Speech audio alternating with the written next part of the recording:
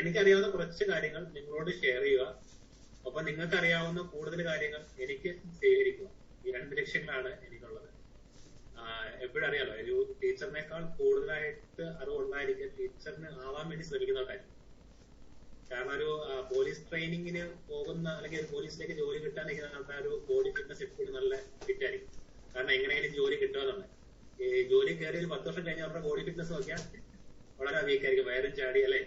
കാരണം എത്തിക്കഴിഞ്ഞാൽ പിന്നീട് ആ ഒരു റിലാക്സേഷൻ പോയിട്ടില്ല. അപ്പൊ എന്നെക്കാൾ കൂടുതൽ അറിവ് നിങ്ങൾക്കുണ്ട്. അപ്പോ ഞാൻ എന്നെ ഒന്ന് പരിചയപ്പെടുത്താം. എന്റെ പേര് രതീഷ് എന്നാണ്. എന്റെ സ്വദേശം പത്തനംതിട്ട ജില്ലയിലെ കൊടുമൺ എന്ന് പറഞ്ഞ ഒരു ചെറിയ ഗ്രാമത്തിലാണ്. ഞാനിപ്പോ വർക്ക് ചെയ്യുന്നത് എറണാകുളം ജില്ലയിലെ കോതമംഗലം എന്ന് പറഞ്ഞൊരു സ്ഥലത്ത് ഒരു സ്പെഷ്യൽ സ്കൂളിലാണ്. നമ്മുടെ ജനറൽ സ്കൂളിന്റെ നമ്മളിപ്പോ ഏറ്റവും കൂടുതൽ പ്രാധാന്യം കൊടുക്കുന്നത് ഇൻക്ലൂസീവ് എഡ്യൂക്കേഷൻ ആണ്. ഇതിന്റെ നേരെ ഓപ്പോസിറ്റ് ഉള്ള സൈഡിലാണ് ഞാൻ വർക്ക് ചെയ്യുന്നത്. ശരിക്കും പറഞ്ഞാൽ അതിന്റെ ഒരു ശത്രുഭാഗത്താന്ന് പറഞ്ഞാൽ പറയാം വർക്ക് ചെയ്യുന്നത്. ഓക്കെ, അപ്പൊ ഞാൻ വർക്ക് ചെയ്യുന്ന സ്കൂളിന്റെ പ്രത്യേകത എന്ന് പറയുന്നത് ഹിയറിംഗ് ഇംപേർഡ് സ്റ്റുഡൻസ് ആണ്. നമ്മുടെ മുന്നിലുള്ള കുഞ്ഞുങ്ങൾ എന്ന് പറയുന്നത് കേൾവി വൈകല്യമുള്ള കുഞ്ഞുങ്ങളാണ്. അപ്പോ അതൊരു ഡിഫിക്കൽറ്റിയാണ്, നമുക്കറിയാം. ഇനി നിങ്ങളൊരു ജനറൽ സ്കൂളിലോട്ട് ചെല്ലുമ്പോഴും അവിടെ ഇതുപോലെ ഡിഫറെന്റ് ആയിട്ടുള്ള ഡിസബിലിറ്റീസ് ഉള്ള കുട്ടികൾ നിങ്ങൾ ഫേസ് ചെയ്യും. അപ്പൊ അവരെ ഏത് രീതിയിൽ കൈകാര്യം ചെയ്യാം. അപ്പൊ അതുമായി ബന്ധപ്പെട്ട് കുറച്ച് കാര്യങ്ങൾ എനിക്കറിയാവുന്ന അല്ലെങ്കിൽ എന്റെ നേടിയിട്ടുള്ള കുറച്ച് കാര്യങ്ങൾ, എന്റെ അനുഭവത്തിലുള്ള കുറച്ച് കാര്യങ്ങൾ നിങ്ങളോട് ഷെയർ ചെയ്യാൻ ഉദ്ദേശിക്കുന്നത്. അപ്പൊ ഏറ്റവും പ്രധാനപ്പെട്ടതായിട്ട് എനിക്ക് തോന്നിയിട്ടുള്ളൂ, ഇപ്പൊ നമ്മളുടെ ഉദാഹരണമായിട്ടൊരു കാര്യം പറയുകയാണെങ്കിൽ ഈ ഒരു ഫീൽഡിൽ വന്നപ്പോൾ എനിക്ക് മനസ്സിലായ കാര്യങ്ങൾ. അപ്പൊ നമ്മളോട് ഒരാൾ ഒരു ആഗ്രഹം ചോദിക്കുകയാണ്. അപ്പൊ നിങ്ങളത് മാരീഡ് ആയിട്ടുള്ള ഒത്തിരി ആൾക്കാരുണ്ടാവും, കുട്ടികളുള്ളവരുണ്ടാവും അല്ലെ. നിങ്ങളുടെ കുട്ടിയെ കുറിച്ചുള്ള ഒരു സ്വപ്നം ചോദിച്ചു കഴിഞ്ഞാൽ, ഉദാഹരണമായിട്ട് ഇപ്പൊ ടീച്ചറിനോട് ഒരു ചോദിക്കുകയാണ്, മകനെ അല്ലെങ്കിൽ മകളെ എന്താക്കാനാണ് ആഗ്രഹം അല്ലെ. ഏറ്റവും വലിയ ആഗ്രഹം എന്തായിരിക്കും? ആരെങ്കിലും ഒരാൾ പ്രതികരിച്ചു നോക്കില്ല, അത് കഴിഞ്ഞതൊക്കെ. കാരണം ഞാൻ ഇതിനകത്ത് ആകെ 2 പേരെ ക്യാമറ വീഡിയോ ഓൺ ആയിട്ടുള്ളൂ. ബാക്കി ഞാൻ എന്നെ തന്നെ കണ്ടു സംസാരിക്കുമ്പോൾ പിന്നെ ഞാൻ ഇങ്ങനത്തെ ക്ലാസ്സുകളൊന്നും എടുത്തിട്ടില്ല. അതിന്റെ ഒരു പ്രശ്നങ്ങളുണ്ട്. അപ്പൊ നിങ്ങളത് ഇന്ററാക്ട് ചെയ്യുവാണെങ്കിൽ എനിക്ക്, കാരണം ഞാനാണെങ്കിൽ ഈ ആദ്യം വർക്ക് ചെയ്തത് ഒരു കുറച്ച് ട്യൂട്ടോറിയലുകളായിരുന്നു. അപ്പൊ ഒരു 500 കുട്ടികളുണ്ട്. അവിടെ കളിച്ച് രസിച്ച് തമാശകളൊക്കെ പറഞ്ഞ് രസിച്ചിരുന്നിട്ട് നേരെ സ്പെഷ്യൽ സ്കൂളിൽ ചെന്നിട്ട് ഡെഫ് ആൻഡ് ഡെഫ് സ്കൂളിൽ ചെന്നു. അവിടെ എനിക്ക് കമ്മ്യൂണിക്കേഷൻ ചെയ്ത് ഒരുപാട് പരിമിതികളുണ്ട്. ശരിക്കും എനിക്ക് ഭയങ്കര ബുദ്ധിമുട്ടുണ്ടാക്കിയ സമയമായിരുന്നു. കാരണം നമുക്ക് സാധാരണ ക്ലാസ്സിൽ ഇന്ററാക്ട് ചെയ്യുന്നത് പോലെ, സൗഹൃദം സ്ഥാപിക്കുന്നത് പോലെ ഈ ക്ലാസ്സുകളിൽ പറ്റാതെ വരുമ്പോൾ എനിക്ക് വലിയ ബുദ്ധിമുട്ടുണ്ട്. അപ്പൊ അതിന് സമാനമായിട്ട് നിങ്ങളും വളരെ നിശബ്ദമായി ഇരിക്കുവാണെങ്കിൽ, രാവിലെ തൊട്ട് വൈകുന്നേരം വരെ ഞാൻ അവിടെ സ്ട്രെസ് എടുത്തിരിക്കട്ടെ, നിങ്ങളും അതേ ഇതാണെങ്കിൽ ഒരു ഇന്ററാക്ഷൻ ഒരു സ്റ്റൈലാണ്. അപ്പൊ നിങ്ങളോട് റെസ്പോണ്ട് ചെയ്യണമെങ്കിൽ അല്ലേ. അപ്പൊ നിങ്ങളുടെ കുട്ടികളെ കുറിച്ച് എന്തായിരിക്കും ഏറ്റവും വലിയ ആഗ്രഹം? നിങ്ങളെ കുഴയ്ക്കാൻ വേണ്ടിയൊന്നുമല്ല, കുറ്റപ്പെടുത്താൻ വേണ്ടിയല്ല. നമ്മുടെ മക്കളെ കുറിച്ചുള്ള ഏറ്റവും വലിയ ആഗ്രഹം എന്തായിരിക്കും?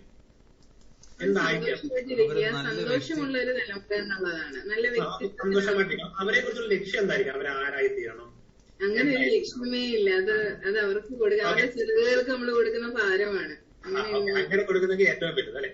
നമ്മൾ സാധാരണയായിട്ട് കൂടുതൽ പേർക്കും എല്ലാവർക്കും നമ്മളാരും പറയുമ്പോ ഇപ്പൊ എന്റെ മുന്നെടുത്ത് ഇപ്പോൾ ചോദിക്കുമ്പോൾ പറഞ്ഞത് സയന്റിസ്റ്റ് ആവണമെന്നാണ് ആഗ്രഹം. അത് അവന് അത്രയുള്ള കാഴ്ചപ്പാട് കൂടിയോണ്ടൊന്നുമല്ല, അവൻ ഏതോ കാർട്ടൂണിൽ കണ്ടപ്പം ട്യൂബിനകത്തൊക്കെ പുകയിടുമ്പോൾ വർണ്ണം വരുന്നത് ഇങ്ങനെയൊക്കെയുള്ള ഒരു കൗതുകം കണ്ടപ്പോ അതിന്റെ പുറത്ത് വന്നതാണ്. അപ്പോ ഇതുപോലെ നമുക്ക് എല്ലാവർക്കും ഓരോ ആഗ്രഹങ്ങളും സ്വപ്നങ്ങളും. അപ്പൊ എന്റെ സ്കൂളിലെ പേരൻസിനോട് ഞാൻ ചോദിച്ചു, നിങ്ങളുടെ കുട്ടി എന്താണ് ആകാനാണ് ആഗ്രഹം? അപ്പൊ നമുക്ക് ഊഹിക്കാം അവരെന്തൊക്കെയായിരിക്കും പറയാൻ പോകുന്നത് അല്ലെ. ഒന്നുകിൽ അവർ ഡോക്ടർ, അല്ലെങ്കിൽ എഞ്ചിനീയർ, അതല്ലെങ്കിൽ എന്തെങ്കിലും എന്തെങ്കിലും ഒരു റിപ്ലൈ ആയിരിക്കും. പക്ഷെ അവർ പറഞ്ഞ മറുപടി എന്നെ ഒരുപാട് ചിന്തിപ്പിച്ചു. കാരണം അവര് പറഞ്ഞ മറുപടി എന്ന് പറഞ്ഞാൽ, സാർ എന്റെ കുട്ടി എന്നെ അച്ഛ അല്ലെങ്കിൽ അമ്മ എന്ന് വിളിക്കുന്നത് കേൾക്കാനാണ് ആഗ്രഹം. ഒന്ന് നോക്കിയല്ലേ, എത്ര വ്യത്യസ്തമായിട്ടുള്ളതാണ്. നമുക്ക് ചിന്തിക്കാൻ പറ്റുമോ? നമ്മുടെ കുഞ്ഞിനെ കുറിച്ച് അങ്ങനെ ചിന്തിക്കാൻ കഴിയുമോ? അല്ലെ. ആ ഒരു പേരന്റിന്റെ ലൈഫ് ലോങ്ങിലെ ഏറ്റവും വലിയ ഡ്രീം എന്ന് പറയുന്നത് തന്റെ കുഞ്ഞ് തന്നെ അപ്പ അല്ലെങ്കിൽ അമ്മ എന്നൊന്ന് വിളിക്കുന്നത് കേൾക്കാൻ വേണ്ടി. ഇല്ലെങ്കിൽ സാറേ എന്റെ കുഞ്ഞിന് വയറുവേദന എടുക്കുമ്പോൾ അവൻ പറയണം, അപ്പ എനിക്ക് വയറുവേദന എടുക്കുന്നു. അപ്പൊ അല്ലെ, ചുമ്മാതെ വേദന എടുക്കുമ്പോ ചുമ്മാ നമുക്കറിയാം, നമ്മുടെ ചെറിയ കുഞ്ഞു പ്രായത്തിലുള്ള കുഞ്ഞുങ്ങൾ കിടന്ന് കരയുമ്പോ അമ്മമാരും അച്ഛന്മാരും ശരിക്കും ടെൻഷനാവും.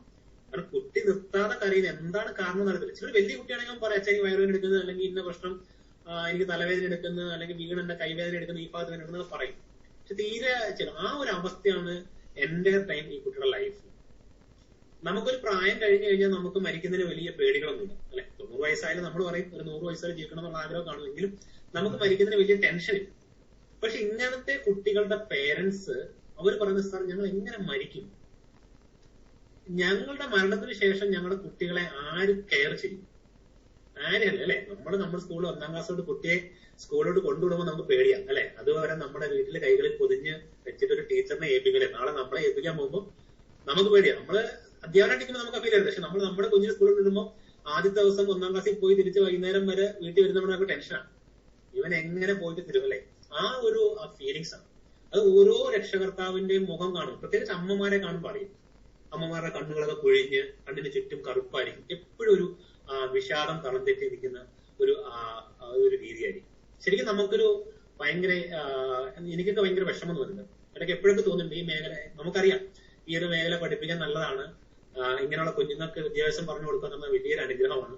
എങ്കിലും ഇതിനകത്ത് അനുഭവിക്കുമ്പോൾ എപ്പോഴും എങ്ങനെയെങ്കിലും എസ്കേപ്പായി രക്ഷപ്പെടണമെന്ന് തോന്നിയിരുന്നു. അപ്പൊ ഞാനിത് പറയുന്നതിന്റെ ഒരു കാരണം എന്ന് പറയുന്നത്, നമ്മളുടെ മുന്നിലേക്ക് ഒരു ഭിന്നശേഷിക്കാരനായ കുട്ടി നാളെ നമ്മൾ ഇൻക്ലൂസീവ് എഡ്യൂക്കേഷൻ വളരെയധികം പ്രാധാന്യം പറയുന്നുണ്ട്. അപ്പൊ അതിന്റെ മെറിറ്റ്സ് ഡിമെറിറ്റ്സ് കുറച്ച് കാര്യങ്ങളൊക്കെ ഞാൻ ഡിസ്കസ് ചെയ്യും. അപ്പൊ ഇന്നലെയാണ് ടീച്ചർ വൈഫ് പറഞ്ഞത്. അപ്പൊ ഇന്ന് സ്കൂളിൽ DO ഇൻസ്പെക്ഷനെ തകല് പരിപാടിയായിരുന്നു. അപ്പൊ ഞാൻ അതിനുവേണ്ടി വലിയ പ്രൊഫഷൻ ചെയ്ത് ജസ്റ്റ് കുറച്ച് കാര്യം നോട്ട് ചെയ്തിട്ടുണ്ട്. നിങ്ങൾക്ക് ഞാൻ പിന്നെ അതുമായി ബന്ധപ്പെട്ട കുറച്ച് നോട്ട്സ് PDF ആയിട്ട് അയച്ചത്. അപ്പൊ നിങ്ങൾ ഡീറ്റെയിൽ ആയിട്ട് ഇപ്പോഴത്തെ TTCയുടെ സിലബസിൽ തന്നെ ഉള്ളൊരു PDF ആണ്. അപ്പൊ നിങ്ങൾക്കത് വായിച്ചു കഴിഞ്ഞാൽ ഡീറ്റെയിൽ ആയിട്ട് എല്ലാം ഉണ്ട്. പാഠ്യപദ്ധതിയും അതിന്റെ രൂപീകരണം എങ്ങനെ ആയിരിക്കണം, ഓരോ കുട്ടിക്കും ഉള്ള ഐഡന്റിഫിക്കേഷൻ എങ്ങനെ ആയിരിക്കണം, അവരെ എങ്ങനെ പഠിപ്പിക്കണം എന്നുള്ള കാര്യങ്ങളെല്ലാം ഉണ്ട്. അപ്പൊ ഡീറ്റെയിൽ ആയിട്ട് ആ നോട്ട് വായിച്ചാൽ തന്നെ നിങ്ങൾക്കൊരു ധാരണ കിട്ടും. അത് ഞാൻ നിങ്ങളുടെ ഗ്രൂപ്പിലേക്ക് വൈഫിലൂടെ ഞങ്ങൾ സെൻഡ് ചെയ്തു.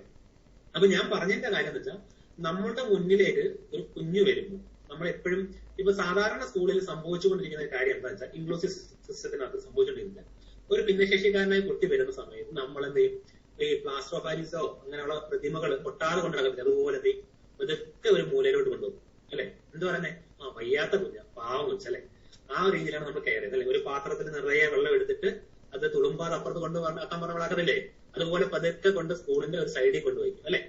അപ്പൊ ഇത് കഴിയുമ്പോൾ എന്ത് സംഭവിക്കും, കാനത്തിൽ വെള്ളം ഒരു തരിയെങ്കിലും അനങ്ങിയോ ഇല്ല എന്ന് പറയുന്നതാണ്. കുട്ടിയുടെ തലച്ചോറിൽ യാതൊരു ചലനവും സൃഷ്ടിക്കുന്നില്ല, അവനെ സൈഡിലോട്ട് കൊണ്ട് ഇരുത്തുകയാണ് ചെയ്യുന്നത്. ഒന്നെങ്കിൽ പറയും മോനെ പടം വരച്ചോടാം അല്ലെ, അല്ലെങ്കിൽ ടെസ്റ്റ് കൊടുത്തിട്ട് പാടാം, ഇങ്ങനെയൊക്കെയുള്ള കുറച്ച് പണികൾ അവൻ അതൊക്കെ പറ്റൂ എന്ന് ചിന്തയാണ്. അപ്പൊ നമുക്ക് ഏറ്റവും പ്രധാനമായിട്ട് വേണ്ടത് ഭിന്നശേഷിക്കാരനായ കുട്ടിയോട് വേണ്ടത് സിമ്പതി അല്ല, എമ്പതിയാണ് വേണ്ടത്. അപ്പൊ എന്താണ് ഡിഫറൻസ് ബിറ്റ്വീൻ സിമ്പതി ആൻഡ് എമ്പതി എന്താണ്? ഇപ്പൊ ഉദാഹരണമായിട്ട് പറയുകയാണെങ്കിൽ, നമ്മളിപ്പോ റോഡിൽ നിൽക്കുവാണ്. അപ്പൊ ഒരു ബ്ലൈൻഡ് ആയിട്ടുള്ള ഒരു പേഴ്സൺ, ഒരു ബ്ലൈൻഡ് ആയിട്ടുള്ള ചേട്ടൻ റോഡ് ക്രോസ് ചെയ്യാൻ വേണ്ടി നിൽക്കുകയാണ് അല്ലെ. അപ്പൊ എന്ത് ചെയ്യും, നമ്മൾ കാണുമ്പോൾ നമുക്ക് ഭയങ്കര നമ്മളെ എന്നടാ വേഗം കാണിക്കും, ആളെ നോക്കണം അല്ലെ, വളരെ കഷ്ടമുണ്ട്, ആ റോഡ് ക്രോസ് എങ്ങനെ ചാടും, അതുകൊണ്ട് അവിടുന്ന് വണ്ടി ഭയങ്കര സ്പീഡ് വരുന്നുണ്ട്, കഷ്ടം. എന്നിട്ട് നമ്മളിങ്ങനെ ചെമ്മാതെ ഇവിടെ നോക്കും എങ്ങനെ അയാള് അപ്പുറത്ത് ഇത് പാസ് ചെയ്യുന്ന ചിന്തിച്ചിരിക്കും അല്ലെ. നമ്മുടെ മനസ്സിൽ ഭയങ്കര സിമ്പതിയാണ്, ഇപ്പൊ പാവം കഷ്ടം എന്ത് ചെയ്യും, അത് എന്ന് പറഞ്ഞാൽ എന്താ, സിമ്പതിയാണ്. എമ്പതി എന്താണ്, നമ്മൾ ആ സമയത്ത് അവിടെ അങ്ങനെ ചിന്തിക്കാതെ നേരെ ചെന്ന് അയാളുടെ കൈ പിടിച്ച് ആ വണ്ടി ബുദ്ധിമുട്ടൊന്നും ഉണ്ടാകാതെ അയാളെ അപ്പുറത്ത് കടത്തി വിടുവാണെങ്കിൽ ദാറ്റ് മീൻസ് എമ്പതി. അപ്പം നമ്മൾ അതാണ് വേണ്ടത് അല്ലെ. നമ്മുടെ പണ്ടാരത്തിൽ എന്താ, ഇരുട്ടിനെ ശമിക്കാതെ ഒരു മെഴുതിരിയെങ്കിലും കത്തിച്ചു വെക്കണമെങ്കിൽ അതാണ് ബെറ്റർ എന്ന് പറയുന്നത് പോലെ നമുക്ക് ഇവരോട് വേണ്ടത് എമ്പതിയാണ്.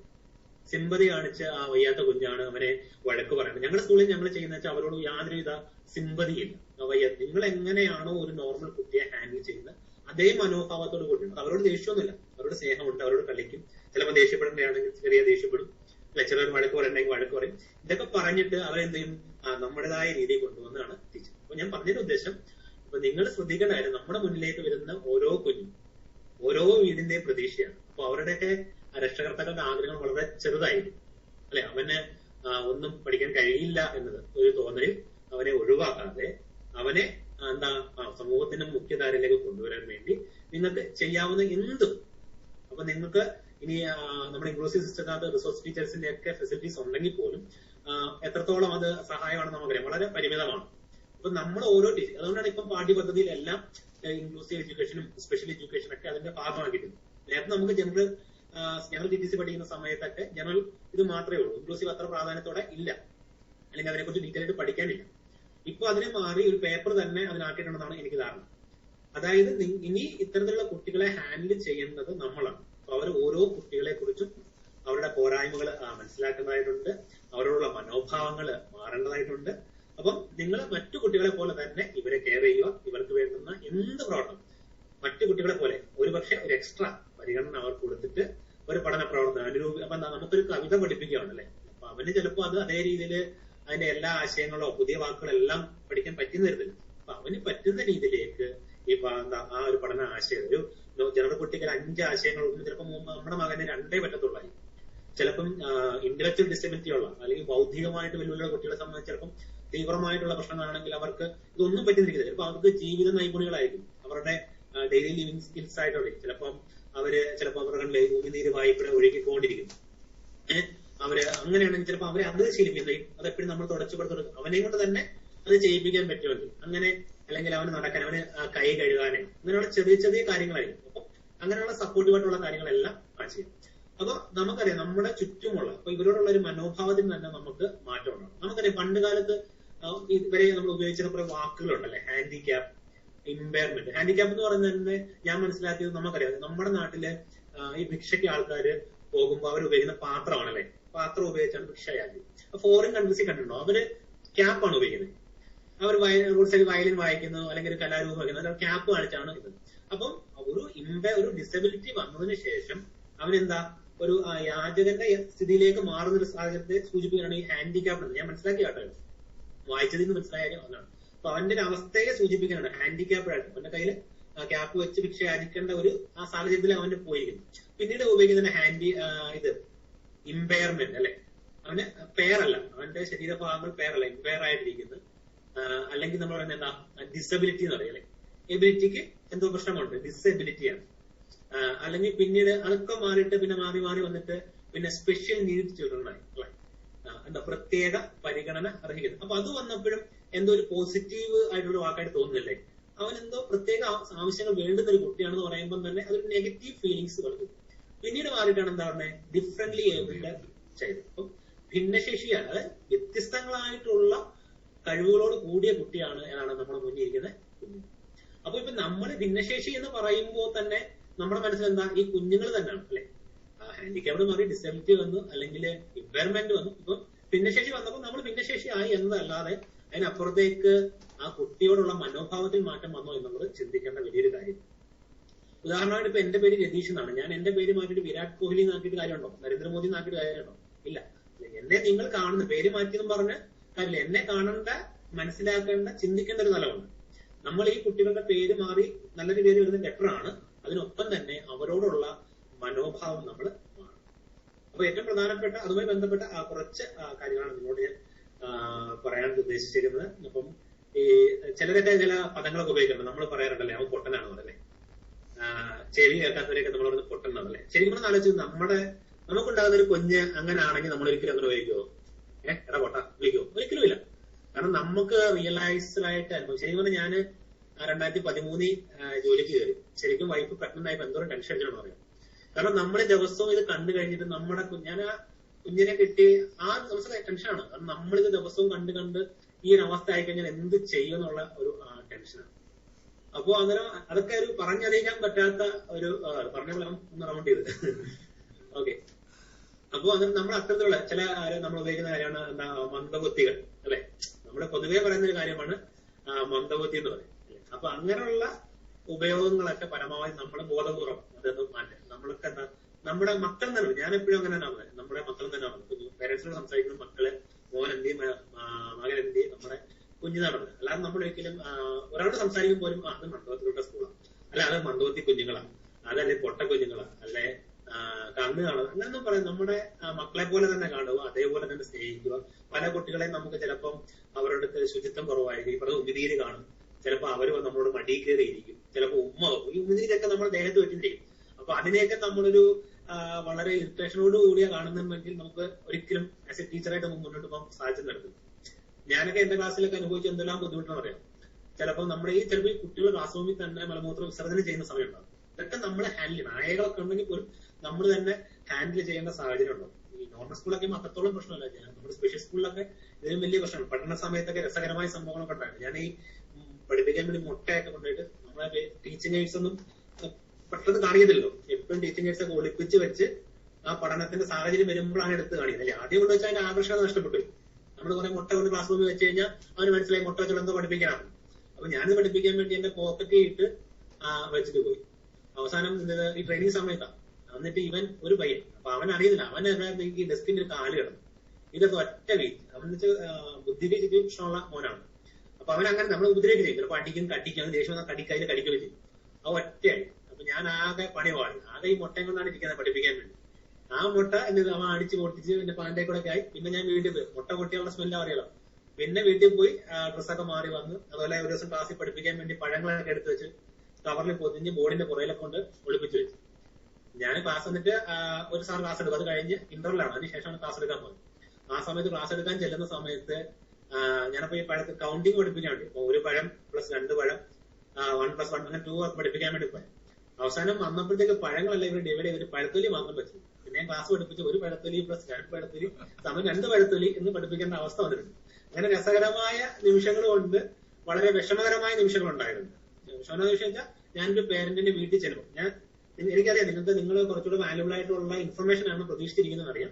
എങ്കിൽ നിങ്ങൾ ഇത് മനസ്സിലാക്കണം. നിങ്ങൾ ആസ് എ ടീച്ചർ ചെല്ലുമ്പോൾ ഓരോരുത്തരുടെ സാഹചര്യം മനസ്സിലാക്കാൻ വേണ്ടിയാണ് ഈ നഷ്ടപ്പെടുന്ന സമയം ജീവിതത്തിൽ അല്ലെങ്കിൽ പഠിക്കാനുള്ള സമയം നഷ്ടപ്പെടുന്നു എന്ന് ചിന്തിക്കുകയും ചെയ്യാം. അന്ന് പറയാൻ സ്റ്റോപ്പ് ചെയ്ത് നമുക്ക് കണ്ടല്ലോട്ട് തന്നെ ഡയറക്റ്റ് അതിവിടെ പോകാം. ഓക്കെ, അപ്പൊ ഒരു വീട്ടിൽ ചെല്ലുമ്പോൾ കാണുന്ന ഒരു സാഹചര്യം എന്ന് പറഞ്ഞാൽ ആ വീട്ടിൽ 2 കുട്ടികളാണ്. ഒരു ആ ചേട്ടൻ കൂലിപ്പണിക്ക് പോവാണ്. ആ വീട്ടിൽ 2 കുട്ടികളുണ്ട്. ഒരു മൂത്ത കുട്ടി പെൺകുട്ടിയാണ്. ആ കുട്ടി ഹൈപ്പർ ആക്ടിവിറ്റിയാണ്. ഒരു സമയം അടങ്ങിയിരിക്കത്തില്ല. ആ കുട്ടി നോക്കുമ്പം ചെല്ലുമ്പോൾ ആ കുട്ടി പാൻറ്റീസ് മാത്രമേ ഇട്ടുള്ളൂ. തീരെ ചെറിയ കുട്ടി, ഒരു 6-7 വയസ്സേ ഉള്ളൂ പാൻറ്റീസ് ആണ്. ആ കുട്ടിയുടെ ഈ കഴുത്തിന്റെ ഇവിടം മുതൽ ഈ മുട്ട് വരെ പൊള്ളി അടർന്നിരിക്കുകയാണ്. അതായത് ഈ അമ്മ അരി വാർത്തപ്പോ ഈ കൊച്ചു അരി വാർത്തപ്പോഴാണ് ചായ കളിച്ചു എന്തോ ചൂടുവെള്ളം എടുത്ത് വെച്ചപ്പോൾ അവരൊന്ന് ശ്രദ്ധമായ സമയത്ത് ഈ കുട്ടിയെ തട്ടിയതാണ്. ആ കുട്ടിയുടെ നെഞ്ചു മുട്ട് താഴെ ഒരു പുള്ളി അടർന്നിരിക്കും. അവര് ടെൻഷനാണ്. എന്നിട്ട് അപ്പുറത്ത് 2ാമത്തെ കുട്ടി ഇരിക്കുന്നു. അതൊരു ആൺകുട്ടിയാണ്. ഇവന്റെ പ്രശ്നം എന്ന് വെച്ചാൽ ഇവൻ രാവിലെ എഴുന്നേറ്റ് ഉണർന്നാലുടൻ രാവിലെ തൊട്ട് വൈകുന്നേരം വരെ കരച്ചിൽ നിർത്തില്ല, കരഞ്ഞുകൊണ്ടിരിക്കും. അപ്പൊ അവൻ രാവിലെ പുട്ട് ചോദിച്ചു കഴിഞ്ഞാൽ പുട്ട് കൊടുക്കും. പുട്ട് അവന് കൊടുത്തപ്പോൾ അവൻ പുട്ട് വേണമെന്ന്, അവൻ ദോശ കഴിക്കണം. അപ്പൊ ദോശ കൊടുത്താൽ ദോശ വേണ്ട, അപ്പം മതി. അപ്പം കൊടുത്തപ്പോൾ കഴിക്കും. ചിലപ്പോൾ അതുകൊണ്ട് വളരെ നിർദ്ധനമായി കൊടുക്കും. എങ്കിലും അവരെന്തെയും ഒരു ദിവസം ഒരു ദോശ ഒരു പുട്ട് കുറച്ചെങ്കിലും ഉണ്ടാക്കി അങ്ങനെ എല്ലാ സാധനവും വെക്കും. അത് ഫുഡ് കഴിച്ചാലും അങ്ങനെ ലിമിറ്റ് ഒന്നും കുറെ കഴിക്കാൻ അവന് കുറെ വയറുന്നു വേണം, കുറെ നേരം കിടന്നു തുടങ്ങും. പിന്നെ കുറച്ചു നേരം എണീക്കുമ്പോൾ അവന് വിശപ്പ് എണീക്കുമ്പോൾ വീണ്ടും ഇതേ കരച്ചിൽ. അതാണ് ആ വീട്ടിലൊരു ആംബിയൻസ് ശ്രദ്ധിച്ചു. ഞങ്ങൾ ചെല്ലുമ്പം ആ ലേഡി 3ാമത് പ്രഗ്നന്റ് ആണ്. അവരുടെ ഒരു പ്രതീക്ഷയാണ് ഈ അടുത്ത കുട്ടികൾ. ഒരു കുട്ടി ഇങ്ങനെ ഹൈപ്പർ ആക്ടിവിറ്റി പ്രശ്നം വന്ന് 2ാമത്തെ കുട്ടി ഇതുപോലെ ഇരിക്കുന്നു, 3ാമത്തെ കുട്ടി അവർ പ്രഗ്നന്റ് ആണ്. ഞാൻ പിന്നെ ആ വീട്ടിൽ പോയിട്ടില്ല. കാരണം അതിന്റെ സിറ്റുവേഷൻ എനിക്ക് ഉൾക്കൊള്ളാൻ പറ്റാത്ത, കാരണം എന്താണ് അതിന്റെ റിസൾട്ട് എന്നുള്ളത് എനിക്ക് ഫീൽ ചെയ്യാൻ പറ്റാത്തതുകൊണ്ട്. കാരണം ആ ഒരു അവരോട് സംസാരിക്കുമ്പോൾ ഉണ്ടായ ഒരു നിമിഷം ആ വീട്ടിലെ ആംബിഷൻ ആലോചിച്ചത് 2 കുട്ടികളാണുള്ളത്, കൂലിപ്പണിക്ക് പോകാണ്. ഒരു കുട്ടി അങ്ങനെ അത് അടങ്ങിയിരിക്കുന്നത് എപ്പോഴും. അപ്പൊ അതിന്റെ കഥ കൂട്ടിയില്ല. കുട്ടി ഈ കുട്ടി ഇങ്ങനെ കരയുവാണ്. 3ാമത്തെ കുട്ടി പ്രഗ്നന്റ് ആയിട്ട് അവർ നിൽക്കുന്ന അവസ്ഥ. അപ്പൊ ഇങ്ങനത്തെയുള്ള ഒരുപാട് കാഴ്ചകൾ കാണുന്നുണ്ട്. നമുക്ക് ചുറ്റും ഇത്തരത്തിൽ വൈവിധ്യമാർന്ന പ്രശ്നങ്ങൾ ഉണ്ട്. നമ്മുടെ മുന്നിലെ ഏറ്റവും വലിയ പ്രശ്നം ഇപ്പം വരുന്ന ഇന്റർവ്യൂ മാത്രമാണ്. അല്ലെ, ഇന്റർവ്യൂ കഴിയുമ്പോൾ ചിലപ്പോൾ നമുക്ക് ഗുണമായിരിക്കും, ദോഷമായിരിക്കും. അപ്പൊ ചിന്തിക്കേണ്ട ഒരു കാര്യമുള്ളൂ, ഈ നേരവും കടന്നുപോകും. നമുക്ക് ഇനി ചിലപ്പോൾ അടുത്ത ടെസ്റ്റ് വരും, അടുത്ത കാര്യം വരും, ഈ നേരവും കാണാം. അത്ര ഇന്ത്യ ഇന്റർവ്യൂവിന്റെ അവിടെ കഴിഞ്ഞിറങ്ങിയാൽ നമ്മൾ ചെന്നതിന് കാര്യം ഈ നേരവും കടന്നുപോകും. ഇനി അടുത്തതിന് വേണ്ടി നമ്മൾ തയ്യാറാവുക. ഇത് കിട്ടുമോ കിട്ടാതിരിക്കുമോ എന്നുള്ളതൊന്നും ഒരു പ്രശ്നമാണ്. പക്ഷെ ഈ പേരന്റ്സിന് ഈ കുട്ടികൾക്ക് ഈ നേരവും കടന്നു പോകുമെന്ന് ചിന്തിക്കാൻ കഴിയും.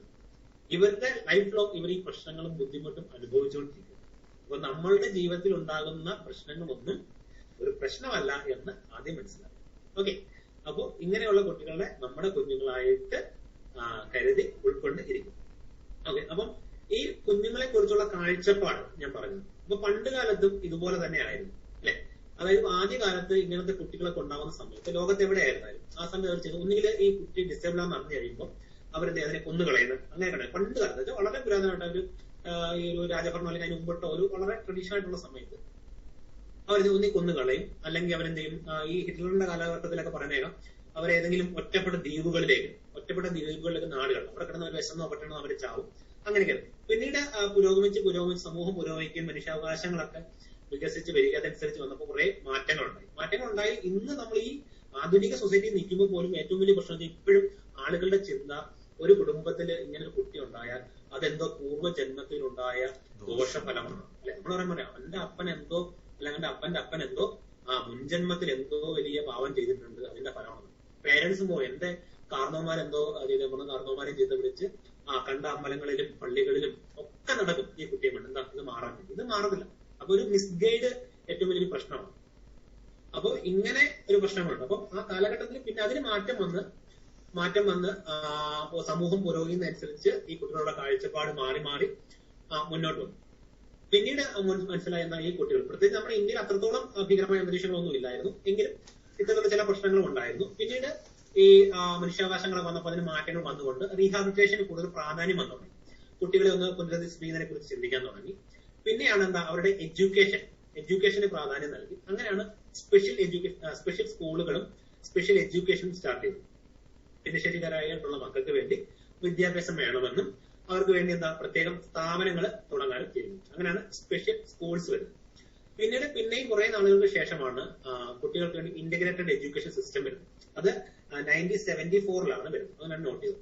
ഇന്ത്യയിലെ ആദ്യകാലത്ത് കുട്ടികളുടെ ആദ്യം കുറെ റിഗ്രഷൻ ആയിരുന്നു. അവരെ നമ്മൾ നിരാകരിക്കുമായിരുന്നു, അല്ലെങ്കിൽ അവരെ യാതൊരു പരിഗണന നൽകുന്നതിനാണ്. പിന്നീട് നമ്മൾ അവരെ റീഹാബിലിറ്റേഷൻ ചെയ്യാൻ തുടങ്ങി. ആദ്യകാലത്ത് പിന്നീട് ചെയ്ത് അവർക്ക് സ്പെഷ്യൽ എഡ്യൂക്കേഷൻ വേണമെന്ന് മനസ്സിലായി. അവർക്ക് സ്പെഷ്യൽ എഡ്യൂക്കേഷൻ, അങ്ങനെ സ്പെഷ്യൽ സ്കൂളുകളൊക്കെ ആരംഭിക്കാൻ തുടങ്ങി. പിന്നീട് അതിനുശേഷമാണ് ജനറൽ സ്കൂളിലേക്ക് ഇന്റഗ്രേറ്റ് ചെയ്യാൻ തുടങ്ങി. അപ്പൊ ഇന്ത്യയിൽ അതിനൊരു ആരംഭം വന്നത് 1974 integrated education for the disabled children, IEDC. നിങ്ങൾ കേട്ടിട്ടുണ്ടാവും, IEDC കേട്ടിട്ടുണ്ടാവും. IEDC അത് 1974 അത് നോട്ട് ചെയ്തിട്ടുണ്ടോ? പൊതുവിദ്യാഭ്യാസത്തിൽ തന്നെ സംയോജിത വിദ്യാഭ്യാസ പദ്ധതി എന്നാണ് അറിയപ്പെടുന്നത്. 1974 IEDC, integrated education for the disabled children എന്നാണ് അതിന്റെ ഫുൾ ഫോം. ഇതാണ്. പിന്നീടാണ് അതിന് കുറച്ചുകൂടെ മാറ്റം വന്നിട്ട് ഇൻക്ലൂസീവ് എഡ്യൂക്കേഷൻ എന്നുള്ള സെറ്റപ്പിലേക്ക് പോകുന്നു. അപ്പൊ ഈ സ്പെഷ്യൽ സ്കൂളിന്റെ സംവിധാനം വന്നതിന് ശേഷം, സ്പെഷ്യൽ സ്കൂൾ എന്താണെന്ന് നിങ്ങൾക്ക് അറിയത്തില്ലേ? സ്പെഷ്യൽ സ്കൂൾ എന്ന് പറയുന്നത് ഒരു പ്രത്യേക വിഭാഗത്തിൽപ്പെട്ട കുട്ടികൾക്ക് വേണ്ടി, ഉദാഹരണമായിട്ട് ഹിയറിംഗ് ഇമ്പയർഡ് കുട്ടികൾക്ക് വേണ്ടി അതിന് സ്പെഷ്യലി ട്രെയിൻ ചെയ്ത ടീച്ചേഴ്സ് ഉണ്ടാവും. അവർക്ക് വേണ്ടുന്ന സൗകര്യങ്ങൾ ഉൾപ്പെടുന്ന ഒരു വിദ്യാലയമായിരിക്കും. ഇപ്പൊ ഞങ്ങളുടെ സ്കൂൾ ഒരു ഹിയറിംഗ് ഇമ്പയർമെന്റ് വേണ്ടിയുള്ള സ്കൂളാണ്. ഞാൻ നേരത്തെ പറഞ്ഞ ഈ വാക്കുകളൊക്കെ ഉപയോഗിക്കുന്നു. ഇപ്പോഴും ഞങ്ങളുടെ സ്കൂളിന്റെ പേരിൽ ഇമ്പയർമെന്റ് എന്നുള്ള പേര് തന്നെ ഉണ്ട്. അതൊക്കെ പേര് മാറ്റുന്നതിന്റെ ചില പ്രശ്നങ്ങളും കാര്യങ്ങളുണ്ട്. ഇപ്പോഴും തുടർന്ന് പോകണം പാരമ്പര്യമായിട്ടുള്ള ആ രീതിയിൽ. അപ്പോ ഈ അങ്ങനത്തെ സ്കൂള്. പിന്നെ ഇന്റലക്ച്വൽ ഡിസബിലിറ്റിക്ക് വേണ്ടിയുള്ള സ്കൂളാണ്. അപ്പൊ MRന്റെ മെന്റൽ റിട്ടാർഡേഷൻ ഉള്ള കുട്ടികൾക്ക് വേണ്ടി അവരുടെ പഠിപ്പിക്കാൻ വേണ്ടി അതിന് സ്പെഷ്യലൈസ്ഡ് ടീച്ചേഴ്സ് ഉള്ള സ്കൂളുകളാണ് MRന്റെ സ്പെഷ്യൽ സ്കൂളാണ്. അല്ലെങ്കിൽ VAയുടെ സ്കൂൾ, വിഷൻ ഇമ്പയർഡ്, അല്ല ഷോർട്ട് ഫോം ആണ്. MR, HA, VA, ID, intellectual disability, LD, learning disability. അങ്ങനെയുള്ള ഓരോ വൈകല്യത്തിനും അനുസരിച്ച് അവരെ പ്രത്യേക പരിശീലനം നൽകുന്ന സ്പെഷ്യൽ എഡ്യൂക്കേറ്റേഴ്സും അല്ലെങ്കിൽ സ്പെഷ്യൽ ടീച്ചേഴ്സും അവർക്ക് വേണ്ടുന്ന അടിസ്ഥാന സൗകര്യങ്ങളുള്ള വിദ്യാലയങ്ങളുമാണ് ആ സ്പെഷ്യൽ സ്കൂൾ സംവിധാനം. അതിന് പിന്നീട് മാറ്റം തന്നെയാണ് നമ്മുടെ ഇൻക്ലൂസീവ് സിസ്റ്റം എന്ന് പറയുന്നത്. ഇൻക്ലൂസീവ് സിസ്റ്റം എന്ന് പറഞ്ഞാൽ ഇൻക്ലൂസീവ് സംവിധാനം വരുന്നത് ശരിക്കും പറഞ്ഞാൽ 1990 1990-കളിലാണ് വരുന്നത്. നമുക്ക് 1986 ദേശീയ വിദ്യാഭ്യാസ നയം വന്നതിന് ശേഷം അതിന്റെ ഒരു പ്ലാൻ ഓഫ് ആക്ഷൻ ഉണ്ട്. അത് 1990 വരുന്നത്. 1990 വരുന്നത്. ആ സമയത്താണ് ഈ ഇൻക്ലൂസീവ് എഡ്യൂക്കേഷൻ സ്റ്റാർട്ട് ചെയ്യുന്നത്, അല്ലെങ്കിൽ അതിന്റെ ഒരു ആരംഭ കാലഘട്ടം എന്ന് പറയുന്നത്.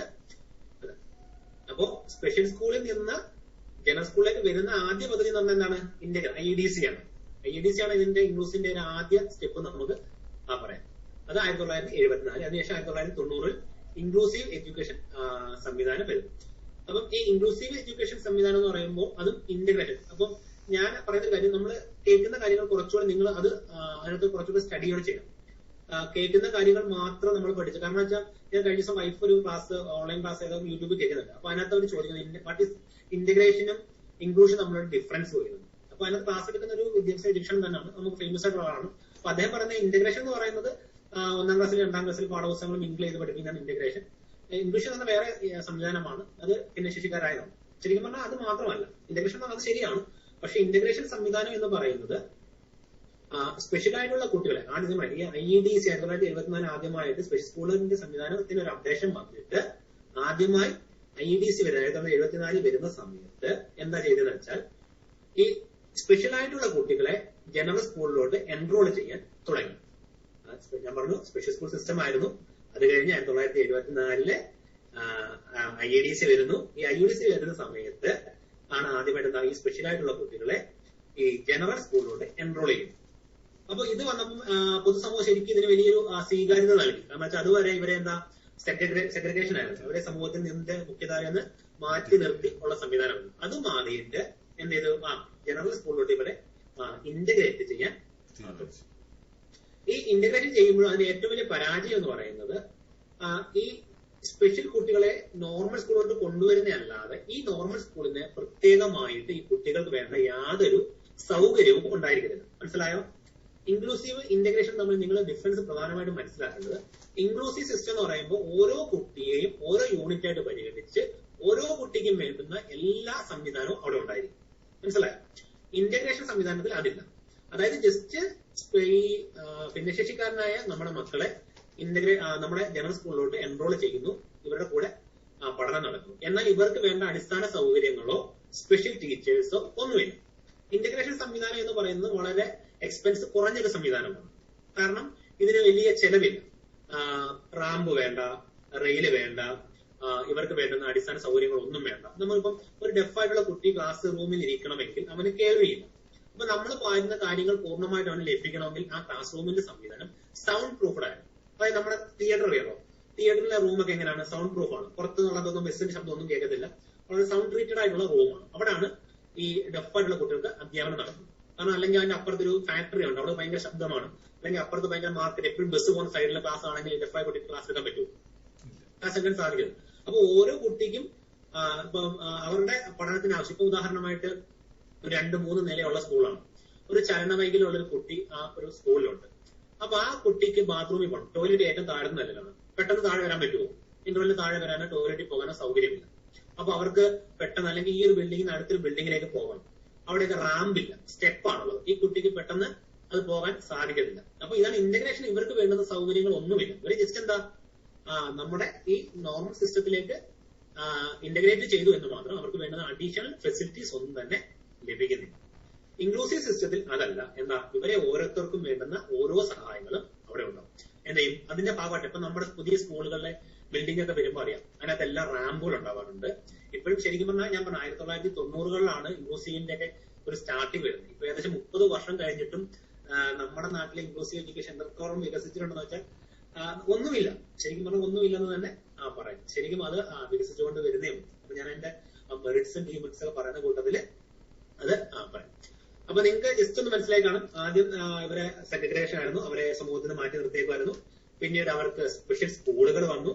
അതിനുശേഷം ഇന്റഗ്രേഷൻ വന്നു. അതിനുശേഷം എന്ത് ചെയ്തു? ഇപ്പൊ ലേറ്റസ്റ്റ് ആയിട്ട് ലേറ്റസ്റ്റ് പറയാൻ പറ്റില്ലെങ്കിൽ ഇപ്പോഴാണ് അതിന് ഏറ്റവും കൂടുതൽ പ്രാധാന്യം നൽകി ഇൻക്ലൂസീവ് എഡ്യൂക്കേഷൻ. അതിനെ ജസ്റ്റ് ഒരു നമ്മളൊരു ഫ്ലോ ചാർട്ട് പോലെ എഴുതുവാണെങ്കിൽ ഫസ്റ്റ് എന്താ? ടോട്ടൽ സെഗ്രിഗേഷൻ അല്ലെ? ടോട്ടൽ സെഗ്രിഗേഷൻ ഇതിന്റെ ഒരു ആര കാട്ടിട്ട് എന്താ എഴുതാം? സ്പെഷ്യൽ സ്കൂൾ അല്ലെ? അപ്പൊ ആദ്യം സെഗ്രിഗേഷൻ, അവരെ നമ്മൾ പൊതുസമൂഹത്തിൽ വേർതിരിച്ച് സെഗ്രിഗേഷൻ ആയിരുന്നു. അതിന്റെ അടുത്ത സ്റ്റെപ്പ് എന്താണ്? സ്പെഷ്യൽ സ്കൂൾ സംവിധാനം. അതും എന്താണ്? സെഗ്രിഗേഷൻ ആണോ ഇൻക്ലൂഷൻ ആണോ? സെഗ്രിഗേഷൻ തന്നെയാണ്. അവരെ സ്പെഷ്യൽ സ്കൂളിൽ വരുന്നതേ ഉള്ളൂ. അവർ സമൂഹമായിട്ട് അടുക്കുന്നുണ്ടോ? ഇല്ല. ഇനി ഈ ഇന്റഗ്രേഷന്റെ ഒരു മറ്റൊരു പ്രത്യേകത വെച്ചാൽ, ഈ സ്പെഷ്യലായ കുട്ടിയെ നോർമൽ സ്കൂളിലോട്ട് കൊണ്ടുവന്നിട്ട് പ്രത്യേക റിസോഴ്സ് റൂമിലാണ് പഠിപ്പിക്കുന്നത്. മനസ്സിലായോ? സ്പെഷ്യൽ സ്കൂളിൽ കഴിഞ്ഞിട്ട് ഈ ഇന്റഗ്രേഷൻ സംവിധാനത്തിൽ സാധാരണ ക്ലാസ്സിൽ സാധാരണ കുട്ടികളുടെ ഇടയിൽ കൊണ്ടിരുത്തി അല്ല പഠിപ്പിക്കുന്നത്. ഈ നോർമൽ സ്കൂളിലേക്ക് കൊണ്ടുവന്നിട്ട് അവിടെ പ്രത്യേകം ഇവർക്കൊരു റിസോഴ്സ് റൂം ഉണ്ടാവും. അവിടെ സ്പെഷ്യലായിട്ട് ഇവരെ പഠിപ്പിക്കുകയും ചെയ്യും. കുട്ടികളായിട്ട് മിങ്കിളൊക്കെ കളിക്കാനും മറ്റു കാര്യങ്ങളെല്ലാം ചെയ്യും. അപ്പൊ അവിടെയും നമുക്ക് പൂർണ്ണമായിട്ടും ഒരു ഇൻക്ലൂഷൻ ആണോ? അല്ല. അവിടെ ഒരു പാർഷ്യലി സെഗ്രിഗേഷൻ. അപ്പൊ നിങ്ങൾ എഴുതുന്നത് ടോട്ടൽ സെഗ്രിഗേഷൻ ഫസ്റ്റ്, അതിന് താഴെ സ്പെഷ്യൽ സ്കൂള് ബ്രാക്കറ്റിൽ സെഗ്രിഗേഷൻ തന്നെ കൊടുക്കാം. അതിന് താഴെ ഇന്റഗ്രേഷൻ, അതിന്റെ ബ്രാക്കറ്റിൽ പാർഷ്യലി സെഗ്രിഗേഷൻ, അതിന് താഴെ ഇൻക്ലൂസീവ്. ഓക്കെ, ഇത് ഞാൻ പറയുന്നത് കിട്ടുന്നത്. ഞാൻ അങ്ങനെ ക്ലാസ് എടുത്ത് എനിക്കൊരു എക്സ്പീരിയൻസ് ഇല്ല. അപ്പൊ നിങ്ങൾക്ക് എന്തെങ്കിലും ഡൗട്ട് ഉണ്ടെങ്കിൽ അന്നേരം തന്നെ ചോദിച്ചോളൂ. No problem. മനസ്സിലായോ? ഇത്ര സംഭവം മനസ്സിലായോ? ഓക്കെ, അപ്പൊ ഞാൻ സ്പെഷ്യൽ സ്കൂളിനെ കുറിച്ച് ജസ്റ്റ് 1-2 കാര്യങ്ങൾ കൂടി നിങ്ങളടുത്ത് പറയാം. അതായത് ഏറ്റവും പ്രധാനപ്പെട്ട മെറിറ്റ്സ് പറയാം. എന്തൊക്കെയായിരിക്കും ഒരു സ്പെഷ്യൽ സ്കൂളിൽ കുട്ടി പഠിക്കുന്നുള്ള മെറിറ്റ്സ്? ചിലപ്പോൾ ചോദിക്കാം, നിങ്ങൾക്ക് ഇന്റർവ്യൂ ചോദിക്കാം, ഒരു സ്പെഷ്യൽ സ്കൂളും ഇൻക്ലൂസീവും തമ്മിലുള്ള വ്യത്യാസം ഉണ്ടോ? അല്ലെങ്കിൽ സ്പെഷ്യൽ സ്കൂളിൽ പഠിക്കുന്നതുകൊണ്ട് മെറിറ്റ്സ് ആണോ ഡിമെറിറ്റ്സ് ആണോ? അല്ലെങ്കിൽ എന്തൊക്കെയാണ് മെറിറ്റ്സ് ഡിമെറിറ്റ്സ്? ഒരു സ്പെഷ്യൽ സ്കൂളിൽ പഠിക്കുന്നതിന്റെ ഏറ്റവും വലിയ ഗുണം എന്ന് പറഞ്ഞാൽ ഓരോ ഡിസബിലിറ്റിക്കും അനുസരിച്ചുള്ള ഫെസിലിറ്റീസ് ആ സ്കൂളിൽ ഉണ്ടാവും അല്ലെ? ഒരു ഡെഫായിട്ടുള്ള കുട്ടിയാണെങ്കിൽ ആ കുട്ടിക്ക് വേണ്ടുന്ന കാര്യങ്ങളെല്ലാം ആ സ്പെഷ്യൽ സ്കൂളിൽ ഉണ്ടാവും അല്ലെ? അവന് ഹിയറിംഗ് എയ്ഡ് ഉണ്ടാവും അല്ലെ? ആ കുട്ടി കേൾക്കത്തില്ല, കേൾക്കാൻ വേണ്ടി ഹിയറിംഗ് എയ്ഡ് നിങ്ങൾ കേട്ടോ? ഹിയറിംഗ് എയ്ഡ്, അതായത് കുട്ടിക്ക് കേൾവിയില്ല. അപ്പൊ കിട്ടുന്ന വോയിസിനെ ആംപ്ലിഫൈ, നമ്മുടെ മൈക്കും ആംപ്ലിഫയർ ഒക്കെ ഇട്ടില്ല, അതുപോലെ തന്നെ നമ്മൾ പഠിപ്പിക്കുന്ന സൗണ്ടുകളൊക്കെ ആംപ്ലിഫൈ ചെയ്ത് ചെവിയുടെ അകത്തേക്ക് വിടുന്നതാണ് ഈ ഹിയറിംഗ് എയ്ഡ്. അതിൽ ഗ്രൂപ്പ് ഹിയറിംഗ് സിസ്റ്റം ഉണ്ട്. ടീച്ചറിന്റെ ഒരു മൈക്ക് കാണും, അതിൽ നിന്ന് കണക്ട് ചെയ്ത് നമ്മുടെ ഈ JB സിസ്റ്റം ഒക്കെ ചെവി വെക്കത്തില്ല, അതുപോലെ ഓരോ കുട്ടിക്കും ക്ലാസ് റൂമിൽ ടേബിളിൽ തന്നെ ഫിറ്റ് ചെയ്തിട്ടുണ്ടാവും. ആൾക്കാരുടെ ഓടി അഡ്ജസ്റ്റ് ചെയ്യാം, അങ്ങനത്തെ ഉള്ള സംവിധാനങ്ങൾ ഉണ്ടാവും. പിന്നെ ഇവരുടെ ഹിയറിംഗിന്റെ ലെവൽ ചെക്ക് ചെയ്യാൻ പറ്റും. അതിലെ ഒരു ക്ലാസ് റൂം സൗണ്ട് ട്രീറ്റഡ് റൂമായിട്ട് ഒരു തിയേറ്ററിന് പോലെ ഫുള്ള് സൗണ്ട് ഒക്കെ വാളൊക്കെ സീലൊക്കെ ചെയ്ത് കറക്റ്റ് സെറ്റപ്പ് ആക്കി സൗണ്ട് ട്രീറ്റഡ് റൂമായിരിക്കും. അവർക്ക് സ്പീച്ച് തെറാപ്പിയെ കൊടുക്കാൻ സാധിക്കും. അങ്ങനെയുള്ള എല്ലാ സൗകര്യമുള്ള സ്കൂളാണ് സ്പെഷ്യൽ സ്കൂൾ. അപ്പൊ അവർക്ക് എന്ത് ചെയ്യും, ഓരോ വൈകല്യത്തിനനുസരിച്ചുള്ള പ്രത്യേക പരിഗണന ലഭിക്കും. അതുപോലെ സ്പെഷ്യൽ സ്കൂളിലെ ഒരു ടീച്ചർ റേഷ്യോ പറഞ്ഞു കഴിഞ്ഞാൽ 1:5 ഒക്കെയാണ്. HIR MR ഒക്കെ വരുമ്പോൾ 1:10 1:8 ഒക്കെയാണ് വരുന്നത്. അതായത് ഒരു ക്ലാസ്സിൽ 5 കുട്ടികളോ അല്ലെങ്കിൽ 8 കുട്ടികളോ കാണത്തുള്ളൂ ഒരു അധ്യാപകൻ. നമ്മുടെ ജനറൽ സ്കൂളില് ഇൻക്ലൂസീവ് സിസ്റ്റത്തിൽ എന്തായിരിക്കും അവസ്ഥ അല്ലെ? 30 40 കുട്ടികൾ ഇരിക്കുന്നതിന്റെ ഇടയില് നമ്മുടെ ഒരു കുട്ടി ഇരിക്കുമ്പോൾ അവനെ പരിഗണിക്കുന്നതും 4 5 കുട്ടി ഇരിക്കുന്നിടത്ത് സ്പെഷ്യലി ട്രെയിൻ, ഇവിടെ സ്പെഷ്യലി ട്രെയിൻഡ് ടീച്ചറാണ്, അവന്റെ ഒപ്പമുള്ള 4 കുട്ടികളും അവനെ പോലെ വൈകല്യമുള്ള കുട്ടികളാണ്, അവന് സ്പെഷ്യൽ അറ്റൻഷൻ ലഭിക്കുന്നുണ്ട്. ഇൻക്ലൂസീവ് സിസ്റ്റത്തിൽ വരുമ്പോൾ എന്താണ്, ഇത്രയും വലിയൊരു ക്ലാസ്സിൽ നോർമൽ കുട്ടികളൊപ്പം ഇരിക്കുന്നു, ടീച്ചർ സ്പെഷ്യലി ട്രെയിൻഡ് അല്ല, സ്പെഷ്യൽ ടീച്ചറിന്റെ സേവനം അഡീഷണൽ ആയിട്ട് കിട്ടുന്നുണ്ട് എന്നുള്ള വസ്തുതയാണ്. ഞാനിപ്പോ സ്പെഷ്യൽ സ്കൂളിന്റെ മെറിറ്റ് പറയുമ്പോഴാണ് ഇത് ടച്ച് ചെയ്യുന്നത്. അടുത്ത ഇൻക്ലൂസീവിന്റെ മെറിറ്റ്സ് ഞാൻ പറയാം. അപ്പൊ ഒന്ന്, ഓരോ വൈകല്യത്തിനും പ്രത്യേക പരിഗണന ലഭിക്കുന്നുണ്ട്. പിന്നെ അവർക്ക് സ്പെഷ്യൽ ആയിട്ടുള്ള ഒരു കരിക്കുലം ഉണ്ടാവും അല്ലെ? സ്പെഷ്യൽ ആയിട്ട് അവർക്കുള്ള ഒരു കരിക്കുലം ഉണ്ട്. ജനറൽ സ്കൂളിലെ ഭിന്നശേഷിക്കാർക്ക് പ്രത്യേക കരിക്കുലം ഉണ്ടോ? ഇല്ല. ജനറൽ കുട്ടി പഠിക്കുന്ന അതേ പാഠപുസ്തകം പഠിക്കും. ഇപ്പൊ ഒരു ടീച്ചർ നമ്മുടെ ഒരു അനൂപ് സാറ് പഠിപ്പിക്കുന്ന ആ സാറിൽ എന്ത് ചെയ്യും, സാറ് ഫസ്റ്റ് പാഠത്തിന് സാറിന്റേതായ ഒരു അഡാപ്റ്റേഷൻ നടത്തി ഒരു പാഠം പഠിപ്പിക്കും. ഇപ്പുറത്ത് വേറൊരു ടീച്ചർ ആ ടീച്ചർ പഠിപ്പിക്കുന്ന മറ്റീഷ ടീച്ചർ പഠിപ്പിക്കുന്നിടത്തായിരിക്കും ചിലപ്പോൾ ആ ടീച്ചറിനെ. അപ്പം എന്താ ഇതിനൊരു ഈ ഒരു ഒരേപോലെയുള്ള രീതിയാണോ? ഓരോ ടീച്ചർ അവർക്ക് വ്യത്യസ്തമായിരുന്നു. അപ്പൊ ഇവർക്കൊരു ഏകീകരിച്ചൊരു പാഠ്യപദ്ധതി ഇല്ല. അപ്പൊ സ്പെഷ്യൽ ആകുമ്പോൾ സ്പെഷ്യലിന്റെ എയ്ഡഡ് സ്ഥാപനങ്ങളും ഇപ്പൊ എന്താ ജനറൽ സ്കൂൾ തന്നെ ആ പാഠപുസ്തകവും ആ പാഠ്യപദ്ധതി ഫോളോ ചെയ്തേ. അപ്പൊ നമുക്കും ആ പ്രശ്നം നേരിടുന്നുണ്ടെങ്കിലും കുറച്ചുകൂടെ എന്തെങ്കിലും അഡാപ്റ്റബിൾ ആണ്. അപ്പൊ പ്രത്യേക കരിക്കുലം ഉണ്ടാവും. പിന്നെ സ്പെഷ്യൽ സ്കൂൾ ആകുമ്പോൾ കുട്ടികൾക്ക് തമ്മിലുള്ള ഒരു പ്രശ്നം വരുന്നത്, ഉദാഹരണമായിട്ട് ഇപ്പൊ ഒരു HI കുട്ടി ഒരു ജനറൽ ക്ലാസ്സിൽ ചെന്നിരിക്കുമ്പോൾ കുട്ടികളാണ് നമ്മൾ കൂടുതൽ നോർമൽ കുട്ടികളെ കുഞ്ഞുങ്ങൾ അവർക്കറിയാം, അവരെന്തെങ്കിലും ചിലപ്പോൾ കുട്ടികളെ പരിഹസിക്കും അല്ലെ? നീ ചെവിയേക്കാത്തന ചിലപ്പം പറയാൻ നമ്മൾ നേരത്തെ പറഞ്ഞതുപോലുള്ള പദപ്രയോഗങ്ങൾ ഈ കുട്ടികൾ ഉപയോഗിക്കും ചില പ്രേമന്മാർ. അത് ഈ കുട്ടിക്കുണ്ടാകുന്ന മനസ്സിലെ നമുക്ക് തന്നെ ചിലടത്ത് ചെല്ലുമ്പോൾ നമുക്ക് ചില ഈഗോസ് ഉണ്ടല്ലേ, നമുക്ക് ഹൈറ്റ് കുറവാണെങ്കിൽ, നമുക്ക് കുറച്ച് കളർ കുറവാണെങ്കിൽ നമുക്ക് ചില ഈഗോസ് ഉണ്ടല്ലേ. നമ്മുടെ കൂട്ടുകാരൻ നമ്മളെ ഇച്ചിരി നീ കറുപ്പാണെന്ന് അറിയാക്കലോ അല്ലെ, അല്ലെങ്കിൽ നിനക്ക് താടിയില്ലെന്ന് പറഞ്ഞാലോ, അല്ലെങ്കിൽ എന്തെങ്കിലും ഒന്ന് ചെറിയ ചെറിയ കാര്യങ്ങൾ പറയുമ്പോൾ നമുക്ക് ഫീലിംഗ് ആവണല്ലേ. അപ്പൊ ഈ കുട്ടികളുടെ മാനസികാവസ്ഥ ആലോചിക്കും. അപ്പം അതൊരു പ്രശ്നമാണ്. സ്പെഷ്യൽ സ്കൂളിൽ ആ ഒരു പ്രശ്നം ഉണ്ടാവില്ല, കുട്ടികൾ മാനസികമായിട്ടുള്ള ബുദ്ധിമുട്ട് ഉണ്ടാകുന്നില്ല. അതുപോലെ കുട്ടികളുടെ സമയത്തിന് പ്രശ്നം വരുന്നില്ല. ഓരോ കുട്ടിയും അവരുടെ പ്രശ്നത്തിനനുസരിച്ച് ഉള്ള ടൈം ആയിരിക്കും അവിടെ അറേഞ്ച് ചെയ്തിരിക്കുന്നത്. ജനറൽ സ്കൂളിൽ അത് സാധിക്കുമോ? ഇല്ല. ജനറൽ സ്കൂളിലെ ഒരു 45 മിനിറ്റ് ക്ലാസ്സിൽ ടീച്ചർ പഠിപ്പിക്കാൻ പ്ലാൻ ചെയ്ത് വരുന്നു. ആ സമയത്തിനനുസരിച്ച് ജനറൽ കുട്ടിയെ പോലെ തന്നെ ഈ സ്പെഷ്യൽ കുട്ടിയും ചെയ്യണമെന്നുണ്ടോ? ചെയ്യണമെന്നില്ല. അവന്റെ ആക്ടിവിറ്റി ചെയ്യണില്ല. അവനിപ്പോ ബുക്ക് എടുക്കാൻ പറഞ്ഞു കഴിഞ്ഞാൽ മറ്റുള്ളവർ എടുത്ത് വെക്കുന്നത് പോലെ ചിലപ്പോൾ കുട്ടി വളരെ ലേസി ആയിരിക്കാം, ചിലപ്പോൾ എടുക്കാൻ പാടുണ്ടായിരിക്കും, ചിലപ്പോൾ അവന്റെ മൊബിലിറ്റി പ്രശ്നം, ചലനത്തിന് പ്രശ്നം ഉണ്ടാവും, ബുക്ക് എടുക്കുന്നതിന് പ്രശ്നങ്ങളുണ്ടാവും.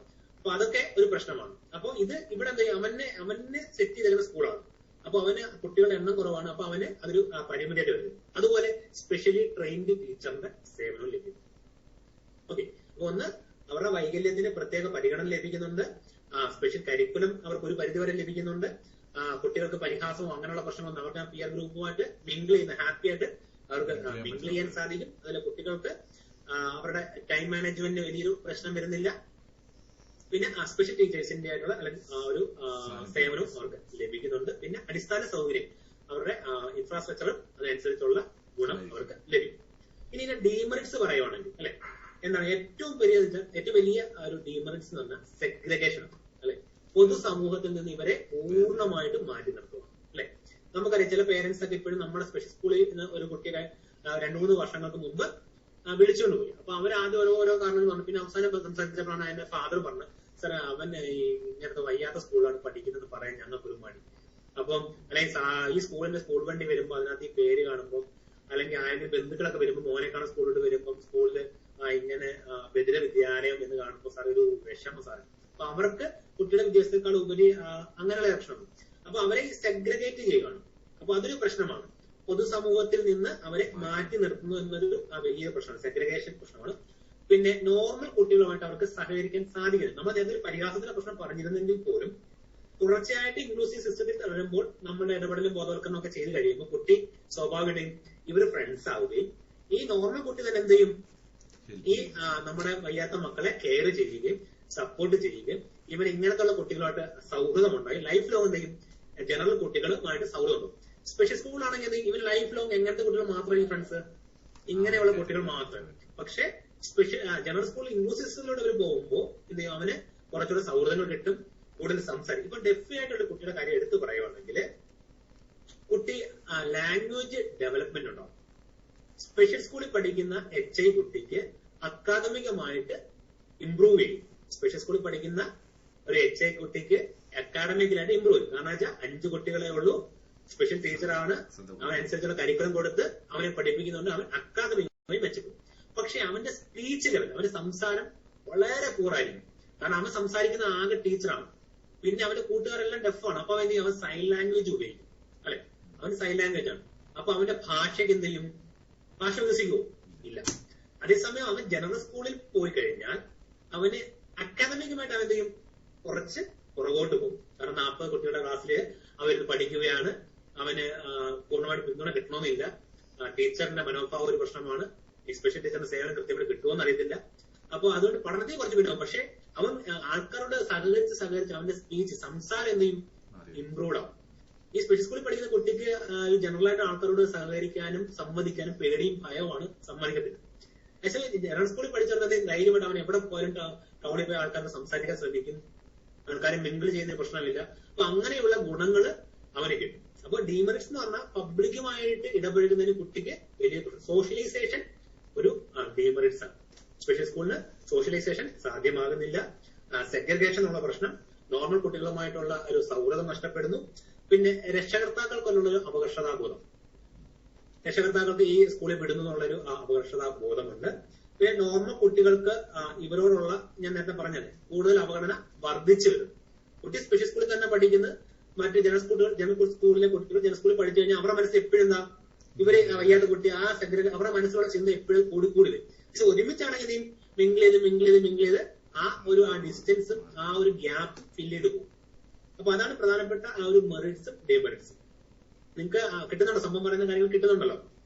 ഓക്കെ, അതാണ് കുറച്ച് ഉദാഹരണങ്ങളൊക്കെ പറയാൻ ശ്രമിക്കുന്നത്. അപ്പൊ അതാണ് അതിനകത്തെ ഒരു മെറിറ്റ്സ് ഡീമെറിറ്റ്സ് ആയിട്ടുള്ള കാര്യങ്ങള്. അടുത്തായിട്ട് അതുപോലെ സ്പെഷ്യൽ കുട്ടികൾക്ക് വേണ്ടിയുള്ള ഒരു ചാനൽ നമുക്കറിയാം, യൂട്യൂബ് ചാനൽ ഉണ്ടല്ലോ, ഏതാണെന്ന് അറിയാമോ? White board. വൈറ്റ് ബോർഡ് ഉണ്ട്. വേറൊരു ചാനൽ ഉണ്ട്, അറിയാമോ? വേറെ ഏതൊക്കെ യൂട്യൂബ് ചാനൽസ് കണ്ടിട്ട് നിങ്ങള്?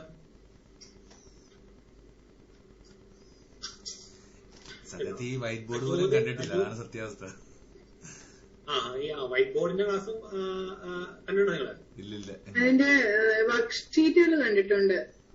നമ്മുടെ സാറ് പറഞ്ഞതുപോലെ നമ്മളുടെ പാഠം തന്നെ അവർക്ക് പറ്റുന്ന രീതിയിലേക്ക് മാറ്റുന്നത്, ജനറൽ സിലബസിന്റെ അതേ ജനറൽ കണ്ടന്റ് അഡാപ്റ്റേഷൻ വരുത്തിയിട്ട് ഓരോ കുട്ടികൾക്ക്. അതിനകത്ത് വൈറ്റ് ബോർഡിന്റെ ക്ലാസ് എന്ന് വെച്ചാൽ ഓരോ വൈകല്യത്തിനും ഓരോ ടീച്ചേഴ്സാണ് ക്ലാസ് എടുക്കുന്നത്.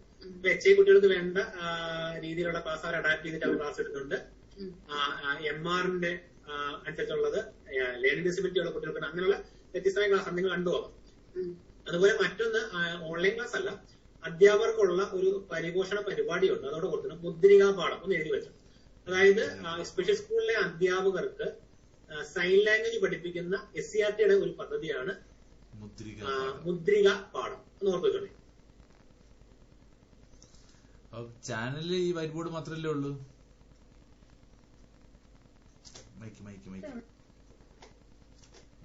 മൈക്ക് മ്യൂട്ടാണ് കേട്ടോ. ഓക്കെ, മുദ്രിക പാഠം എഴുതിക്കോ. ഞാൻ ഇപ്പൊ ഒരു മിനിറ്റ് വെള്ളം കുടിച്ചോളെ. ഓക്കെ.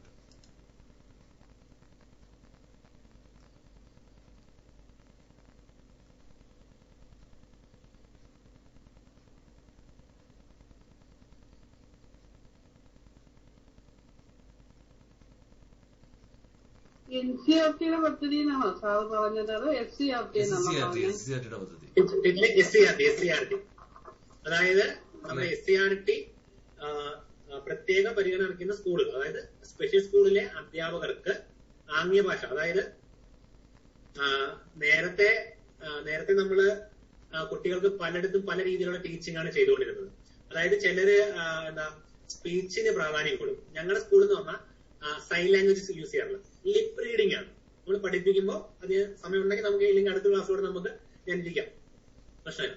അപ്പൊ ലിപ്പ് മൂവ്മെന്റ് ഇപ്പൊ നമ്മള് പഠിപ്പിക്കും, അത് നിങ്ങൾ HI കുട്ടികളെ പഠിപ്പിക്കുമ്പോൾ ശ്രദ്ധിക്കേണ്ട ഒരു കാര്യമാണ്. നമ്മള് ഒരുപാട് കാര്യങ്ങൾ ശ്രദ്ധിക്കാറുണ്ട്. ഇപ്പൊ നമ്മൾ പഠിപ്പിക്കുന്ന സമയത്ത് നമ്മുടെ ചുണ്ടിന്റെ ചലനം വളരെ വ്യക്തമായിരിക്കും അല്ലെ. അപ്പൊ ഞാനിപ്പം ആനയും ഉറുമ്പും അതുവഴി പോയി എന്ന് പറയുന്ന പകരം ആനയും ഉറുമ്പും അതുവഴി പോയി അല്ലെ.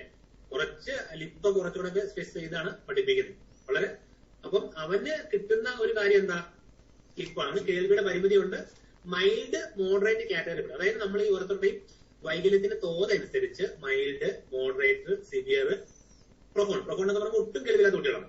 ഇവരെയൊക്കെ നമുക്ക് ഇംഗ്ലീഷിലൊക്കെ വലിയൊരു വെല്ലുവിളിയാണ്. അപ്പൊ നമ്മള് അതേ തുടർന്നുള്ള കാര്യങ്ങളിൽ പറയാം. അപ്പൊ ഇതിനകത്ത് ഈ മൈൽഡ്, മോഡറേറ്റ് ആയിട്ടുള്ളവർക്ക് ഈ ഹിയറിംഗ് വെച്ച് കുറെയൊക്കെ നമ്മൾ പറഞ്ഞ കേൾക്കും. ഈ പ്രൊഫൗണ്ട് ഒക്കെ വരുമ്പോൾ അവർക്ക് ഒട്ടും കേൾക്കുന്നില്ല. അപ്പൊ അവര് ക്യാച്ച് ചെയ്യുന്നത് നമ്മുടെ ലിപ് മൂവ്മെന്റ്. അപ്പൊ പല രീതികളുണ്ട്. അപ്പൊ ചില സ്കൂളുകളിൽ ലിപ് മൂവ്മെന്റിന് പ്രാധാന്യം കൊടുക്കും. ഞാൻ ഈ പറഞ്ഞതുപോലെ നിങ്ങൾ പഠിപ്പിക്കുമ്പോൾ എന്ത് ചെയ്യണം, എപ്പോഴും ആ ലിപ് മൂവ്മെന്റിന് വലിയ പ്രാധാന്യം നൽകണം. അപ്പൊ നിങ്ങൾ പറയുക ഒരു HI കുട്ടിയെ ക്ലാസ്സിൽ പഠിപ്പിക്കുന്ന സമയത്ത് നിങ്ങൾ ഇംഗ്ലീഷ് ക്ലാസ്സിൽ ശ്രദ്ധിക്കുന്ന കാര്യങ്ങൾ എന്താണ് അല്ലെ. ബ്ലാക്ക് ബോർഡിൽ നിങ്ങൾ എഴുതുമ്പോൾ എങ്ങനെയായിരിക്കും, തിരിഞ്ഞിരുന്ന് എഴുതുമ്പോൾ പറയും ഇത് ഇങ്ങനെയാണെന്ന് പറഞ്ഞത്. അത് ഡെപ്പായ കുട്ടിക്ക് മനസ്സിലാവുമോ? ഇല്ല. അത് എഴുതിയതിനു ശേഷം സ്പേസ് നേരെ വന്നതിന് ശേഷം മാത്രമേ എന്ത് ചെയ്യാൻ പറയൂ, അത് വിശദീകരിക്കാവൂ അല്ലെ. ബോർഡിൽ എഴുതിക്കൊണ്ട് ആന എന്ന് പറഞ്ഞാൽ ആ കുട്ടി കിട്ടത്തില്ല. ആനാന്ന് എഴുതിയിട്ട് എന്ത് ചെയ്യണം, ആയിൽ തൊട്ടിട്ട് നേരെ എന്നിട്ട് അല്ലെ. നമ്മൾ സാധാരണ എന്ന് പറഞ്ഞാൽ ആന അല്ലെ. നമ്മൾ പറയുമ്പോ നമ്മള് കുട്ടികൾ കേൾക്കുന്നില്ല. അവനെ കാണിച്ചിട്ട് ജസ്റ്റ് പറയുമ്പോ ഡിഫറൻസ്. ഈ പറയുമ്പോ നമ്മൾ സാധാരണ എന്ന് പറഞ്ഞാൽ നമുക്ക് വേറെ മുഖത്ത് ഒരു ഫേസ് ഉണ്ട്. പക്ഷെ നമ്മൾ കുട്ടി പറയുമ്പോ അല്ലെ. അപ്പൊ നമ്മുടെ ഈ സൗണ്ട് വരുന്നത് എങ്ങനെയാണെന്ന് അവന് മനസ്സിലാവും. ജസ്റ്റ് അപ്പൊ പറയുമ്പോ അല്ലെ. ഊ വരുമ്പോ ചുണ്ട് കുറച്ച് റൗണ്ട് ആണെന്ന് മനസ്സിലാക്കി ഊ പറയുമ്പോ അല്ലെ. പറയുമ്പോ നാക്കിന്റെ വൈബ്രേഷൻ കാണിക്കുന്നുണ്ട്. ചില അങ്ങനെ പല വ്യത്യസ്ത ഓരോരുത്തരും ഓരോ ടീച്ചിങ്ങിന്റെ രീതിയിൽ കാണിക്കുന്നുണ്ട്. അല്ലെ വരുമ്പോ നാക്ക് കുറച്ചുകൂടെ പ്രൊജക്ട് ചെയ്തിട്ട് എങ്ങനെയാണ് എഴുതുന്നത്. അപ്പൊ നമ്മൾ പാഠം പഠിക്കുമ്പോൾ ചിലപ്പം പൂച്ച അല്ലെങ്കിൽ പട്ടം ഇത് പഠിപ്പിക്കുമ്പോൾ കുട്ടിക്ക് കിട്ടുന്നില്ല. കുട്ടി പായിക്കും. അതൊക്കെ ഇതെല്ലാം ഒരുപോലെ ചുണ്ടുവരുന്നേ, ചെറിയ വ്യത്യാസം. അപ്പം എന്ത് ചെയ്യും, ഓരോ കുട്ടിക്ക് ഓരോ. ഇപ്പം ഞങ്ങൾ ചെയ്യുന്ന വെച്ചാൽ കുട്ടിക്ക് മനസ്സിലായില്ലെങ്കിൽ പെട്ടെന്ന് ഒരു പേപ്പറിന്റെ ബിറ്റ് എടുക്കും അല്ലെ. പേപ്പറിന്റെ ബിറ്റ് എടുത്തിട്ട് ഇതുപോലെ എടുത്തിട്ട് കുട്ടികളും കൊടുക്കും. പേപ്പർ പിടിക്കാൻ പറയും. അവൻ പേപ്പർ എടുത്തിട്ട് അല്ലെ. അവന് കേൾക്കുന്നില്ല. അപ്പൊ എന്ത് ഈ പേപ്പർ വൈബ്രേറ്റ്. അവൻ സാധാരണ പറഞ്ഞത് അല്ലെ. അവന് ആ സൗണ്ട് വരണമെന്നില്ല. ചിലപ്പോ മാമാന്ന് പറയും അല്ലെ. മാമാന്ന് പറഞ്ഞാൽ അതിന്റെ ചലനം വരുന്നില്ല. അപ്പൊ നമ്മള് ചിന്തിക്കണം എന്താ, ഓരോ സൗണ്ട് വരുമ്പോഴും നമ്മൾ സാധാരണ സംസാരിക്കുമ്പോൾ പക്ഷെ അതിന് നമ്മുടെ ബ്രെയിനകത്ത് നമ്മുടെ സ്പീച്ച് ഓർഗൻ ഒരുപാട് പ്രോസസ് നടക്കുന്നുണ്ട്. എന്ന് പറയുമ്പോൾ നമ്മൾ ബ്രീത്ത് ചെയ്ത എയർ നമ്മുടെ വായിലൊന്ന് സ്റ്റേ ചെയ്തിട്ട് ലിപ്പ് കൊണ്ട് ക്ലോസ് ചെയ്തിട്ട് അതിനെ എക്സ്പ്ലോർ ചെയ്യണം. അല്ലെ എന്ന് പറഞ്ഞു നോക്കി. അങ്ങനെയാണ് പറയുന്നത്. ആ എയറിനെ ഒന്ന് എക്സ്പ്ലോർ ചെയ്യണം. അങ്ങനെ ഇത്രയും പ്രോസസ് നടക്കുന്നത് നമ്മൾ സംസാരിക്കുമ്പോൾ. അപ്പൊ അത് കുട്ടിയെ ബോധ്യപ്പെടും. നമ്മൾ എന്തെയും ആ പേപ്പറിൽ അവന്റെ കയ്യിലും പേപ്പർ എടുക്കുക. അതിന് അപ്പൊ അവൻ ആദ്യം ബാബ എന്ന് പറയുമ്പോൾ ഇത് പേപ്പറാണ്. അപ്പൊ നമ്മള് പറ്റിയില്ല, ശരിയായില്ല ശരി. അപ്പൊ സാർ എടുക്കുമ്പോൾ കുറച്ച് ഓവർ ഇതൊക്കെ ആക്ഷൻ കാണിച്ച് നമ്മൾ കേട്ടോ സാറിന്റെ ആയാലും. അപ്പൊ അവനാകുമ്പോൾ അവന് മനസ്സിലാവും അപ്പൊ ചിലപ്പോ സായായിരിക്കും. അപ്പൊ ഈ പൗഡർ എടുക്കും. പൗഡറിന്റെ പൊടി എടുത്തിട്ട് പേപ്പർ ഇട്ട് സാറി അപ്പൊ പൗഡർ കൊടുക്കും. അവന് സന്തോഷമാണ്. അപ്പൊ അവൻ എന്തെങ്കിലും പൗഡർ എടുത്തിട്ട് ചില ബിരുദന്മാരാക്കി പൂറി ഒറ്റ കളയും ചെയ്യും. സായിക്കും പറഞ്ഞിട്ട് അവൻ ആ പൗഡർ പറത്തിയാൽ മതിയല്ലോ. അപ്പൊ നമ്മൾ അങ്ങനല്ല. അതിന്റെ വീണ്ടും പേപ്പറിൽ നിന്ന് പൗഡർ എടുത്തിട്ട് അപ്പൊ പറയുമ്പോ എയർ കൊണ്ട് പൗഡർ പറയും. അപ്പൊ അവനും വെച്ചിട്ട് കാണിക്കും. ഇനി വേറെ അക്ഷരമുണ്ട്. ഇനിയിപ്പോ നമ്മള് പറയുമ്പോ അപ്പൊ അവന്റെ കൈ വെച്ചിട്ട് അപ്പൊ ആ എയർ തട്ടുന്ന മനസ്സിലാവും. അപ്പൊ കാ എന്ന് പറയുമ്പോൾ വലിയ കുട്ടികൾ വലിയ പ്രയാസം അക്ഷരമാണ് കായൊക്കെ. എന്ന് പറയുമ്പോൾ ശരിക്കും നമ്മുടെ നാക്ക് മടങ്ങിയിട്ട് നാക്കിന്റെ ബാക്ക് സൈഡില് നമ്മുടെ ഈ പാലറ്റ് ഉണ്ട്, നമ്മള് അണ്ണാക്കെന്നൊക്കെ പറയും. അപ്പൊ അതിനകത്ത് ഏറ്റവും ആദ്യമുള്ളതുണ്ട് അത് ഹാർഡ് പാലറ്റ് ആണ്, കട്ടിയുള്ളത്. അകത്തോട് സോഫ്റ്റ് ആണ്. അപ്പൊ ഈ നാക്ക് മടങ്ങിയിട്ട് നാക്കിന്റെ പുറകുവശം മുകളിൽ തട്ടുവാണ്. അപ്പൊ അവരോട് നല്ലൊരു വാ തുറക്കാൻ പറയും. ആ വാ തുറന്നിട്ട് ചിലപ്പോ എന്ത് ചെയ്യും, പേനയോ പെൻസിലോ കൊണ്ട് അല്ലെങ്കിൽ ചെറിയ സ്പൂൺ കൊണ്ട് നാക്കിന്റെ ആ പുറവശം തൊട്ടിട്ട് മുകൾ വശം തൊട്ടിടും. എന്നിട്ട് പറയും അവിടെ തൊടാൻ പറയും. കാ അല്ലെ, ചിലപ്പോ ഴ പറയുമ്പോ നാക്ക് അങ്ങ് ഏറ്റവും പുറകെ പോകണം. വാഴ. അപ്പൊ എന്ത് ചെയ്യും, അപ്പം അവർക്ക് തേൻ, നമ്മുടെ തേൻ എടുത്തിട്ട് സ്പൂണിനകത്തോ അല്ലെങ്കിൽ ഒരു പെൻസിലോ എന്തെങ്കിലും സ്റ്റിക്കിനകത്തോ തൊട്ടിട്ട് ആ തേന് ഴ എവിടാണോ നാക്ക് തോന്നേ അവിടെ കൊണ്ട് തൊടും. എന്നിട്ട് തൊടാൻ പറയും. അവൻ തൊടുമ്പോ ആ മധുരം കിട്ടും. പിന്നെ അങ്ങനെയാണ് ആ നാക്കിനെ അവിടെ കൊണ്ടുപോകുന്നത്. ഇപ്പൊ ഷാ സ അതൊക്കെ ഒരുപോലെ വരുന്നതാണ്. അപ്പൊ ചുണ്ടിന് നാക്കിലൊക്കെ ചെറിയ ചലന വ്യത്യാസം ഓരോന്നും. അതാണ് ഡഫിന്റെ ടീച്ചിങ് വളരെ കോംപ്ലിക്കേറ്റീവ് ആയിട്ടുള്ള സംഭവമാണ്. ഓരോ അക്ഷരവും നമ്മൾ പറഞ്ഞ് അപ്പൊ അവർക്ക് ഉപയോഗിക്കുന്ന ടീച്ചിങ് എയ്ഡ്സിന് വ്യത്യാസമുണ്ട്. ഇപ്പൊ നമ്മൾ സാധാരണ ഉപയോഗിക്കുന്ന കണ്ടന്റ് ചാർട്ട് ഉപയോഗിക്കാറുണ്ട്. നമ്മളൊരു കവിത പഠിപ്പിക്കുന്ന കവിത ചാർട്ട് എഴുതി കണ്ടന്റ് ചാർട്ടായിട്ട് കൊടുക്കും. ഇവരെ ഇത് പഠിപ്പിക്കുന്ന സമയത്ത് ഇതിനകത്ത് ഓരോ വാക്കും വേർഡ് കാർഡ് ഉണ്ടാകും.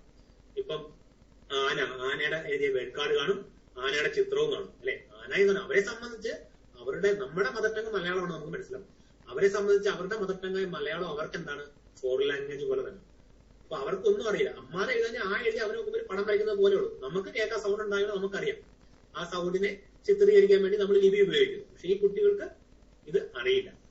അപ്പൊ എന്ത് ചെയ്യും, നമ്മൾ എന്ത് ചെയ്യും, ഈ എന്ന് എഴുതി കാണിച്ചു കൊടുക്കും. അതുപോലെ ഈ അമ്മ ആന എന്ന് കാണിക്കാൻ വേണ്ടി ആനയുടെ ചിത്രം, ചിലപ്പോൾ റിയൽ ഒബ്ജക്റ്റ് എന്ന് പറഞ്ഞാൽ ഇത് മോഡൽ, ആനയുടെ മോഡൽ.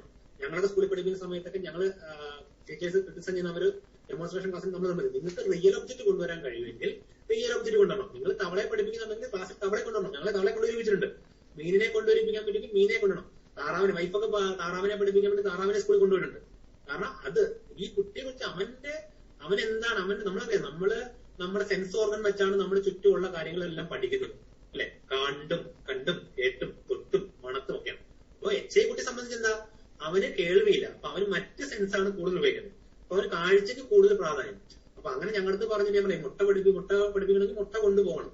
താറാവിനെ പറ്റുമെങ്കിൽ താറാവിനെ കൊണ്ടുപോകാൻ പറ്റുമെങ്കിൽ സാധ്യത ഉണ്ടെങ്കിൽ നിങ്ങൾ കൊണ്ടുപോകും. അപ്പൊ നമുക്ക് മാർക്ക് കിട്ടാൻ വേണ്ടി ഇത് അപ്പുറത്ത് അപ്പൊ എല്ലാവരും മനസ്സിലാവാം.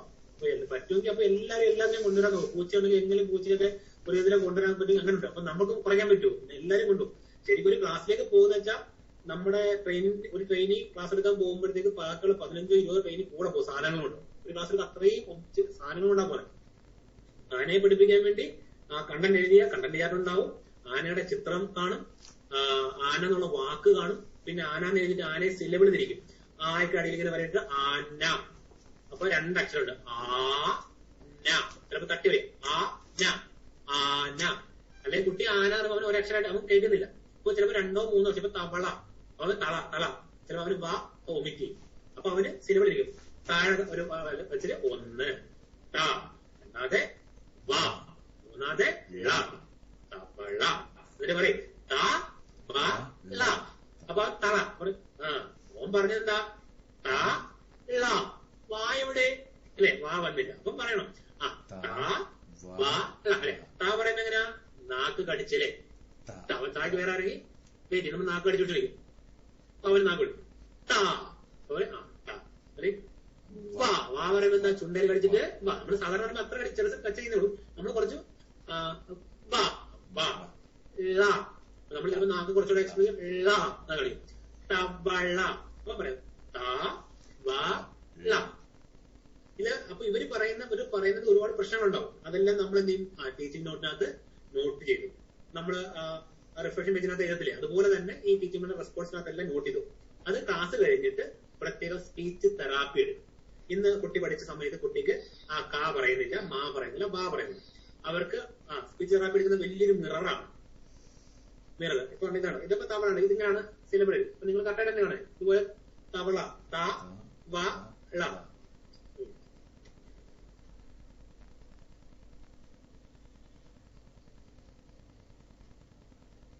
അപ്പൊ ഇതുപോലെ ഇങ്ങനെ സിലബിള് തിരിച്ചിട്ട് താ വാ. ഇവിടെ താഴെ നമ്പർ ഇടും 1, 2, 3 തവള. അങ്ങനെയാണ് പഠിപ്പിക്കുന്നത്.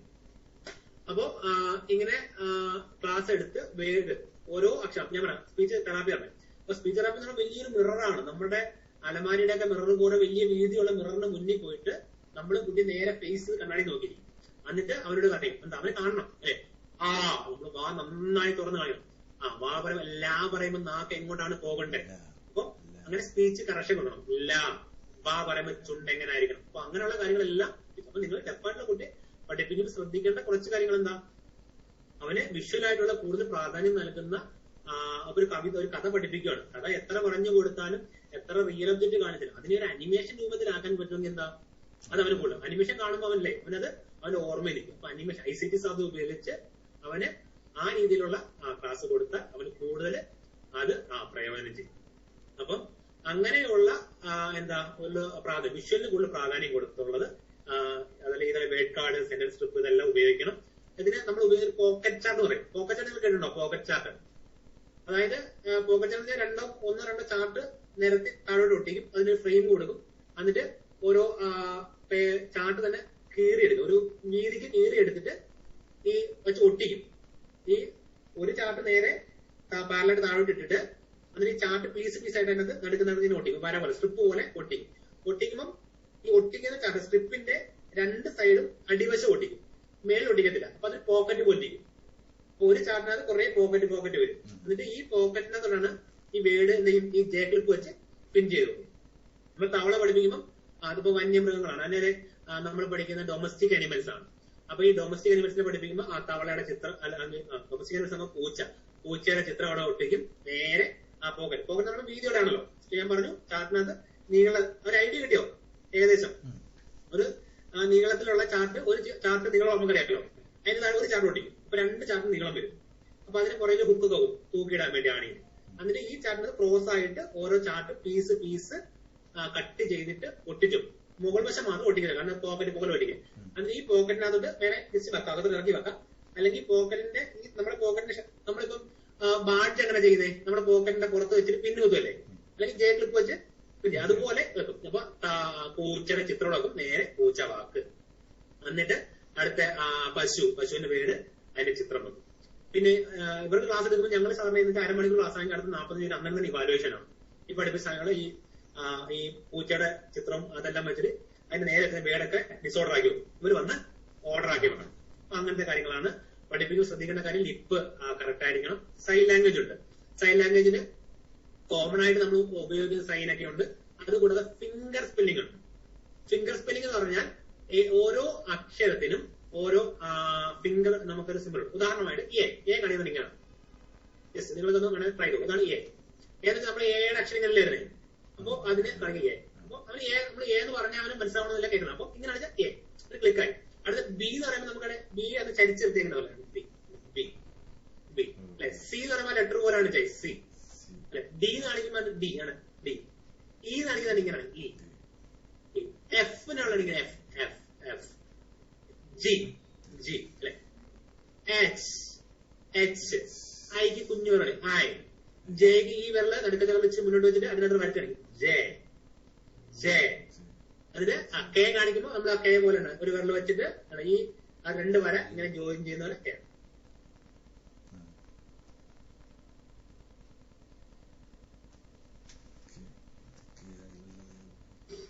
അപ്പൊ കെ ഇങ്ങനെയാണ്, ജെ കെ. അത് എല്ല് വരുമ്പോ അതാണ് ഇങ്ങനെ അല്ലെ. ഇതൊക്കെ പണ്ട് സ്കൂളിലൊക്കെ നമ്മള് ലവ് ഒക്കെ പറയാൻ വേണ്ടിയില്ലേ, ലവ് ഒക്കെ പറയുമ്പോൾ പിള്ളേർ കാണിക്കുന്നില്ല ലവ് ഓ. അപ്പൊ അതുപോലെ എൽ അല്ലെ എൽ അല്ലെ. എല്ലാവർക്കും പഴയ അനുഭവങ്ങളൊക്കെ പെട്ടെന്ന് വന്നു അല്ലെ. L J K L. M കാണിക്കുന്നതിന് ഇങ്ങനെ 3 വരെയല്ലേ. അപ്പൊ അതിന് ഈ 3 വരെ കാണിച്ചിട്ട് ഇങ്ങനെ കയ്യില് എം ഇങ്ങനെ അടിക്കും എം. അപ്പൊ എൻ ആവുമ്പോ ഒരു വര കുറവല്ലേ, എണ്ണ എ. ഓയ്ക്ക് ഇങ്ങനെ പോയി എന്നിട്ട് ഇങ്ങനെ കാണിക്കും, ഇങ്ങനെ എം ഓ. പിക്ക് ഇങ്ങനെ പി ഇങ്ങനെ വന്നിട്ട് പി പി. ക്യൂക്ക് ഇങ്ങനെ എടുത്തിട്ട് ക്യൂവിന്റെ വര ഇങ്ങനെ ക്യൂ ക്യൂ.